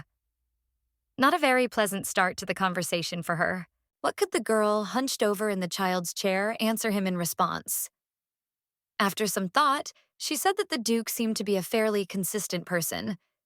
He was used to being guided by his intellect, not emotions and his actions. He had to make the right choice now. She believed that they could become good partners in the future. When the girl asked what could have happened in the past, the Duke answered quite willingly. "You know, a rather unfortunate event happened today. I was sleeping peacefully in my bed. Nothing prevented me from resting. If your student had not burst into my bedroom this morning, I would have continued to believe that you and I could become partners." The governess objected that it was unlikely. She found it hard to imagine that such a thing could happen. After all, the little mistress was very afraid of her elder brother. And while she was studying with her younger brother in the study room, she could have gone anywhere. But the Duke's bedroom was the last place all the Cecile would have thought of going. "Well, it seems that you and I cannot come to a common opinion. We have too many disagreements. Therefore, I propose a compromise of sorts. In any case, you and I have decided that we will conclude a treaty between ourselves. I think it would be best to begin with the term of this treaty," said the Duke. Holding the sheet of the future contract in his hand, the Duke looked very angry. He did not hold back his negative emotions at all. "I thought you were a smart girl. If you had a conscience, you would not ask me to take responsibility for the children for the rest of my life. I will never do that," the young man declared to the giggling governess. The girl asked him to take responsibility for the rest of his life, at least for his sister. But if it was difficult for him, then until the girl grew up. In response, the Duke's face experienced a storm of negative feelings. He could not agree to such terms of the agreement. Why should he need such responsibility? So he turned to his interlocutor with the following words. "It seems to me that you probably have a poor understanding of the existing reality. Working as a governess does not guarantee employment for such a long period." The young girl replied, "I am only talking about the time while the lady lives in the estate. So my stay here will not be prolonged either." The governess did not want to deviate from the terms she had laid out in the contract. It had to be concluded on the terms she had laid out for him and nothing else. Looking intently into the Duke's eyes, she promised to keep his secret forever. In the end, having no other choice but to agree, the Duke agreed to all her conditions. But in return, he offered to listen to what he wanted. His most important condition was that the nursery be moved from the ducal palace to a separate building. Otherwise, there could be no talk of any signing. With the pen in his hand, the Duke wanted to explain the reasons for this condition. It was important to him that she understand why he needed this. He explained, "I don't even think of sowing the seeds of discord and sending my brother and sister out of sight. But you see, I don't want to be torn from my sweet sleep like that anymore," the Duke then continued. So I wish for my brother and sister to live as far away from this mansion as possible. They will only be able to appear here when they ask my permission. They will be provided with all the conditions for a comfortable life. I will send servants there to avoid situations like those that arose today. In response, the governess noted that this was very unfair to the children. Some did not deserve to live in the confines of this house that belonged to their biological father. The young man ignored the girl's remark. Squinting his eyes, he silently clenched his jaw. He did not care about the interests of his brother and sister. The Duke, lost in thought, did not hear the governess's last words, so he asked her to repeat them for him again. The girl's indignation knew no bounds. She looked sadly into the Duke's eyes, intending to tell him everything straight to his face. Now he would learn the whole truth about himself. Everything she thought of him. There was no need for the governess to pretend now. Before, she had thought that she could change this man's mind. Perhaps she could even change him over time. But apparently, all this was in vain. Tell me, do you know why I came to you? Because I thought that you would be a better guardian for them than Duke Berta was, the girl said. I really enjoyed the day you spent with me and your brother and sister in our garden.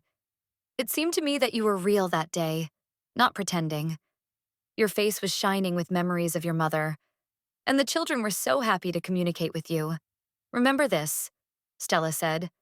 The girl, now agitated, continued. Since I have started, I must finish. Perhaps you will not like this, but I had a choice. If I had gone to Duke Berta and warned him about everything, I would not have had to beg for the salvation of these two, as I am doing now before you. The Duke was surprised by her words. I think I've begun to understand you now. From all your conditions, it follows that you demand that my brother and sister be saved. Then I don't see any problem in sending them to another building. There they will be able to feel just as good as here. No, that's absolutely impossible. If you put them in a separate building, how will they grow up being treated like that? Do you need to take care of them? You can't let them suffer from the gossip of adults. Better yet, let them live in a place where no one knows about them. That would be the best solution for everyone, the governess replied. All the girl's thoughts revolved around one thing. The only purpose for which she had planned this meeting was to save the children. At any cost, she had to achieve this. She had to convince the Duke. After all, she had long ago noticed that nothing human was alien to him. Try to understand me, the girl asked. All the people around you are able to quickly understand power. They also quickly understand any changes in power. I am sure that after the Duke's death, the children can become a hindrance to the servants. And later, your brother and sister will undoubtedly be hurt by the harshness of the servants who have left. And yet the governess managed to reach his soul. The Duke was troubled by her last words. Lost in thought, he asked the girl, Tell me, do you think it would be better for them to grow up next to me? After all, then they would see me as a potential enemy. Will they be able to grow up to be normal people? Stella tried to explain everything to Diego. In my opinion, there are many stereotypes in the world. I think one of them is the stereotype that victims of violence will also commit violence. She thought that in her past life, this was not only the case in her country. How similar were her former world and this one, which she had found herself in by chance. Thus time passed in continuous discussion of the terms of the agreement between them. It was too difficult for the governess and the Duke to reach a compromise. Looking at each other, they were already thinking that they had started all this in vain. When it seemed that all arguments had been used up, the governess decided to pull out her last trump card. She turned to the Duke again. I don't know if this is a secret for you, but you must know that the Duchess is mocking her own children. It seemed she was wrong again. The young man knew all the secrets of this cursed house. The young man informed her that he knew that this abuse had been going on for a long time. For many years, everything had happened with the permission of the former Duke. And the Duke told the astonished governess in minute detail everything he knew about the mad woman's abuse of her children. The cruel Duchess seemed to enjoy all this. Her daughter suffered most from her. However, the boy also often became the object of the hysterical sadist's wrath. The young man continued to write something on the contract sheet of the agreement. The girl decided to resort to another option. She told the young man that perhaps depriving him of maternal rights could be a good way for him to get rid of the Duchess. The Duke thought about it, recalling all the cases of child abuse he knew.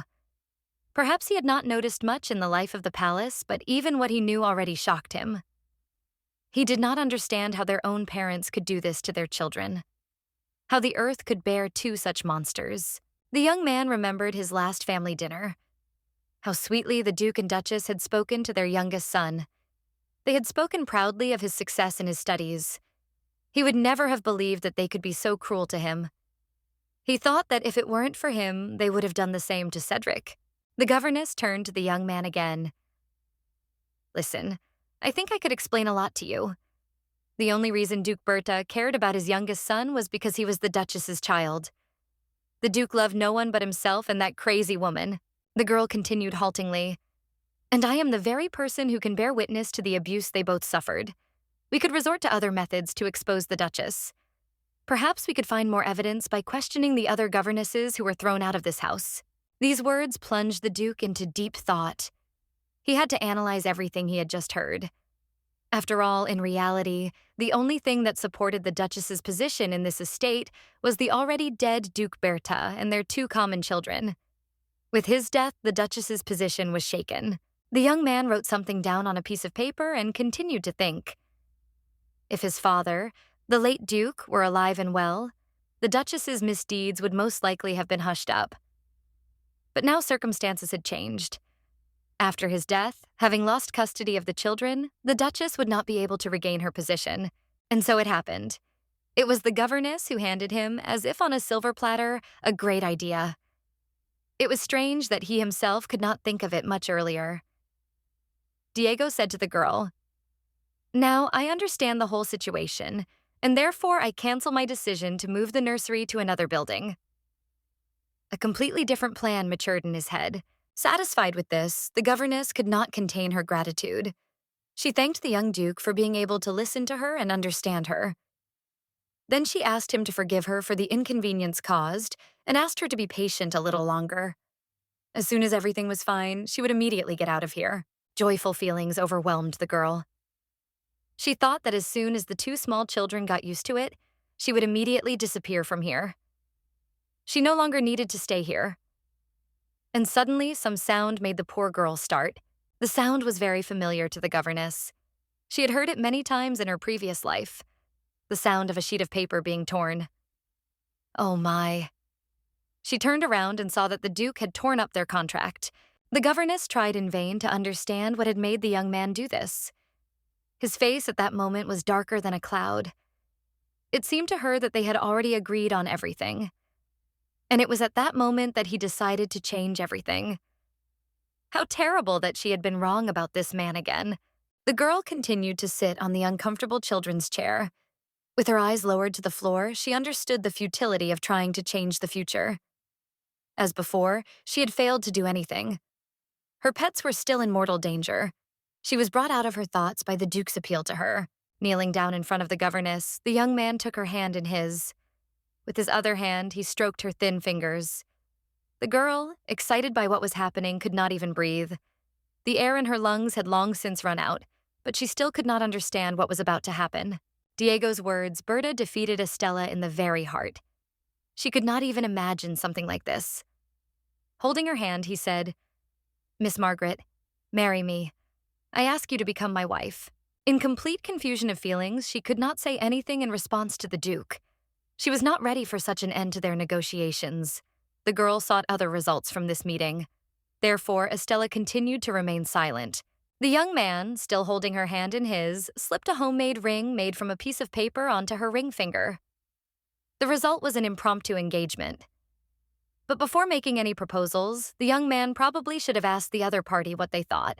It is therefore not surprising that his proposal was rejected. The governess thought for a moment and then got rid of her ring.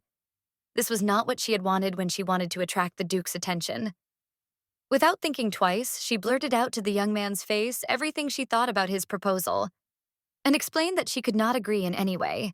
The Duke stated that what he had just done was not an offer at all. He had simply been misunderstood. Perhaps he would have something else to offer her later. Although this surprised the girl, she asked again what it had been if not an offer. Perhaps it had been a threat on his part? In response to her words, Diego only laughed. He could not hold back his laughter because of the way the governess's face looked at that moment. He explained that recently they had become close friends, and friends cannot threaten each other. The young man tried to explain everything to his friend. You see, my whole life up until now hasn't been a bed of roses. In fact, you are the first person I have ever managed to befriend. I hope that you also consider me your friend. You see, it is very difficult to find a person who will never betray you. You seem to me to be just such a person, the Duke said. He continued, You know me to the depths of my soul. I think you know all my secrets. You have seen how cruel I can be, and I think if I change a little, you will not change your mind. I would very much like to hope so. The Duke said that he hadn't done much bad in his life. The only bad thing he had done was something he had to do because he was fighting for his life. It was just a fight for survival. But he wasn't going to regret it, or repeat anything like that in the future. Then the young man began to draw the girl beautiful pictures of her and her children's future. He promised that if she stayed with him, he would in turn protect the children. He promised that the governess and her charges would have a secure future with a wave of security. If she had any other wishes, he would definitely fulfill them. The girl answered thoughtfully, I think I've gotten to know you a little. You're a complicated person, but you've never approached me with a request that I couldn't understand. It's not easy for me to give such an answer, but I don't agree yet. Perhaps I need some time to think about it, and later I'll let you know my decision. The Duke said that time to think was not bad. He expressed his willingness to wait as long as it took. He just wanted to explain his decision. It all looked like a marriage of convenience. The main aspect of this marriage was the contract. He had decided to marry someone who knew him well and with whom he had common interests. After a pause, the governess said, For now, my answer remains the same. I understand what you mean, but I'm not ready to agree yet. I need to think it over carefully. I never make any decisions without weighing everything carefully. The governess had a decision. She could not agree to become the Duke's wife. The reason was well known to this girl.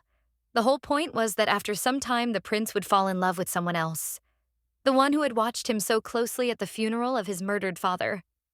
She had completely different interests. The Duke could not accept a negative answer to his proposal. He wanted to at least get an explanation for her refusal. In response, the young girl asked, Tell me, what will you do if, after becoming engaged to me, a girl appears who pleases you? What will you do then? The young man replied that he would be honest with her. All his intentions were pure. He could not allow her to suffer ever again. He promised that he would never dare to hurt her. He went on to say that he would never be like his father. He had spent his entire life trying to live differently from him, and nothing would make him give up his beliefs in the future. Even if they made a marriage contract, it wouldn't mean anything. He would never betray a girl by having an affair with someone else. During the conversation, the young man stared into the girl's eyes, trying to convince her. The Duke hoped to receive a positive answer to his proposal. How he wanted it. Unfortunately, all his efforts were in vain. The interlocutor did not give in to his persuasion. Contradictions fought in the girl's soul. She understood why she needed this conversation. But to her surprise, it took a completely different turn. She had no reason to marry the Duke. She did not think that the young man had decided to start an affair with some evil purpose. It was not even possible to say that she was not at all tempted by the attractive request.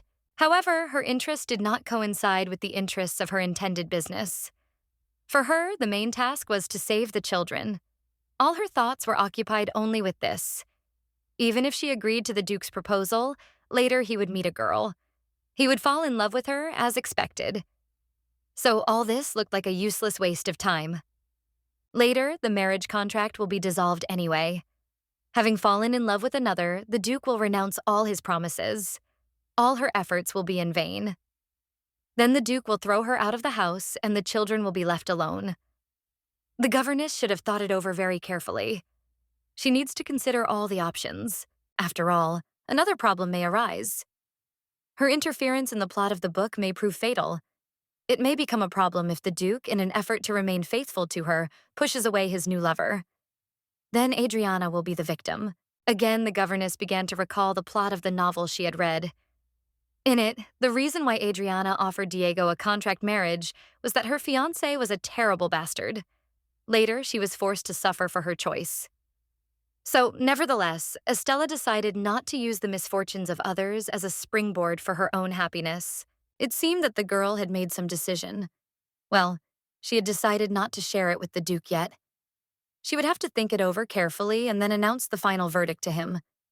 For now, she told him that everything would not be as simple as it seemed to him, and as he said, some problems might arise. The Duke agreed that perhaps everything would not be as smooth as he imagined. He is not afraid of any difficulties. He is ready to overcome everything.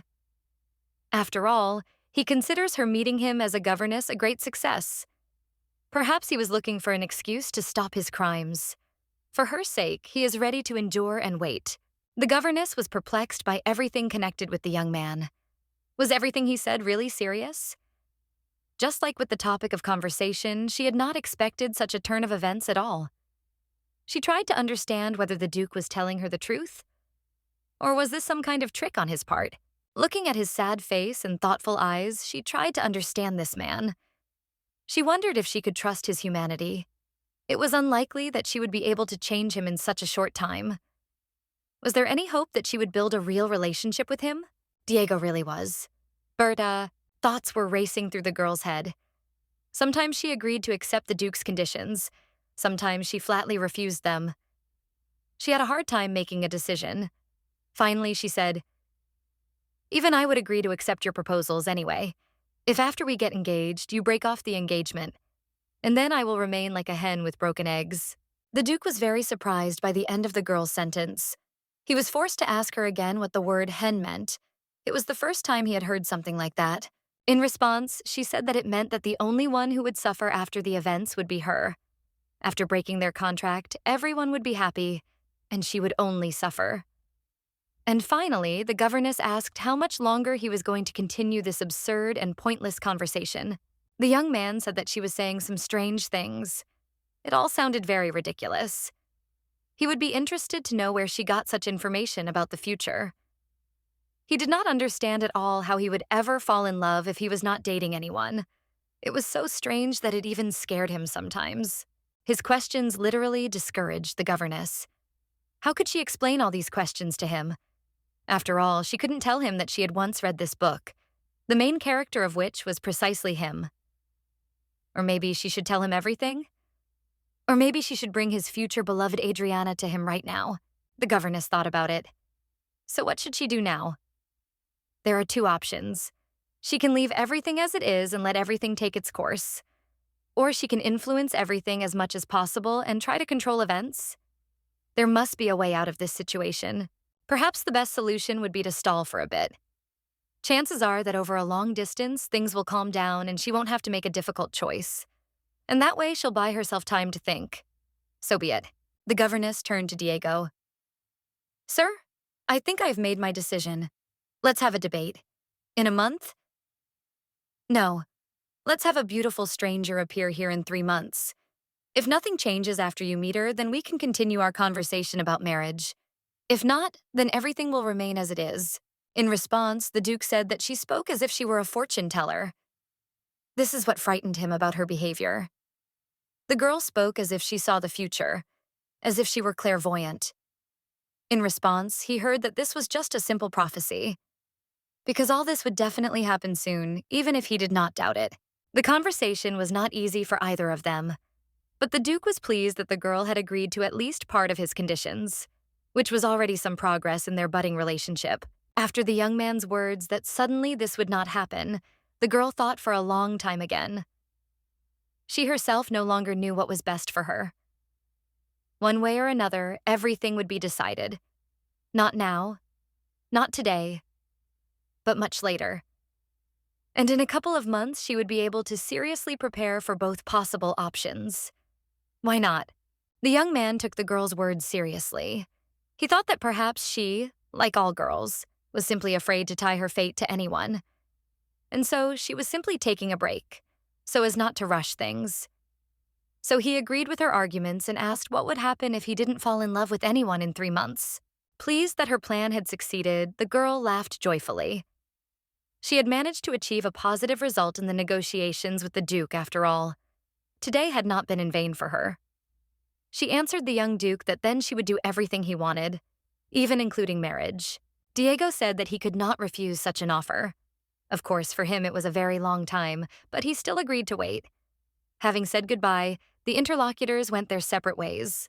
The governess grinned slyly at the back of the departing Duke. She was satisfied that she had managed to outwit this man. Perhaps her greatest battle with him was still ahead of her. But she had one advantage. Even if he was so confident in himself, she knew something that the Duke did not. The girl knew a lot. She could use the plot of the novel she had read. And in the original story of the book, it was predetermined that Duke Diego Berta is a person bound to him by fate.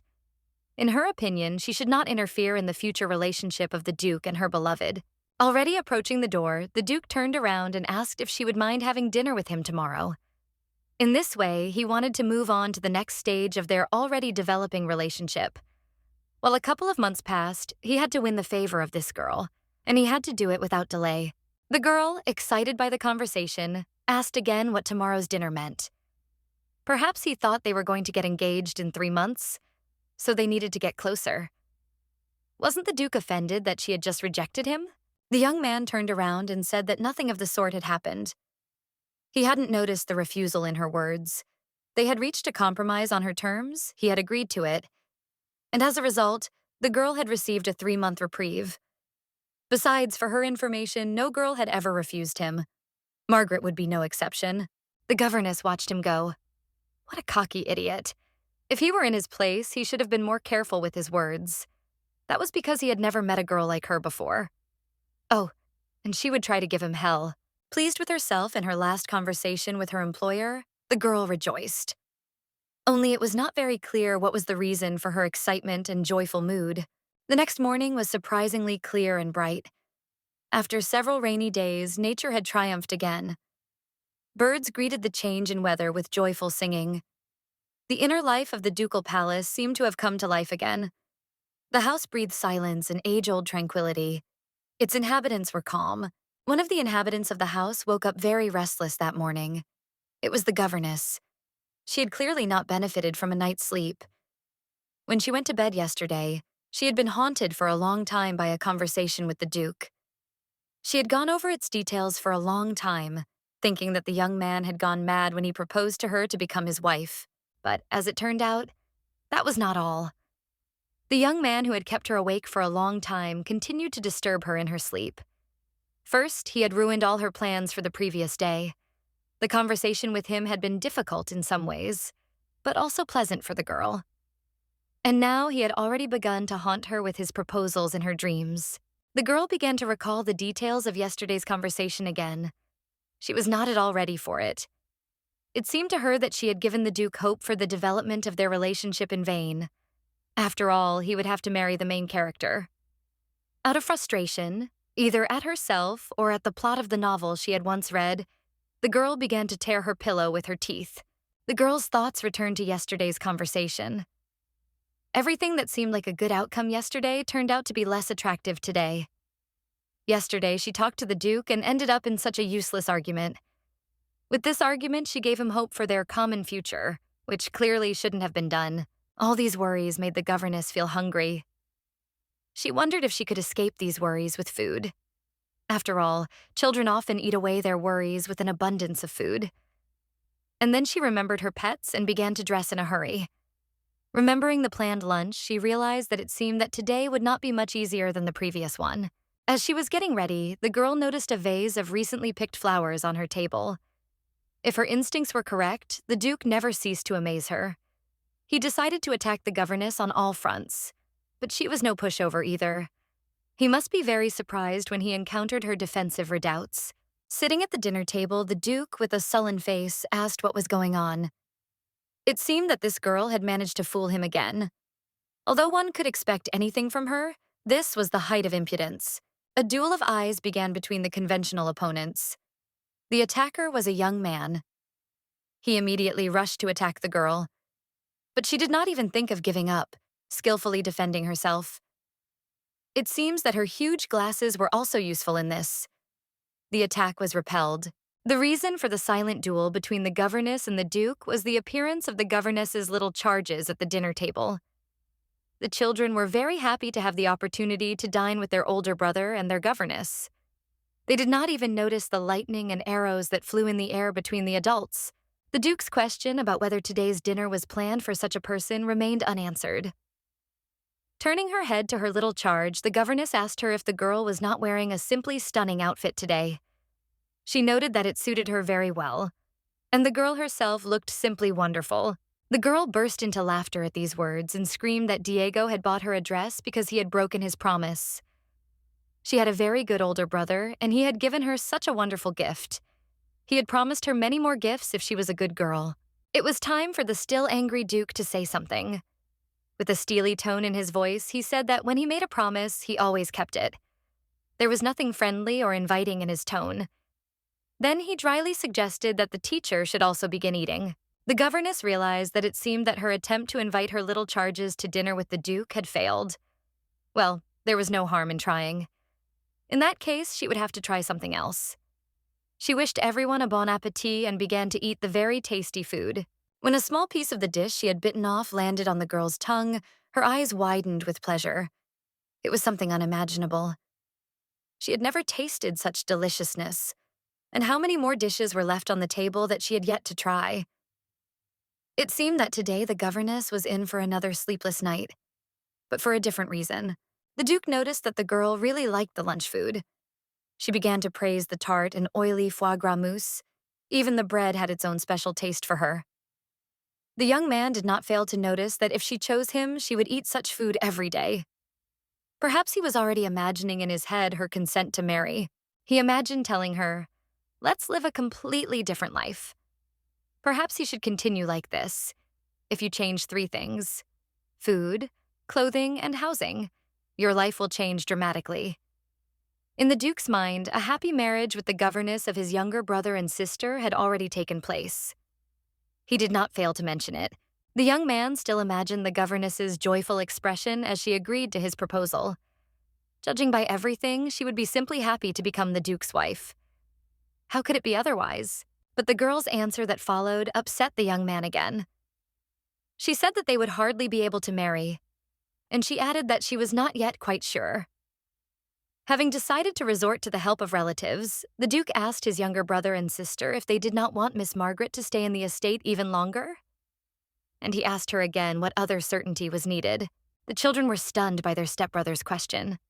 Cecile immediately declared that she really wanted her and her governess to get married. Cedric seemed upset and asked again if it was true that they were getting married. Tears were about to appear in his eyes. Not hearing approval from his brother, the Duke asked him if he did not want him and his governess to get married. He demanded an immediate answer.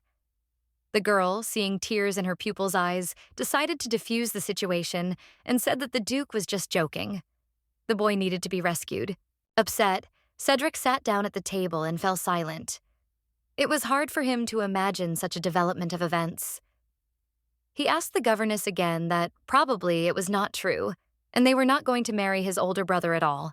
The boy explained his reluctance to rejoice at the upcoming event by the fact that he also planned to marry the governess later. He was going to grow up a little more and then dare to ask for her hand and heart. The governess, her mouth open in amazement, asked him again what had prompted him to make such a decision. In her opinion, it would be an unequal marriage, since the bride would be much older than the groom. And this is completely different from the groom being older than the bride. He should think carefully about his proposal. Without thinking twice, the boy replied that he had already thought it all through. It would be very good for him to marry his governess. When they got married, Margaret would take his exams and do his homework for him, and he would be able to rest during that time. The governess at this time thought that the brothers were very similar to each other. Both wanted to marry her, pursuing their own goals. Each of them wanted to use her for something. The Duke remarked that it was a pity, but it was impossible. Everywhere there were rules, and in marriage there were rules too. A woman could have only one husband, and a man could have only one wife. The upset boy began to think, looking for a way out of the situation. He tried to remember everything he and the governess had learned about marriage. And now, it seemed, a saving idea had been found. Somewhere far away there was a country called Fernando, and polygamy was allowed there. It would be great if they all went there and got married there. Inspired by this idea, Cedric shouted that he would then go to Fernando's country and become his governess's second husband. After all, polygamy is allowed there. In response to this, his brother the Duke only laughed. He called all his brother's ideas nonsense. In order to marry there, all three must be from Fernando. For them, this option is completely unsuitable, since they will most likely not be able to change their nationality. Diego advised Cedric to think of something else. The indignant governess was already tired of listening to this nonsense from the lips of the two brothers. She did not like the direction their conversation was taking at all. She did not want to listen to anything like that at all, and so she was going to stop it all. She addressed the Duke as the eldest of the students involved in the dispute. "Young sir, think about what you are talking about. What are you even saying to a child? But you can't answer him so seriously. He takes all your speculations seriously and may be upset because of this." In response, the Duke, who was in the mood for a joke, turned his attention to the governess and asked why she was interested in someone 15 years younger than her. He thought it impossible that he would ever be rejected because of his age. After all, there was such a big difference between him and his brother, and this difference was in favor of the younger one. In the young girl's opinion, this had already crossed all boundaries. It was absolutely necessary to stop this. Otherwise, like this, playing a game, she would end up marrying a duke. And she didn't want that at all. At least that's what she thought for now. The governess was angry in her heart. What a childish, shameless young duke. No, it was time to put an end to all this as soon as possible. It was decided. As soon as the question with the Duchess was finally resolved the way the governess wanted, she would leave immediately. Then we would see who would joke about whom. The governess sat in her study room, lost in her thoughts. The afternoon sun gently filtered through the bars and curtains of the window. After the dinner that had ended so abruptly, she needed to think it all over again. It seemed she had not come a step closer to her goal. And the Duke believed more and more in their marriage. The girl was brought out of her thoughts by the voice of her pupil, who asked if it was true that she was going to marry his older brother. The same question kept bothering the little boy. It seemed he had no time for studying. The governess replied that the boy should not worry at all. He had absolutely no reason to worry. She continued that there was nothing between her and his older brother, and that what had happened at the dinner table had been just innocent jokes. However, he should not hope that she would become the boy's wife sometime in the future. Satisfied with her answer, the boy asked again if she was telling him the truth. Hearing her words confirmed, he calmed down. Then Cedric again delved into his thoughts. It is unknown what else was troubling the boy. The girl sitting in the arms of the governess asked if they could go for a walk now. The girl answered that they could, but only a little later. But she probably wouldn't be able to go for a walk with her brother today. Something was different with the little boy today, as always. The teacher and her two charges continued their way through the large halls of the ducal palace. Cedric behaved as aloof as never before. This was what worried his teacher very much, and she tried to find out what had happened. She asked why he was so abrupt today, because he had said that his brother was amazing. The boy replied that she did not need to know that. The governess urgently needed to diffuse the tense situation. She found nothing more suitable for this than to immediately go for a walk with the children. The little charge was very happy with this opportunity, but her brother, unlike her, seemed to have the opposite opinion. He kept silent, frowning. To somehow stir up the little boy, the girl decided to take her charges out into the city today. She told the children about it and added that she had recently been recommended a very wonderful pastry shop. They say it is very cozy there, and what's more, the food is very tasty. This option seemed to surprise and delight the boy. As if he didn't want to, Cedric nevertheless agreed to go for a walk with them. The governess sent him to his room to change, and she herself was going to prepare the young lady for the walk. They agreed to get ready and go outside, where a carriage prepared for the trip was supposed to be waiting for them. The governess's young pupil ran energetically to his room. She ordered the maid to prepare her pupil for the walk. The girl thought that she had taken on a heavy job today. After all, she would have to suffer all day because of this walk with the children around the city. But the main thing was that the children were happy. With these thoughts, the governess took hold of the door handle of her room. She also wanted to prepare and take everything necessary for the trip. You never know what might be needed when accompanying small children on a walk. The most important thing is not to forget anything necessary. A noise off to the side attracted the governess's attention. Someone was approaching her with quick steps. At first, they were quick steps, but then they turned into a slow run. Turning towards the noise, the girl saw the Duchess, whom I leaned my hand against the wall after a quick run. She was clearly not feeling well. She looked downright bad. Out of breath from the quick movement, the Duchess seemed to have started abusing alcohol. For a moment, the girl even felt sorry for the poor woman, but the next moment she already regretted her feelings. Was it worth pitying someone who, looking at her with hatred in her eyes, began to attack her? Without uttering a sound, the Duchess threw herself at the governess with her fists. That was all the gratitude she had for her kindness. The girl was dumbfounded. She had never expected to meet the Duchess here, and in such a state. The Duchess had not been seen in the palace since her husband's funeral.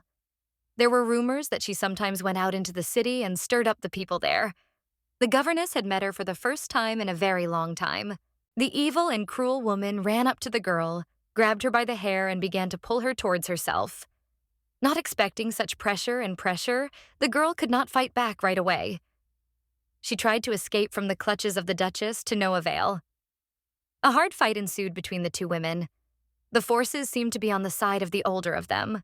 Pulling the young girl towards her by the hair, the Duchess said that she probably understood why she was doing this. She said that after she became the governess of her children, the children completely forgot about their own mother. It was also strange that she herself did not think of bringing the children to their grieving mother at least once. The girl looked straight into the face and eyes of the enraged Duchess. She had already dropped her hands and did not try to break free from the hands of the maddened woman. She did not have the strength for this, and all attempts to free herself from the Duchess's grip had previously been useless. "You're not as simple as you seem. Last time I thought you were just a country bumpkin and therefore didn't understand anything. But it turned out that I've warmed a real snake to my bosom. Come on, tell me what you've got in mind." The enraged Duchess screamed, pulling the girl by the hair. The girl replied that perhaps there was some misunderstanding and asked to let her go. Either the Duchess's hand was tired of holding the girl by the hair for so long, or she decided to take pity on the girl. But either way, she let her go, and she fell with a crash on her back to the floor. The pain in the roots of the girl's hair was added to the pain in her back. She waited to see what the Duchess would do next. The governess tried in vain to get up from the floor. She was afraid of the mad woman and therefore decided that it was better for her to remain on the floor for now, so as not to provoke the Duchess to new aggression. Embittered by grief, the woman continued to question the governess. "I see that you have already managed to grow roots into this house. Last time I felt sorry for you. So unhappy. And I decided to feel sorry for you. And you decided to stick a knife in my back? What an ungrateful monster you are. Tell me, what are you planning?" Then the woman started shouting that she would find out about everything one way or another. And then the poor governess would definitely be in trouble. The punishment for her would be very cruel. The Duchess knows a thing or two about this. She managed to practice on her children. Finally, the Duchess asked why the girl was hanging around Diego. Kneeling before the cruel Duchess, Estella tried to think it all over. She had made a mistake because she had been distracted by Diego's offer. After all, in the ducal palace, everyone knows everything about everyone. And it couldn't have happened that the Duchess hadn't realized that they had recently dined together. So she needed to find out everything from the governess right away. The governess considered her disadvantageous position. She herself was to blame for this situation. But now the main thing was to calm down, come to her senses, and find a way out of her situation. She needed to try to find some approach to this woman. Each of us has a weak spot. The main thing was to find it in the Duchess. The girl thought that if she looked up at the Duchess like that, she would not be able to achieve anything. She had to do something. As they say, a drowning man must save himself. And she was indeed drowning in the abyss of the cruel Duchess's hatred. The governess decided she was ready to take action. She turned to the Duchess and said that for her, Diego and Cedric were equally rightful owners of the estate. They had equal rights to their father's inheritance. In time, they would be able to rule together. Perhaps she didn't like something, but she thought that a woman had no right to decide who should come in and who should go out. Hearing all this, the Duchess first became furious and then began to laugh loudly. She said that now she understood where everything that had happened in the palace lately came from. It was all the fault of the vile governess who poked her nose where she didn't belong. Now it became clear to her that it was she who had imposed on her son that he and his elder bastard brother were brothers.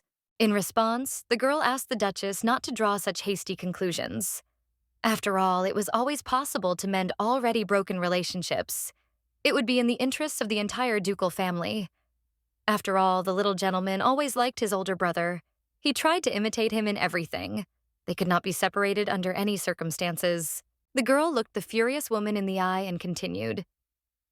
It seems to me that you are completely wrong in your bitterness. It is wrong to instill cruelty and hatred in a child from childhood. It is wrong for children to hate someone because of discord between adults. You should think about this again. Aren't children too young for all this? The Duchess said. How dare some commoner teach her how to live? She herself knows very well how to raise and teach her own children. She will never allow her son to communicate with his older brother, who became the murderer of their father. And she herself will do everything to restore her son to his inheritance rights. Don't you dare tell me anything. You should be raising my children. And if you continue to stick your nose where it doesn't belong, you'll get into trouble. Remember, that was my last warning. And how dare you look at me like that? The furious Duchess screamed in a voice that wasn't her own. The woman, angry as a guard dog, grabbed the girl by the collar and dragged her along the corridor floor. The collar constricted her neck, making her breath catch. She thought that the abuse of the Duchess would never end. There was no one nearby who could help the poor girl. With an ease that was incomprehensible from where in the body of this cruel woman, the Duchess continued to pull the governess along by her hair. It seemed as if a devil had entered her, which did not give her any peace. She said that the governess had no bones in her tongue. But today this would end, and it was she who was going to correct her disgusting habit. Realizing the direction the Duchess was heading, the girl was horrified. She was pulling her towards her charges' rooms. It was imperative to protect them from their mad, furious mother. Estella screamed at them to lock the doors tightly and not to go outside under any circumstances. Still holding the girl by the hair with one hand, the Duchess grabbed the door handle with the other and began to pull it towards herself. It is unknown what inner demons gave strength to this cruel and merciless woman, as if Satan himself had entered her. Realizing that she would not be able to open the door herself, she began to beat on the door with her fist and scream. The woman began to address her son. She shouted insults at him and his governess and demanded that he open the door and leave the room. Not a sound came from the little boy's room. Estella tried to shout down the Duchess, asking her ward not to open the door or leave his room under any circumstances. The Duchess threatened her son that if he did not leave the room immediately, she would strip his governess naked. She pounded on the door of the room with incredible force. The servants began to gather at the screams of both women. So far, none of them could bring themselves to stop the abuse of the governess. In this part of the ducal palace, there was an unimaginable noise and hubbub due to the screams of the two women and the pounding of fists on the door. In the room of the governess's little charge, everything was quiet. But her little ward could not stand all the abuse of her sweet teacher. Frightened and trembling, Cecile decided to open the door to her room. The girl opened the door to the corridor in fear. Then she froze in place. A horrifying picture opened before the child's eyes. Her cruel mother was torturing the poor girl. The girl's eyes glistened with tears. She screamed, turning to her teacher. The little girl's scream was met with a reaction from both struggling women. They turned their heads in her direction at once. The older of them, gloating, was very pleased with what she saw. The younger one, on the contrary, was horrified. Having decided to help her teacher, Cecile rushed to her aid, screaming. As she ran, she shouted that she must not offend her teacher. In response, she asked her not to come close. The girl could no longer be stopped. At any cost, she intended to free her teacher from the hands of her cruel mother. Estella continued to scream at the girl not to come closer. With her last strength, she tried to free herself from the maddened Duchess. It was absolutely necessary to break free from her hands. Otherwise, her little daughter could fall into the hands of this monster. Not hearing her teacher's words, the girl ran up and grabbed her mother's hand. She began to tug at it and demand that she let go of her teacher. At the same time, she called her mother bad. Seeing that she couldn't do it with her hands, the girl decided to bite her mother's hand. The crazy woman was forced to let go of the governess's hair. The woman looked at her own daughter with disdain. They had not seen each other for a long time. But there was not a drop of joy in the eyes of this mad woman about meeting her daughter. Her face breathed contempt and hatred. The Duchess was ready to mock her property daughter now, just as she had mocked her governess a few minutes ago. She said that the girl didn't even notice her mother. It seemed that she had completely gotten out of hand and needed to be properly punished for it. This little creature decided to resist her own mother. The woman swung her leg to kick the little girl. The governess, who had recovered from her recent abuse, noticed this. She screamed in a voice that was not her own and managed to snatch the girl from under her crazy mother's foot. If she had not had the strength to defend herself, then with the appearance of the girl, it seemed she had gained some. She was ready to fight the cruel devil like a lioness. Cecile pressed her whole body against the body of her governess. Tears streamed down the little girl's cheeks. Trembling and sobbing, she rejoiced at the salvation of her governess. The girl felt very sorry for the governess. She had not yet forgotten her mother's abuse of her. She had often beaten and punished the girl when she wanted to punish her son. Now the object of abuse was the girl who had been so kind to her and her brother. She asked the girl if she was in pain. The governess thought that it was painful even for a grown-up. The Duchess had made a terrible mockery of her body. The girl's head was numb. Her legs were hard to move. Oh well, she thought. All this was nothing and would pass with time. She was even afraid to imagine what would have happened if the Duchess had gotten her hands on a girl. The Duchess, standing nearby, watched the governess and her daughter. A sly smile never left her face. This woman had atrophied maternal feelings. Only evil and hatred emanated from her. She used her own children only as a means to achieve her personal goals, and some shabby woman dared to interfere with her. Judging by your arrogant look, you probably thought that you yourself became her mother, having taught her only a couple of words. You are mistaken, my dear. I am the real mother of this trash and that little rascal who does not even dare to stick his nose here. And I can do with him whatever I want, blurted out the vile Duchess. The girl answered that such a thing would never happen again. She might even remember and think about it. She would never allow the mother to abuse her children. She would do everything in her power to not allow this child to be hurt even once more. The governess advised the Duchess to forget about the abuse of her son. The young girl's words caused the Duchess to burst into a new outburst of rage. The monster began to scream inhumanly. She began to shout that some commoner did not dare tell her what to do in her own house. And the punishment for the girl's arrogance would follow immediately. Then she turned to the servants and maids standing nearby. She ordered them to pull the girl away from her daughter. She also threatened them that if they did not do it now, they, like this governess, could say goodbye to their jobs. No one in this palace dared to disobey her. Heavy footsteps echoed loudly in the corridor. The person walking was clearly not a small person and was in a hurry. His steps attracted the attention of everyone present at this scene. This was the one who had to stop this obscenity. The women all turned their heads towards the newcomer. His very presence here caused silence. The newcomer turned out to be Duke Diego. Berta. Without thinking for long, he asked what had happened here. Both women remained silent for the time being. They seemed to be astonished by the Duke's appearance. You have disturbed my peace. I came here because the servants told me. It does not seem that everything is all right with you. Would you be so kind as to explain to me what happened here? I would be very interested to know about all this, the young man said right away. He looked discouraged and worried by what he saw. The young man squinted his eyes and tried to examine the scene before his eyes in detail. He could easily guess what had happened here without even asking the participants, but he still wanted to hear about what had happened from the women themselves. So he said that he wanted to get to the bottom of it. First, he looked at the sitting girl and her ward standing next to her.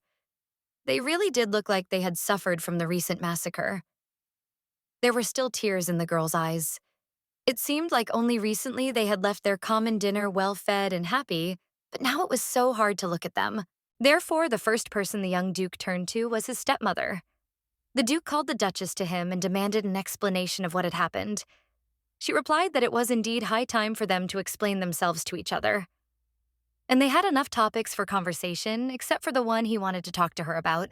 The governess at this time tried to protect the crying girl from her cruel mother. She hugged her and calmed her down. The woman began to tell her stepson that she was not at all happy with her new position in the house. She said that she would like to receive more respect as the widow of the deceased Duke.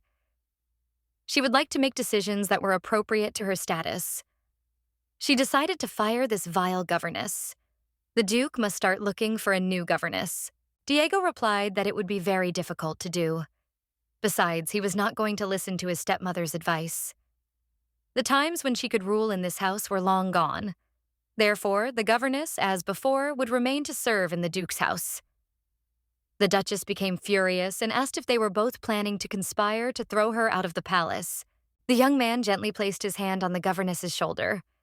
He told his stepmother that it was time she got used to her new role in the palace. He was not going to allow the Duchess to indulge in her folly in his house. Duchess, your word has been worth nothing in this house for a long time now. I am going to treat you as you deserve.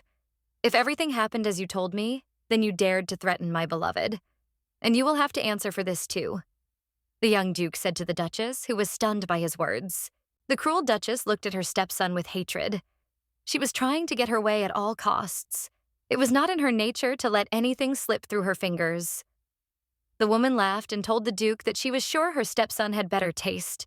It was strange that he had thought of getting involved with such a country bumpkin.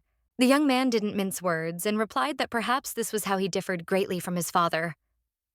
After all, the latter had the misfortune of marrying such a shrew as his stepmother. He certainly wouldn't make such a mistake. The Duchess listened to this with clenched teeth. She told the Duke to be careful, otherwise he himself might appear on the street with his new lover.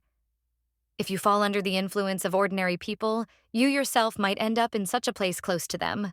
Then the woman wondered if she had been too harsh with the new Duke. It would do her no harm to calm down now. For all her madness, she was clever and cunning, so she decided not to anger the Duke anymore, otherwise he would punish her even more severely. As a result, she fell silent. All this time, the young Duke stood with clenched fists behind the governess and her ward. It was as if he was ready to repel the attacks of the enemy and protect them from violence. The young man answered his stepmother that she would no longer be able to behave as she had before. No one in this palace would ever again become the object of her violence and hatred. The Duchess replied, "You can do whatever you want. I agree that you are now the master of this house, but in any case, I would like to make something clear. I must inform you that your favorite governess has already been fired, and now it is time for her to get out." A heated argument broke out between the woman and her hated stepson. The young man answered that nothing of the sort would ever happen. She had just told him that he was the master of this house and the manager of this estate. The woman replied that she was the mother of these children. Could he really have thought of giving them to a governess whom their mother did not approve of? Then the angry sadist turned to her daughter. She turned in her direction and ordered her to come to her right now. In response, the girl only pressed herself closer to her teacher. Coming closer and holding out her hand, the woman ordered her daughter to come to her. But to her amazement, nothing happened. Cecile stood there, not moving from her place. The little girl's wish was understandable. She did not want to go to the one who constantly mocked her. She wanted to stay with the one who was incredibly kind to her. The Mad Duchess's eye gleamed with betrayal. Her snake-like insides were pondering their next steps. The woman was not going to give up her plans like that. She wanted her children to stay close to her, and thus she would remain an important person in the ducal palace. Realizing that she would not achieve anything this way, the Duchess decided to act differently. She told her daughter that if she understood them in a good way, then she would have to act completely differently. After these words, the Duchess grabbed the girl by the hand and began to pull her hard towards herself. The girl began to cry again from the pain, but the daughter of the Mad Duchess had a reliable protector. The governess held the girl tightly by her body near her, and in this way she did not allow her to be taken away from her. She told the Duchess that everything was fine. She did not need to worry about her daughter because she was under reliable supervision. The crying girl pressed her whole body tenderly against her beloved teacher, who embraced her with her arms. The exhausted and worn-out Duchess stood over them and watched as her daughter rejected her own mother. The young man turned to his stepmother. He told her that he was now finally convinced who his brother and sister needed most. He hoped that the Duchess herself was also convinced. She needed to understand several very important things. Her time in this house was over. The time when she enjoyed his father's trust and did all sorts of things was over. And looking into the eyes of his stepmother, the young man ordered her to get out right now. No one in this house was going to tolerate her crazy antics anymore. He now had the right to decide her fate and the fate of her daughter and son. He intended to do exactly what would be best for both of them. The Duchess understood that the power was now in the hands of the young Duke, but she did not want to lose the power that she had gained in the past under the former Duke. The Duchess gnashed her teeth from the impotence to change anything. Now she was going to spend all her strength on taking revenge on her stepson and this capricious governess. The Duchess turned and walked between the maids standing by the wall, heading for her chambers. There, she would plot against her two greatest enemies. If she succeeded, she would stand by their two freshly dug graves. They would know who they had foolishly gotten involved with. Estella and her charge watched the retreating Duchess. The young girl was thinking about another problem that had been added to her many problems. But she was reassured by the thought that at least she would not have to fight this problem alone. After all, it seemed she had a reliable ally. Sitting in her room, the young governess tried to ease the pain from her sore cheek. It hurt terribly, and the girl had to apply a cold compress to it. The pain gradually subsided, and the young woman was especially busy with her usual thoughts. The madness of the Duchess could become a serious problem. The girl was distracted from her heavy thoughts by the entrance of a maid. She brought her medicine and asked if everything was all right with the young girl.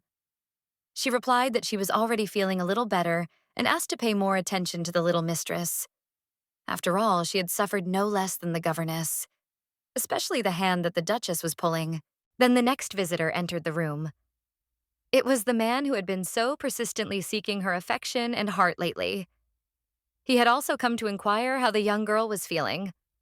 Well, he was not indifferent to her, and took advantage of another opportunity to be near her. The young Duke handed her the governess's glasses, which had fallen off during the scuffle between her and the Duchess. He looked with concern at the girl's face, near which she still held the compress. He repeated his question about her well-being, since everyone said that the Duchess had a very heavy hand. The girl replied that he should test her hand for himself. The Duchess would have loved the opportunity and would never have missed it. How she would have enjoyed beating her stepson. The governess would never have missed the opportunity to watch their duel. Handing over the glasses, the Duke said that perhaps the girl did not really need them. If she could see perfectly well without glasses, then why did she need them? In response, the young man heard that she had poor eyesight, and glasses were vitally important to her. Without them, she would be like a chicken in the dark. In addition, they help her with reading and writing. The young man's answer slightly puzzled the girl. The young man said that she didn't need glasses at all. After all, she was doing quite well without them. He had the opportunity to see this for himself quite recently. The girl, sitting on the floor of her room and still applying the compress to her cheek, heard the Duke's answer. He told her that if her eyesight were not so good, she would not have been able to protect her ward without glasses. Even without glasses, she showed this madwoman what she was worth. Then the young man began to look intently into the governess's face. It was as if he intended to say something to her, but he could not bring himself to do so. He looked intently at every feature of her face. It was, of course, familiar, but still there was much that was new and unknown in it. At last, he dared to say something to her. The Duke moved as close to the governess as he could and said that he had never noticed that she had such beautiful blue eyes. She probably should have taken off her glasses much earlier. And then many more unknown facets of her appearance would have been revealed to his gaze. The girl was surprised by the Duke's ability to make such beautiful compliments. To calm down a little, she cleared her throat. She remarked to the young man that it was very strange that he could not notice this before. Finally, the Duke dared to put glasses on the girl. Now the young teacher had returned to her previous appearance, but still it seemed to him that something in this appearance had changed. Or perhaps it was the Duke's perception of the girl herself that had changed. The young man put his hand on the girl's shoulder and looked into her eyes. To his satisfaction, he saw a change in her eyes.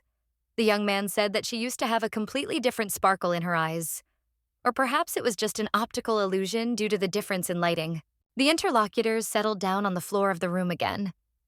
Diego asked the governess why she was so obsessed with her glasses. Or perhaps, hiding behind those thick glasses, she was going to hide something from the young man. To the girl's question about possible suspicions towards her, the Duke answered that he believed there should be no secrets between them.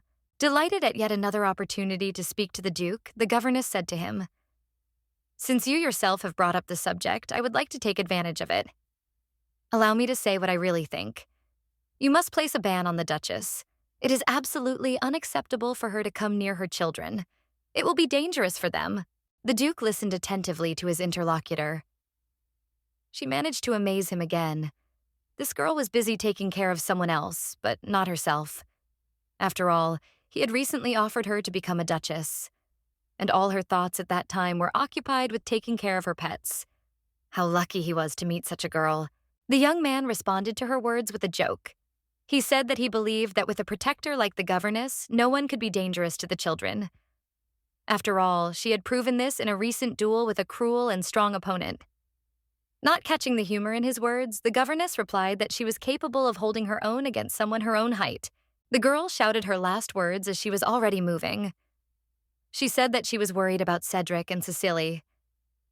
And having uttered her last words, she suddenly remembered the little boy whom she had seen for the last time before the fight with his crazy mother. With the speed of a mail locomotive, the girl rushed to the room of her little ward. The governess found her little charge sitting in the corner. The boy was obviously upset about something and deep in his thoughts. Something was troubling or worrying him, since he did not immediately respond to his teacher's call, which frightened her very much. The girl immediately sat down next to her pet and hugged him tightly to her body, glad that the boy was safe and okay. She did not fail to ask how he was feeling and hastened to reassure him that everything was over and he had nothing to worry about. But, as it turned out, these words of hers did not calm the boy down, but only hurt him more. He began to cry even louder, just as his little sister had cried in the corridor before. The young gentleman was ashamed of his cowardice. While the governess and his sister were in the corridor fighting with his cruel mother, he was afraid to look outside. The boy asked his governess for forgiveness for this. Of course, she forgave him for everything right away. She herself was afraid of this perverted woman. And what can we say about the little children of the one whom the Duchess constantly beat, whom she mocked? Estella felt very sorry for the children. Returning to the Duke's room, the governess continued on the same lines. So, that's where we left off. And the most important thing is the safety of my charges. In order to ensure the safety of the children, they must be protected from the Duchess. They will never be safe with their mad mother. Something must be done about this. The young man stared at the still-talking governess. He could not understand how lucky he was to have met such a person. Perhaps this was compensation for his careless character and the sin he had committed. He told the girl that there was no benefit to her in taking such good care of the children, and immediately asked why she was so worried about them as if they were her own. The girl recalled the immutable rule of her former life. It is the teacher's duty to report domestic violence. If it turns out that a child is being abused by parents, you are obliged to seek protection from a higher authority. She told the Duke that in her homeland, teachers must report everything. The young man could not hide his surprise and asked again to whom she should report. He said that he considered himself educated and knowledgeable, but it was the first time he had heard of anything like that. Then he asked the girl again if she was not from these parts, if they were not both from Mesquita.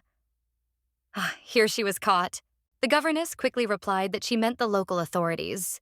Without realizing it, she began to talk about what had happened in her past life. She had never been closer to failure.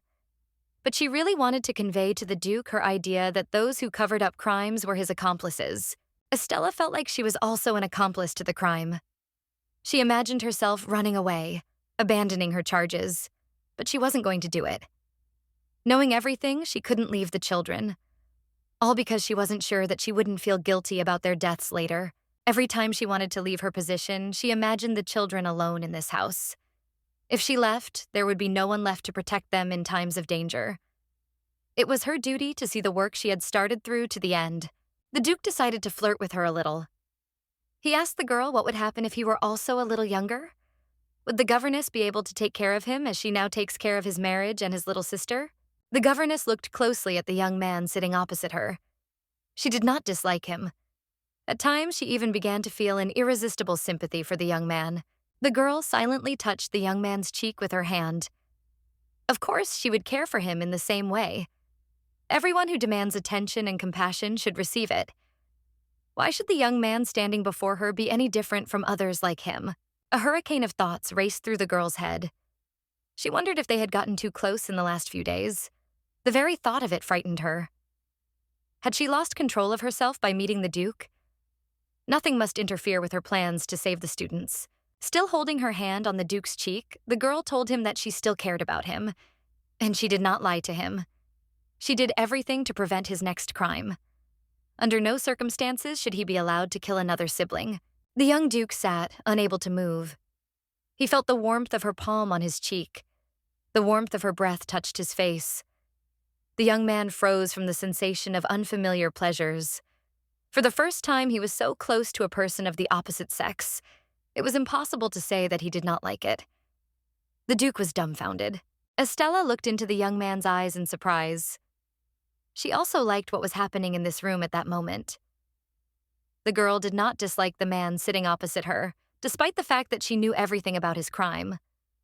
But had she gone too far? She was very pleased to stroke the young man and look at his handsome face. It seemed to her that she could cry from emotion now. How soft and silky his skin was. How incredibly deep his brown eyes were. The girl was ready to drown in the depths of these eyes. All this could drive the poor governess crazy. She thought that she needed to pull herself together. She needed to regain her composure and get to work on solving the problem of ensuring the safety of her charges. The girl decided to pull her hand away from the young man's face.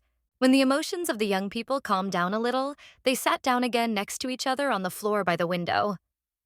The young man, remembering their recent conversation, again started talking about his long-dead mother. He said that she asked what kind of person his mother was. It seemed to him that now was the right moment to tell the girl about it. And the young Duke began his story. Of course, his mother was a wonderful person, and she certainly wasn't like the woman who had hit the girl just recently.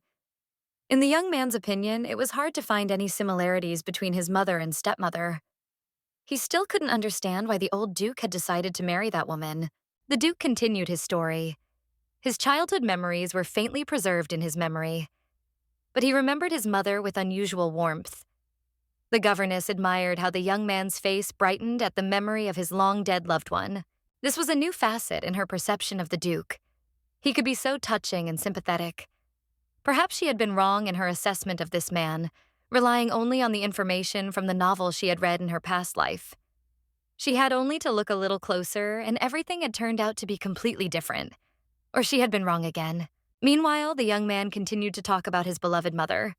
She had to endure many terrible humiliations. But she was a strong and strong-willed person, ready for any trials. She never showed the dark side of her character to anyone. Nothing could break this strong woman. The former Duchess endured all the trials and abuses without complaint. She carefully hid the traces of beatings from her little son. He never heard her complain about her hard fate. The woman tried to hide everything from her son so as not to cause him psychological trauma. When he once saw that her cheek was red from a blow and asked what had happened to it, the Duchess, who suffered from constant bullying, replied, "You don't have to worry about anything, Diego. It's just to warm your little hands on my cheek." The Duke said that his mother was a truly noble woman. Despite all the hardships and deprivations of her life in the Duke's palace, she always remained kind and reasonable. All her actions were like that. But, unfortunately, fate was very cruel to this woman, and she died early. The governess listened attentively to her interlocutor. She was deeply moved by what she heard. She experienced together with the young man what his mother had once experienced. Society often evaluates a noble person by other standards, which the former Duchess did not always meet. In the book, she remembered Dolores exactly like this. There was no description of the Duchess as a person. All attention was focused on the appearance of the young woman. The governess mentally turned the pages of a novel she had once read in her previous life. The cruel lines in the book that described Diego's own mother came to mind. The woman had been rejected for her ugly appearance. It was precisely the majority of the characteristics of this heroine of the novel that concerned her appearance. The author of the book did not bother to write anything else about the unfortunate woman. She was only honored with superficial references to her appearance. And this could not help but influence the reader's judgments about her. This is what made the people reading these lines neglect the poor Duchess. The young man thoughtfully continued his story about his past life. He said that his mother did not want him to hate his father. In this way, she probably wanted to protect him from being raised in cruelty and hatred. However, considering the kind of person his father was, the young man had no choice. Then the young man turned to the governess and said that he did not think at all that his mother had simply died of illness. The circumstances of her death were too mysterious. No one could explain how she could have contracted that illness. And besides, the young man was very surprised by the old Duke's hasty marriage to his new passion. When the governess asked why he was telling such important things to her, the young man answered that he did not know. He just wanted to share these thoughts with someone. Before, he could not discuss this with anyone. It seemed that this girl was the one who could listen to him and empathize with him. The young Duke searched for a long time for a suitable answer for the girl. He wanted to find the right words so that she would understand him exactly. It was at this moment that he wanted to make her all the confessions about his previous life, as if he wanted to explain to her the reason for his cruel treatment of his father. In fact, the young man had only one reason why he was now telling all this to the governess. He wanted her to think that he was better than he really was after hearing his excuses. The young man wanted to be attractive in the eyes of the woman he liked. The governess was puzzled by the young man's story. Despite all her efforts, things continued to take a different turn. She did not want the Duke to show her any signs of attention. Her only motive was to protect the children from their cruel mother. After this conversation between the governess and the Duke, at her request, the children were separated from the Duchess. One of her goals was achieved. In the original version of the book, the Duke moved the children into a separate building. But now, perhaps thanks to the intervention of the young girl, something else happened. It was the Duchess who was isolated from society. One might say that this was too cruel for a woman who had just lost her husband. But the evil woman got everything she deserved. And for her young stepson, even that seemed not enough. He sought to punish his stepmother even more severely. Diego pondered for a long time what other actions he could take to isolate the former Duchess. He listened to the young girl's advice and began to look for information that concerned the previous governesses who worked in the ducal palace. This could help in drawing up an indictment against the cruel Duchess. It was ordered to search for information about these women. Governesses who did not receive recommendations probably could not stay in the capital and were forced to disperse from there throughout the country. Even if some were found, it was almost impossible for them to spend their livelihood and go to the capital to give evidence. But the girl thought that for the Duke there was nothing impossible. After all, her partner had a lot of money, and therefore he would promise to compensate the governesses with a sufficient amount so that they would come and give evidence. The dreamy governess thought that Diego was not only rich, but also handsome. Wasn't he too perfect? He appeared before her eyes in her imagination. She remembered every feature of his face, every smile that appeared on his lips. Again in her thoughts, she relived the minutes spent together with him. No matter how hard the governess tried, she was not given the opportunity to get rid of these obsessive thoughts. And now the face of the young Duke appeared before her again. She gently touches his warm cheek with her palm. It seems that the young man likes it too. What soft skin he has. How radiantly the young man smiles in response to her words. A sweet smile shines on his face. How I wish I could touch him again. This was probably going to happen soon anyway. The governess wanted it with all her heart. How she enjoyed spending time with the young man, no longer paying attention to his past sins.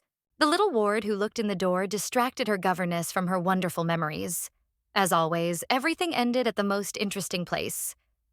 The girl had already begun to imagine that perhaps the young man would kiss her now. How inopportunely Cecile had appeared in the room. The governess asked the girl how long she had been here in this room. She answered that she had just arrived. She began to worry that she had not seen her teacher for a long time and decided to look for her thoroughly. The girl thought it was good that she had thought only to herself and had not voiced all her thoughts out loud. She would have to watch herself during the next moments of her dreams. Or better yet, stop dreaming about the young Duke altogether. The governess told the girl that if she was ready, then would she mind going together to look for the young gentleman? She suggested that the girl get ready for a walk. And without her little brother, this walk would be impossible. Now she had to start looking for him immediately. Cecile happily agreed. The girl sitting in her governess's arms was very happy about the upcoming walk. All the way she talked about how much she enjoyed walking. The girl was also in a hurry to share the latest events in her life with her governess, who had not seen her for a long time. She wanted to tell her beloved friend so much. When it seemed that all the events of the little pet had already become known to her teacher, she suddenly remembered that she also loved desserts.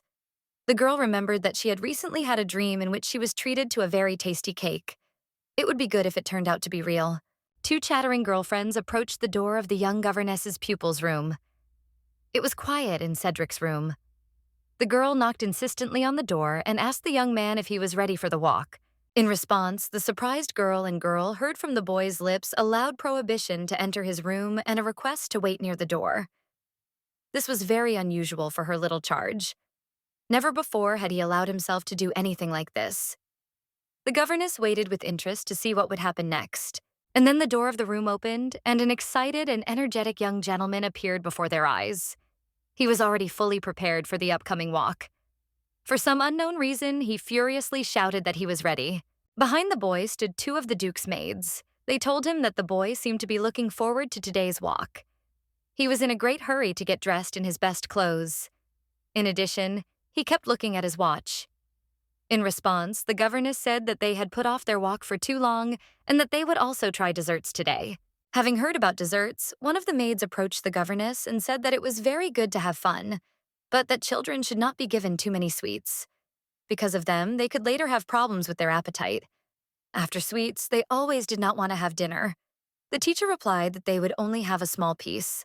One of the maids also wanted to add that since the Duchess was not there now, and the children were left to their own devices, that is, at the disposal of the governess herself.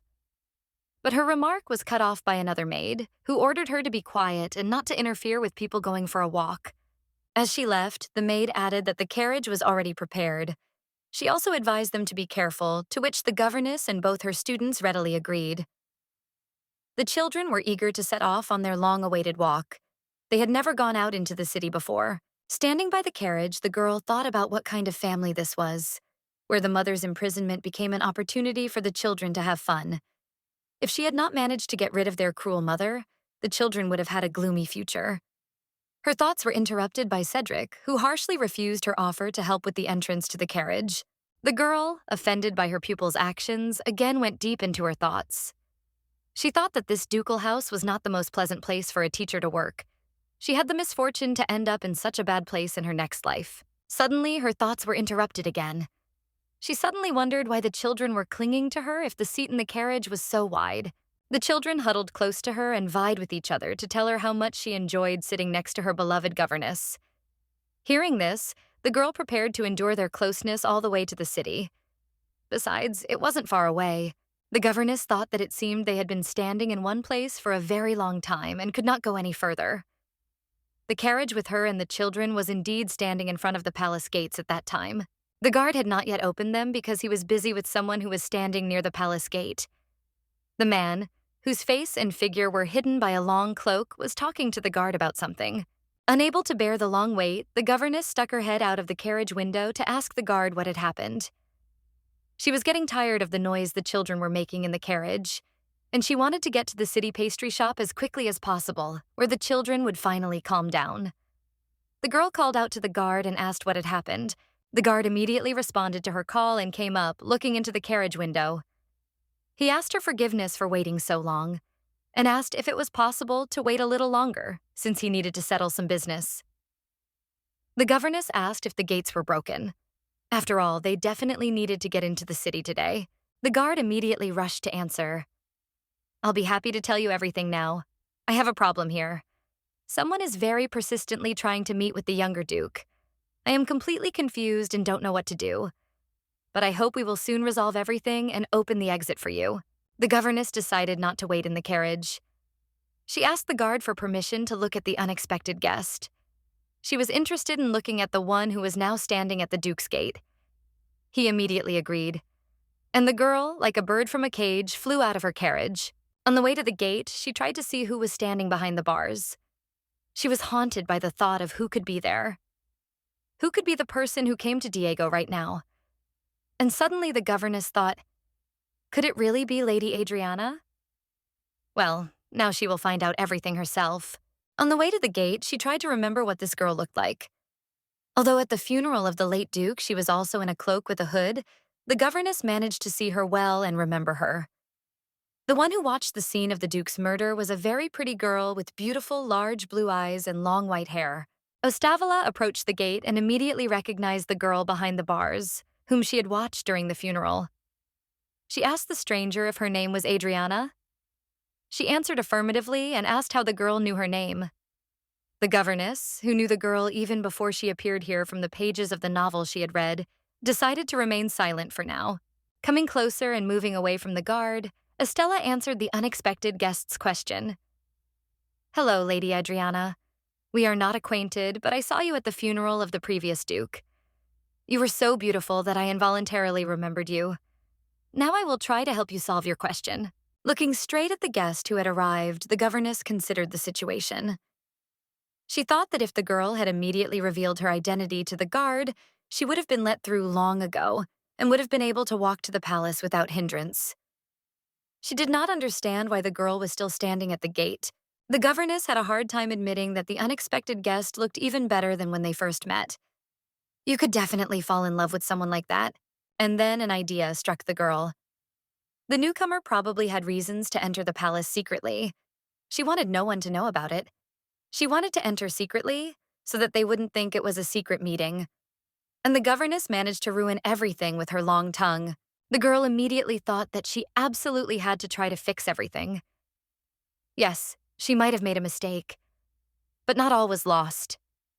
She had to start brainstorming and find some solution. After all, if she thought it through well, maybe this would be a chance. We must take advantage of this girl's presence here. This will be a chance to prove to the Duke that there is an incredible beauty who will attract his attention. Diego and Adriana met. If she didn't screw up again, then perhaps her business would succeed. With enthusiasm, the girl rushed to carry out her newly drawn-up plan. Estella approached the guard and asked him to open the gates immediately. According to her plan, the girl had to enter the palace grounds that day. The gatekeeper was not ready to immediately fulfill the governess's order and tried to refuse. The governess told him that nothing terrible would happen if he opened the gates for his master's guest now. She said that she had heard that the younger Duke was to have a guest today. Perhaps the master forgot to inform you of the planned visit, or perhaps you yourself missed something. The guard agreed that this was probably how it all happened. If the governess was so sure of it, then of course he would gladly let the guest into the palace. Approaching the guard, the governess asked him not to tell anyone about this. Everything that happened here must remain a secret for everyone. She whispered to the doorkeeper that this secret must not be told under any circumstances. When a young man and a young girl meet, misunderstandings can arise. Neither of them needs unnecessary conversations. The governess's interlocutor agreed with her and asked her permission to leave. A young girl approached the governess. Adriana thanked her for her help and asked who she was. The polite girl was profuse in her gratitude. From her appearance, the governess realized that she had not expected to meet anyone here, much less to receive help from anyone. Without hiding anything, Estella answered the young guest that she worked in this house as a governess and looked after the brother and sister of the young Duke. Judging by her reaction, Adriana was very surprised by what the girl said. She repeated, "A governess. Then the children in this house are still." The girl stopped mid-sentence. The governess mentally continued the guest's sentence. She immediately understood what the girl wanted to say. She wanted to say that the children in this house were still alive. She had not expected to meet living children here. This was obvious because she had personally witnessed the murder of the old Duke by his son. The governess thought that if it were not for her, the children would indeed have been killed at that moment. Thanks to the agreement drawn up between her and the young Duke, she was able to ensure that the children were safe. And now they were looking out of the carriage window with curious glances and asking why they were not yet going with the teacher to the pastry shop. The governess apologized to the young girl for not being able to continue the conversation with her. She had planned a walk around the city with the children today. She said that the younger Duke had just left for the city, and if the guest agreed to wait for him in the drawing room for a while, he would soon return and be able to meet her. Adriana asked again what her savior's name was. After all, she had helped her out so much today, and she hadn't even remembered her name. It would be the height of indecency on her part not to thank the young lady for that. She would definitely remember and later think of a way she could be useful to the Duke's governess. In response, the governess said, "You would have found out my name one way or another? I have absolutely nothing to hide from you. My name is Estella. Margaret." As in all previous cases, the girl came to her senses in time and gave her current name after the one she was called in her previous life. At the moment of conversation, the girls' attention was distracted from each other by a noise coming from somewhere to the side. Both interlocutors simultaneously turned to the side from where the clatter of horses' hooves and the hum of carriage wheels on the pavement were coming. Then the coachman's shout was heard, demanding that the roadway be cleared for him. Both girls were standing right next to his path. The girls remained standing on the stone-paved square of the palace courtyard. A richly decorated carriage stopped next to them. Carved from mahogany with elements of gilding and silk fabric, it looked magnificent. It was harnessed by a pair of white, well-fed, and excellent-looking horses. Unfortunately for the governess, it was Diego's carriage. Why did this happen now, before she had time to leave with her pupils for a walk in the city? He should never have known that it was she who had let Adriana into the palace. Seeing the girls, the Duke ordered the coachman to stop the carriage. The young man got out of the carriage and began to quickly approach the two interlocutors. The governess was preparing answers to all the possible questions of the young man in her head. She could not fail under any circumstances. The Duke turned to the governess and said that he did not think that they would meet here. He even thought that she came out to meet him. He came close to the governess, looked into her eyes, and asked again if she had come out to meet him. If so, he was very pleased with such attention from the young girl. Damn it, he had started flirting with her again. Estella answered that she had accidentally crossed his path and was going to go to town with the children. This explanation seemed to anger the young Duke. For some reason, his expression changed abruptly. The intonation of his voice also changed slightly. The playful tone was replaced by an aggressive and angry one. I wonder what the girl did to deserve such a change in the young man's mood. The Duke asked the governess why she had decided to take the children for a walk in the city, without asking his permission first. It would have been a good idea to consult with him a little beforehand. Upset by the young man's words, the girl asked again, why did she need permission? Didn't she have the right to decide how to look after her charges? The young man noticed that their conversation was turning into a rather heated argument and threatened to escalate into a quarrel. To defuse the situation, he said, when you go somewhere, don't you have to inform your guardian? And what if something happens? In response, the girl only thought that the greatest danger for these children was the Duke himself. The governess, who had already cooled down a little from her anger, began to tell her young master about the plans for that day. Estella told Diego that she and the children were going to go to a pastry shop today. She would very much like to spoil the children a little and treat them to a piece of cake. She apologized for not being able to tell the Duke about this in advance. The squabble between the young gentleman and the governess could not be stopped. Each of them wanted to have the last word in the conversation. The Duke asked why the cake was only for children. Why should he be left without cake? Without thinking twice, the girl asked if he wanted her to wrap up another piece of cake for him too. Their sweet conversation was interrupted mid-sentence by the gatekeeper who approached them. He turned to the Duke and said that a guest had recently arrived to him. The Duke was very surprised by the appearance of an unknown girl in his estate. He wanted to know who she was and for what purpose she had come to the Duke's palace. The young man turned and looked at the girl who had arrived. Her face was no longer hidden by the hood pulled over her head. The governess thought that he could easily fall in love with someone like that and leave her alone. It seemed that the Duke was also charmed by her new acquaintance. He looked at the guest intently. The Duke greeted the beautiful stranger. It was not their first meeting, but it was the first time they stood opposite each other and could look into each other's faces. The girl also greeted the young man and said that her name was Adriana. The young man noted to himself that he was hearing this name for the first time, and that he had met this rather pretty girl for the first time. She looked attractive and even somewhat mysterious, which also immediately attracted the Duke's attention. He asked the gatekeeper why he had let this girl into their estate. Here the governess was forced to intervene in the conversation. She said that it was she who had ordered that the girl be led into the courtyard and asked the Duke for forgiveness for this. She thought that this was how she should have arranged the meeting with the main characters of the novel. She would never be able to escape from Diego's clutches. How inopportunely the guard joined the conversation again. Out of nowhere, he decided to join their conversation and upset the governess. He said that it was the governess who allowed him to open the gate, informing her that she had an appointment with their young master. What he heard both surprised and angered the young man. He turned to the girl again and asked her to explain. He did not understand the motives of the teacher's actions. In response, she muttered that he should definitely meet this person. Then, when they met, she would try to explain everything to him. The Duke continued to press his point. The imperious young man wanted to resolve everything at once. He said that he did not remember arranging a meeting with anyone. The governess was ready to go into hysterics because her plan could now be ruined. Something had to be done immediately. The teacher thought about the purpose of the girl's visit here and how she wanted to take advantage of it. She remembered her agreement with the Duke regarding the 3 months of waiting. During that conversation, she promised him that she would marry him if he did not meet someone else and fall in love within 3 months. The girl raised 3 fingers and showed them to the Duke.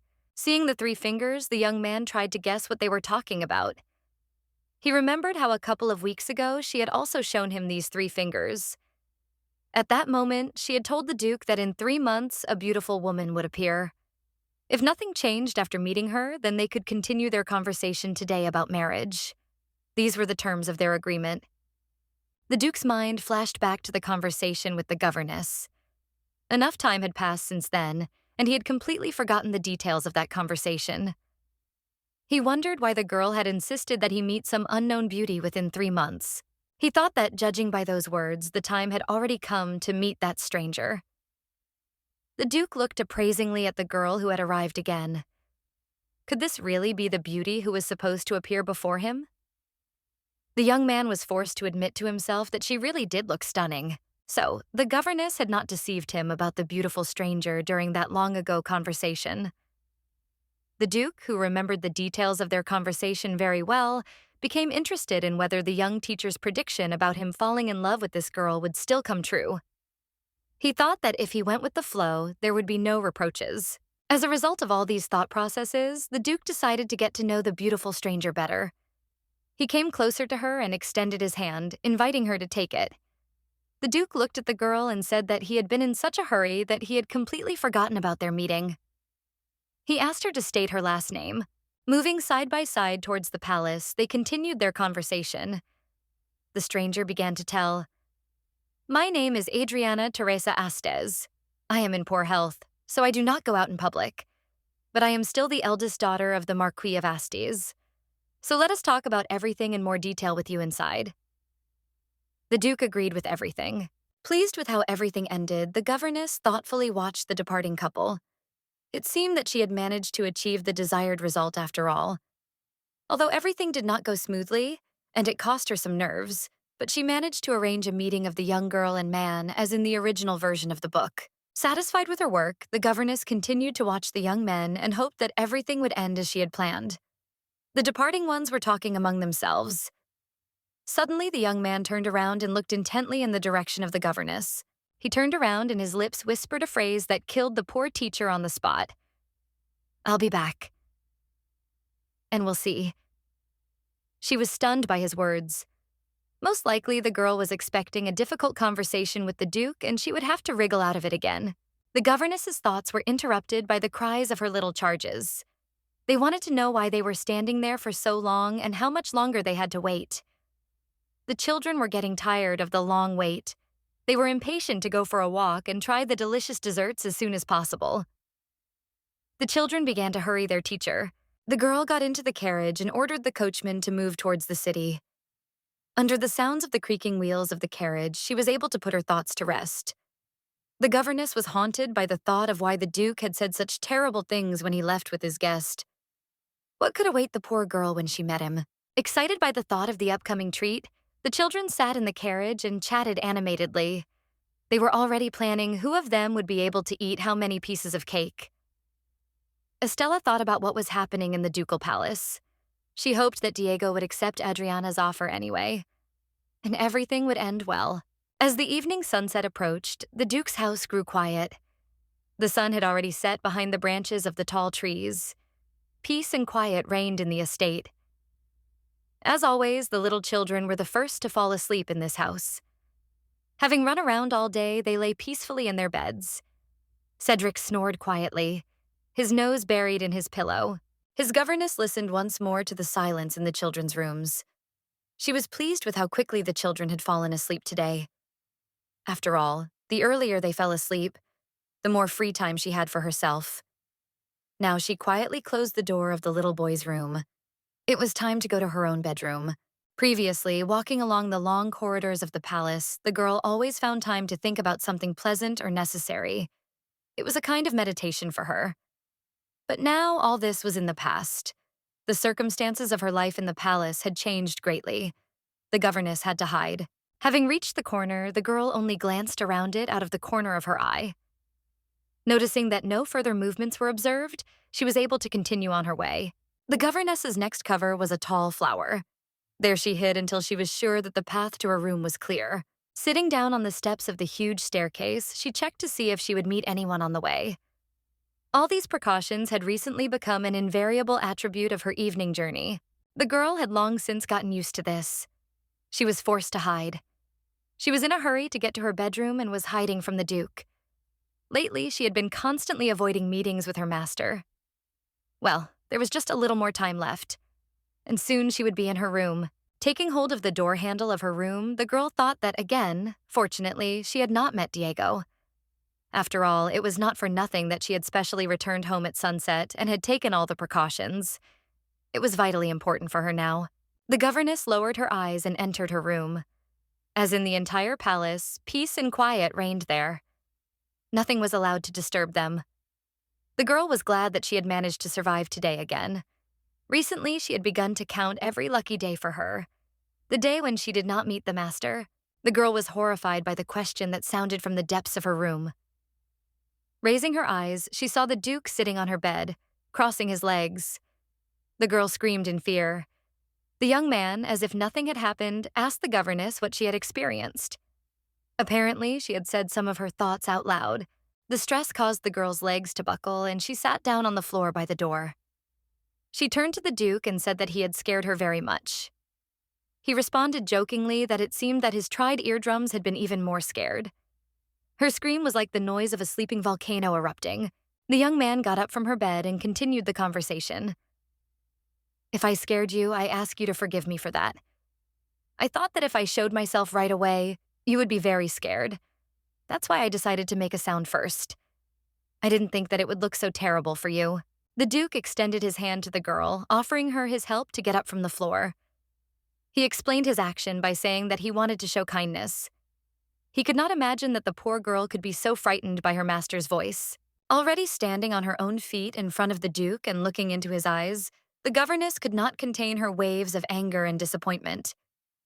She said that she had not expected such an action from the Duke at all. He had always seemed to her a well-mannered young man.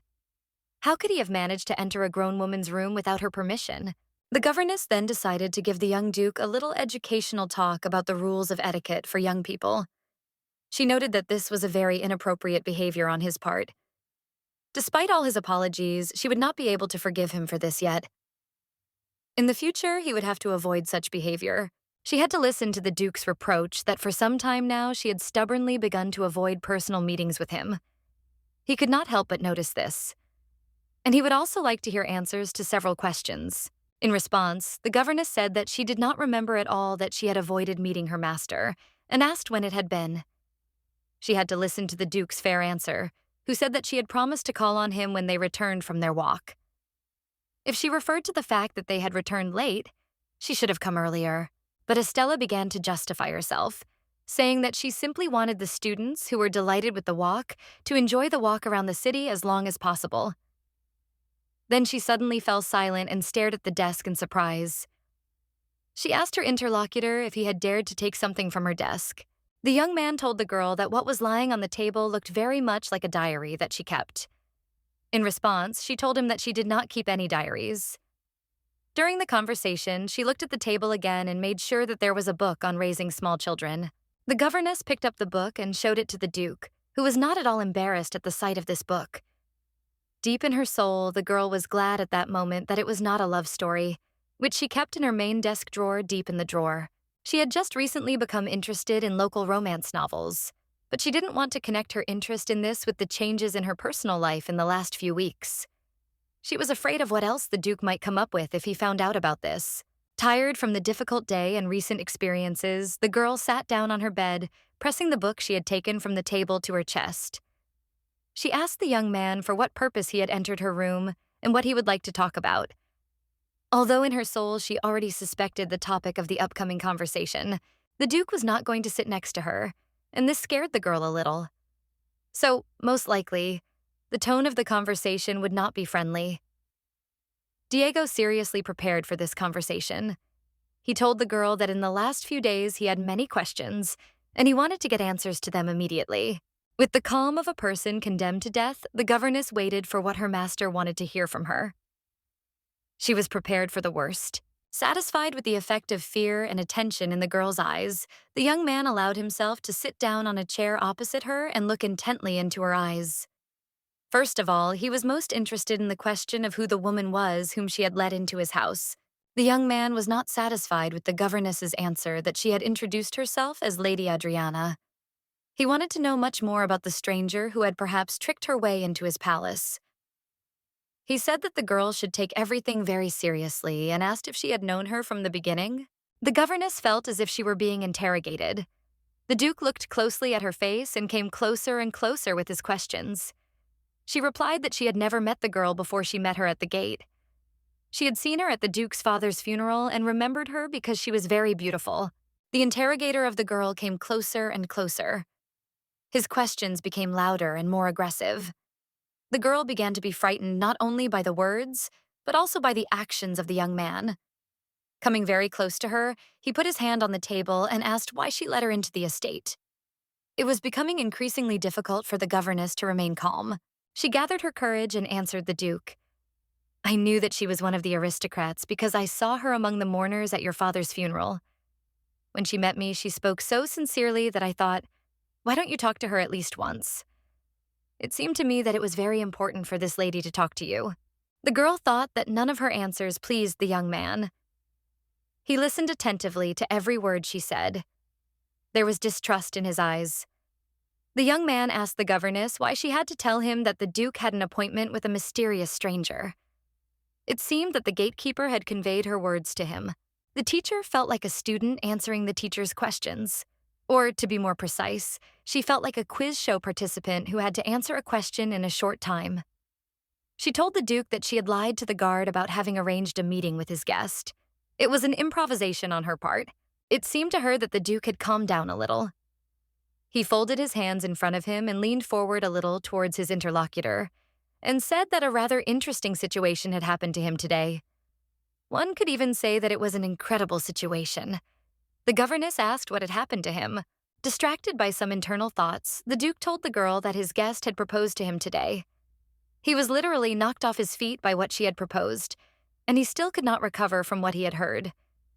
He could not think of anything better to do than to turn to the governess for an explanation. The Duke told the governess that he had not expected to hear such a thing from the mysterious guest. The girl who had appeared in his palace so suddenly said that she knew the whole truth about his father's death. She described in great detail how his father had died. In exchange for her silence about what had happened, she offered the Duke to marry her. The young man looked confused and upset.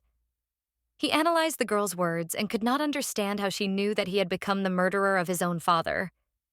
He had only one explanation for what had happened.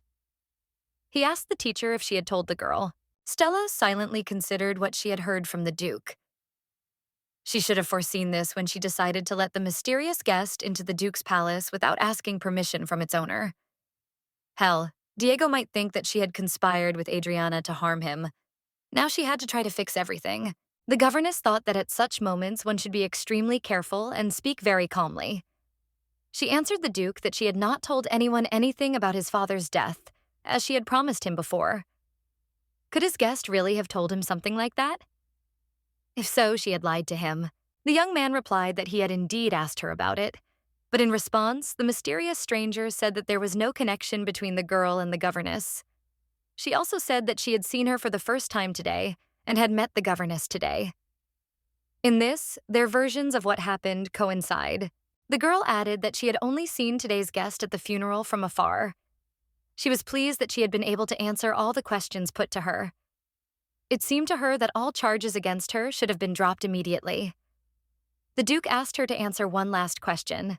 The young man stared into her eyes, waiting for her consent to answer his request. It was not difficult for the girl to answer. If she had answered the previous ones, then this one would not be unsolvable for her. and she agreed. The question, which sounded in the poorly lit room, stunned the girl and doused her with cold. The Duke asked the governess if he should marry the guest who had come today. Or, in her opinion, should he refuse her offer? The teacher froze, unable to breathe and unable to answer the question posed. She thought about why the young man had addressed this question to her. The girl peered intently into the face of the man sitting opposite her. She had learned a lot about him recently. New information about him and his life had been revealed to her, information she had not been able to learn before on the pages of the novel she had read. And now, with just one word from her, she could decide the fate of this man and the fate of the little children. Thoughts whirled through the governess's head, but she had prepared the answer to the question posed to her long ago. She told the Duke that he should agree to the girl's proposal. His guest today would become his companion for life. He shouldn't refuse such a profitable offer. The teacher was surprised by the young man's next question.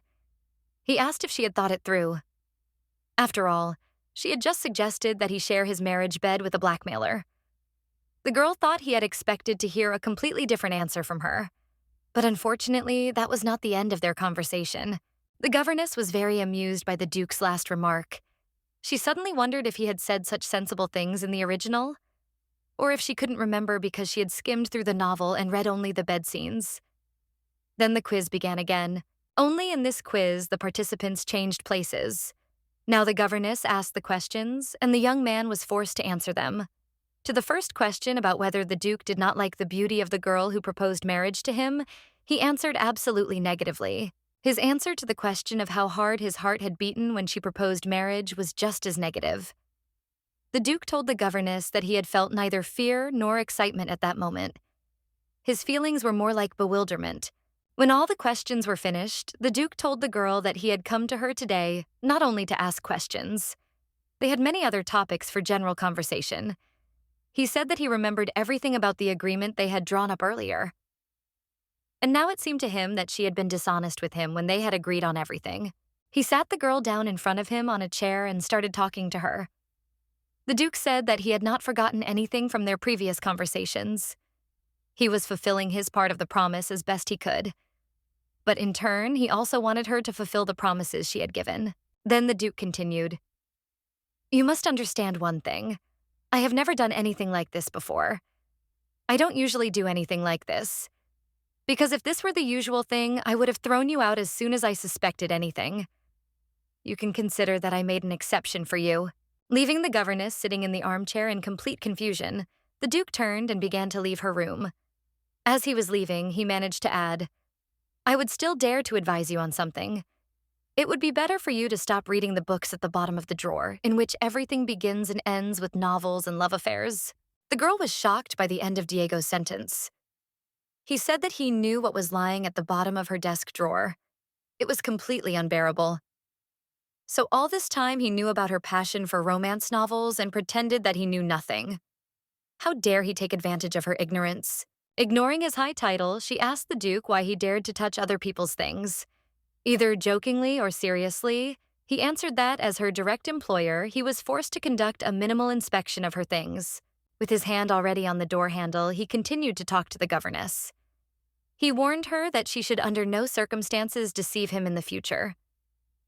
Sooner or later, everything would become known to him, and then he would not be able to be as kind to her as he had been today. The girl could not understand whether this phrase was a hidden threat on his part. Turning in the doorway, the young man added, "I feel like I've been very kind to you all this time. You've taken full advantage of my favor. Now I expect you to do the same. Make it so that I can trust you no matter what.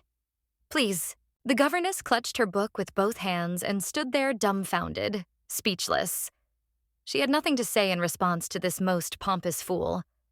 Everything she had striven for lately had been unceremoniously trampled upon by him. Why had the Duke turned out to be not at all the man he had begun to seem to her? The young man had already left her room, and Estella continued to stand there, looking at the empty door. Her last words also sounded into the void. "I will never, under any circumstances, believe you."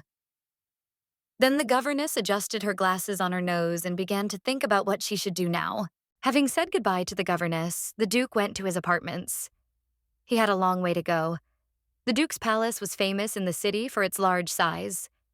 Therefore, the young man had enough time to think over his recent conversation with the girl. The Duke was pleased with its results. As he approached his chambers, the young man heard someone calling his name. Turning his head in the direction from which the voice came, he met the eyes of his uncle, the younger brother of the current Marquis of Barty, Viscount Barty. The man sitting in the chair told Diego that he had not seen him for a long time and had not even been able to see him at the funeral.